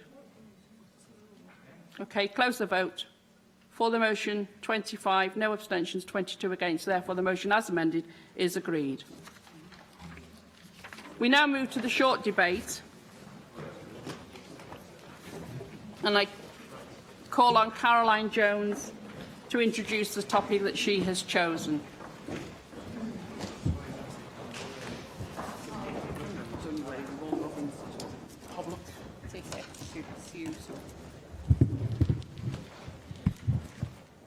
Diolch dipyn llwydd. I've chosen to use my short debate today to highlight the amazing work undertaken by a little-known charity in my region, Bulldogs Boxing and Community Activities. The Bulldogs use the power of boxing to involve, educate and inspire young people and their families across Wales, and within Neath Port Talbot in particular through a broad 5-pillar personal development programme. Based in Baglan, the Bulldogs Boxing and Community Development Centre is inspirational, motivating and extraordinary from the moment you enter. It is a centre of opportunity for young people and their families at a time when many other facilities, particularly public sector services, are closing. It brings people together, makes an outstanding and lasting difference to local people's lives. It is the first of its kind in Wales and is a member of the prestigious Fight for Peace Global Alumni Partnership, which uses boxing and martial arts combined with education and personal development to realise the potential of young people in communities affected by crime and violence. The Bulldogs 5-pillar programme is open to everyone in the community. It is a mix and match personal development programme designed to suit individuals. Each of the pillars can be accessed at any time, using as much or as little support as needed. The programme is open to employed and unemployed people, regardless of where they live. The main focus of Bulldogs is people under the age of 30, although support is available for all ages. Many of these people come from disadvantaged backgrounds, and the Bulldogs believe every person can achieve success with the right guidance, support and motivation, which are available within the 5 pillars. The 5-pillar programme is an action plan chosen by the persons themselves and made up of personal development, which uses mentoring and motivation to help build confidence, teaches life skills and core values by encouraging individuals to take up volunteering. Open access, which allows young people free access to the gym and after-school clubs. Education, employment and training, which offers employment support, including job-related training and access to local employers and work placements. Fitness and boxing to suit every level of fitness and skill, and support services, which brings together multiple agencies. The 5-pillar programme has been adapted to work with specific groups over and above the Bulldogs' main target group, which includes the Bulldogs Employability Pathway, a partnership with Job Centre Plus. They provide extensive employment and training support from their dedicated employability pillar. This is a very successful arm of the Bulldogs and is growing week on week with success for all ages. Bulldogs Wellbeing, tailored exercise and nutrition programmes, creating a healthier community. This is something for everyone at the Bulldogs, starting from the most basic form of exercise up to a high-intensity programme. Bulldogs, SAFA, Armed Forces drop-in. This is a multi-agency approach to helping those who have or are currently serving within the armed forces. They also help young people into the services through their employability pathway. Bulldogs Laces Group, a partnership with Neath Port Talbot County Borough Councils, looked after children's education services, providing social, emotional and behavioural skills change. Young Offenders, a partnership with Western Bay Youth Justice, creating exit strategies for young offenders, using the discipline of boxing to help steer young offenders away from future crime and antisocial behaviour. The Bulldogs provides a platform for over 30 organisations working in partnership to provide a fighting chance in life for the next generations in and around the Port Talbot areas of Swansea Bay region. I'm sure members will agree with me that their work is truly impressive, as are their results. The Bulldogs first came to my attention because of the work they do with SAFA, the Armed Forces charity.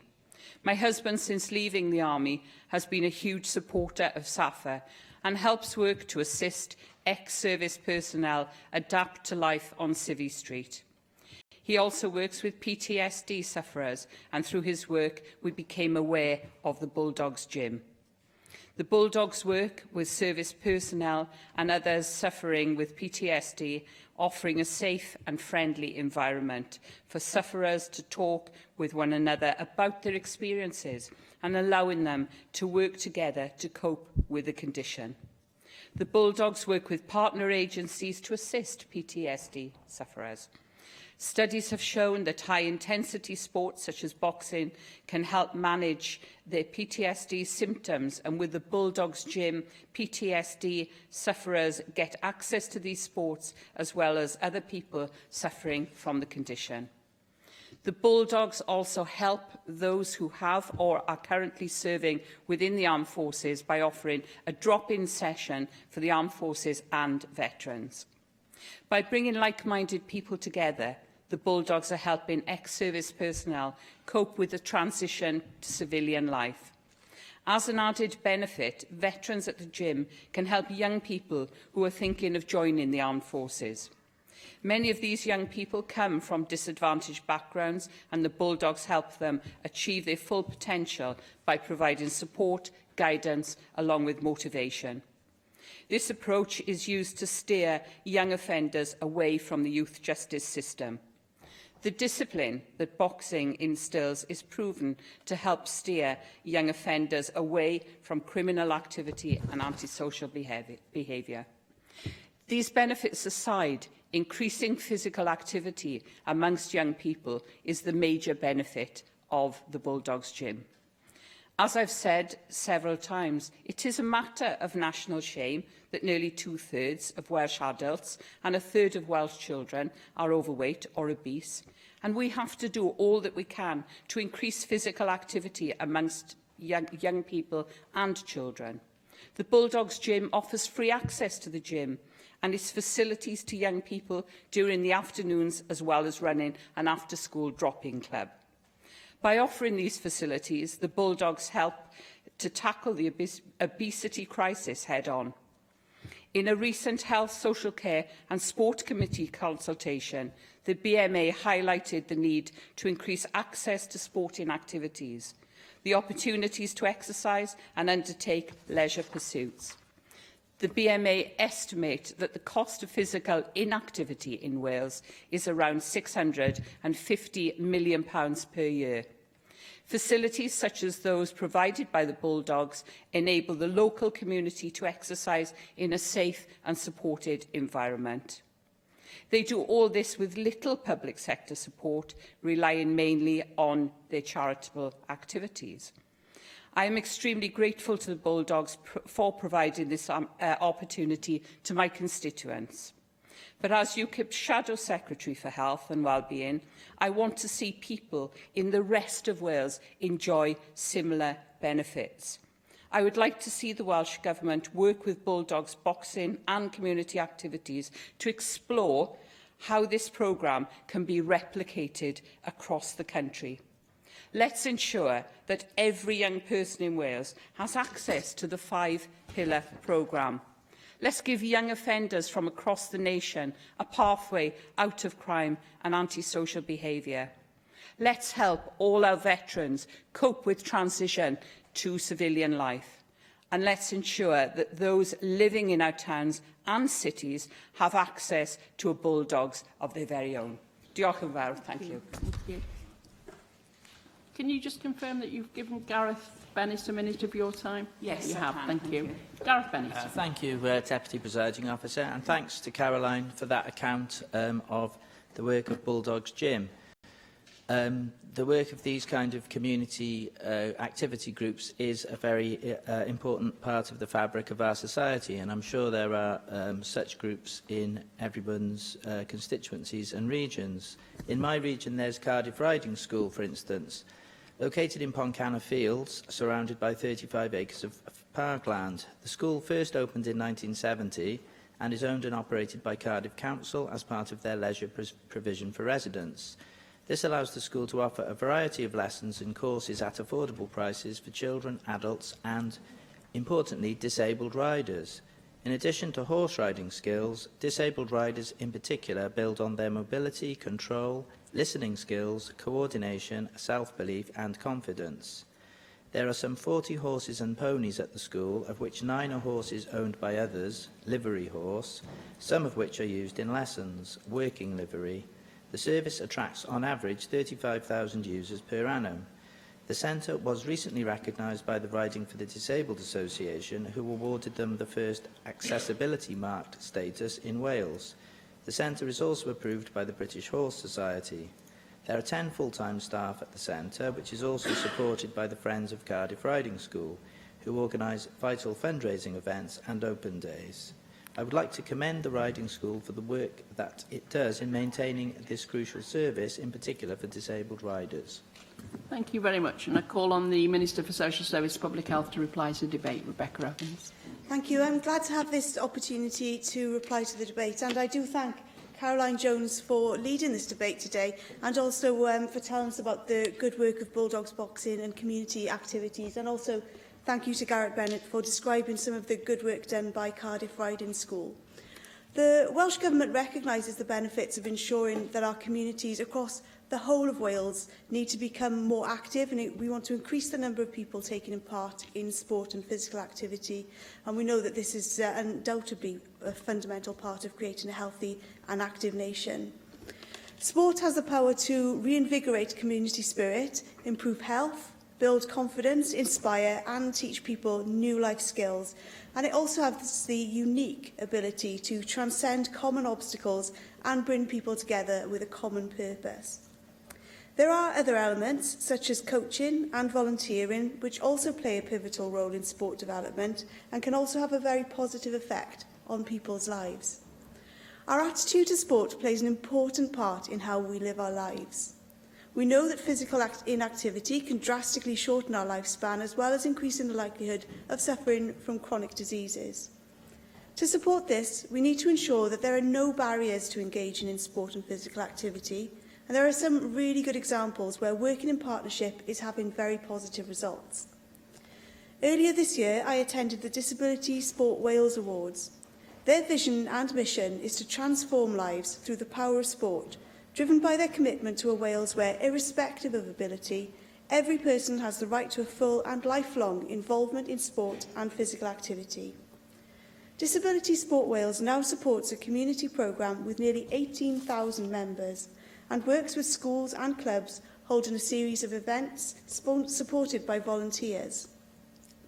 Of particular interest is their partnership with the Betsy Cadwaladr University Health Board, providing people with opportunities to take part in sport, which has helped to rebuild their lives. And I'd like to share with you some of those stories. Angeline, who has a disability, was one of the first young people in Conway to benefit from the partnership involving Disability Sport Wales and Betsy. Angeline was signposted to Disability Sport Wales by her physiotherapist and introduced to wheelchair basketball with assistance from coaches and volunteers. And I know that this experience has helped build Angeline's confidence and her parents tell us that it's also helped change her daughter's life. Matthew, who was bullied at school and not included in football games because the other boys felt he was too slow, was introduced to cricket through Disability Sport Wales. His mother says that this has been wonderful to watch Matthew's self-confidence grow through his involvement in cricket. He's interacting with other people now and laughing and joking and no longer gets bullied. James, an active football coach and golfer, before suffering a number of strokes, was given a new sense of determination when he was introduced to the local Disability Sport Wales Development Officer in Conway. Through participation in Disability Wales programmes, James has been motivated to reach his goals of rehabilitation, and he hopes to participate in competitive golf. There are other examples where sport is helping to support community life. Our Football League clubs are also actively involved in working with young people, mainly from disadvantaged backgrounds, who are underachieving with the aim of helping them improve their educational outcomes. Street Games Wales, who receive support from Welsh Government via Sport Wales, is encouraging young people based in socially deprived areas by providing a range of doorstep sporting activities for young people who might not otherwise have the opportunity to take part in sport. They've established over 60 doorstep sport clubs in Wales and aim to become a sustainable part of the fabric of the community. Via Sport Wales, the Welsh Government has also invested £500,000 in a partnership with the Welsh Council for Voluntary Action to encourage more people from BME communities to participate in sport and feel the wider benefits. The programme delivers across 4 areas, including in Swansea. I recently met with Street Football Wales, and I'm really pleased to be back in their work, which focuses on supporting young men and women who have a range of social challenges by using football as a hook to help them transform their lives. Street Football Wales has supported over 3,900 participants. In a recent survey, 94% of respondents said their confidence and their self-esteem had improved. 93% said their physical health had improved, and 92% said that their mental health had improved. The FAW also supports the We Wear the Same Shirt campaign, which helps to combat the stigma of mental health through engagement in football. Welsh Gymnastics has made great progress over the last few years and now has over 20,000 club members, including a specific BME club in Butetown, which I visited in September last year and was completely inspired by. More recently, in March, I visited one of the Welsh Rugby Union's School Club Hub projects in Haverfordwest. The project involves giving girls and boys across 89 hubs in Wales the opportunity to participate in rugby. Through the programme, they receive the invaluable support and guidance of the rugby officers and trained rugby leaders to help them develop a range of skills and acquire knowledge of all aspects of the game, helping to strengthen links to community rugby clubs and improving the sustainability of club rugby and longer-term player involvement. It's also encouraging to see more people looking to become active through Run Wales's social running groups. The programme aims to play a key role in supporting the NHS in Wales by providing the people of Wales with this inspiration and the support and opportunity to help themselves become healthier, happier and more physically active. Similarly, Welsh Cycling's Breeze women's-only cycle rides are proving extremely popular, and this is great news as encouraging more women and girls in Wales to participate in sport and active recreation is one of our priorities. The Welsh Government regards any major sporting event as an important step on a journey towards a healthy and active nation. Although difficult to demonstrate a definitive and direct link, there is some evidence to suggest that hosting elite sporting occasions at which the world's best perform helps increase participation levels closer to home. Sporting events here in Wales showcase our sporting venues and often our beautiful landscapes and provide a home event in which Welsh athletes can compete, inspiring other people to continue with their chosen sport or to try new ones. This year's UEFA Champions League finals are a prime example of this, carrying with them an accompanying legacy programme that will deliver a new community venue, and through the women's final, throw a spotlight on the important work to encourage women and girls into sport. So I hope I've been able to demonstrate how the Welsh Government and Sport Wales are working constructively with a range of partners to help our communities become more active. Sport is undoubtedly an area which contributes significantly to help rebuild and transform people's lives, and we aim to build upon the momentum we already have to help Wales become a healthier and fitter nation. Thank you very much. And that brings today's proceedings to a close.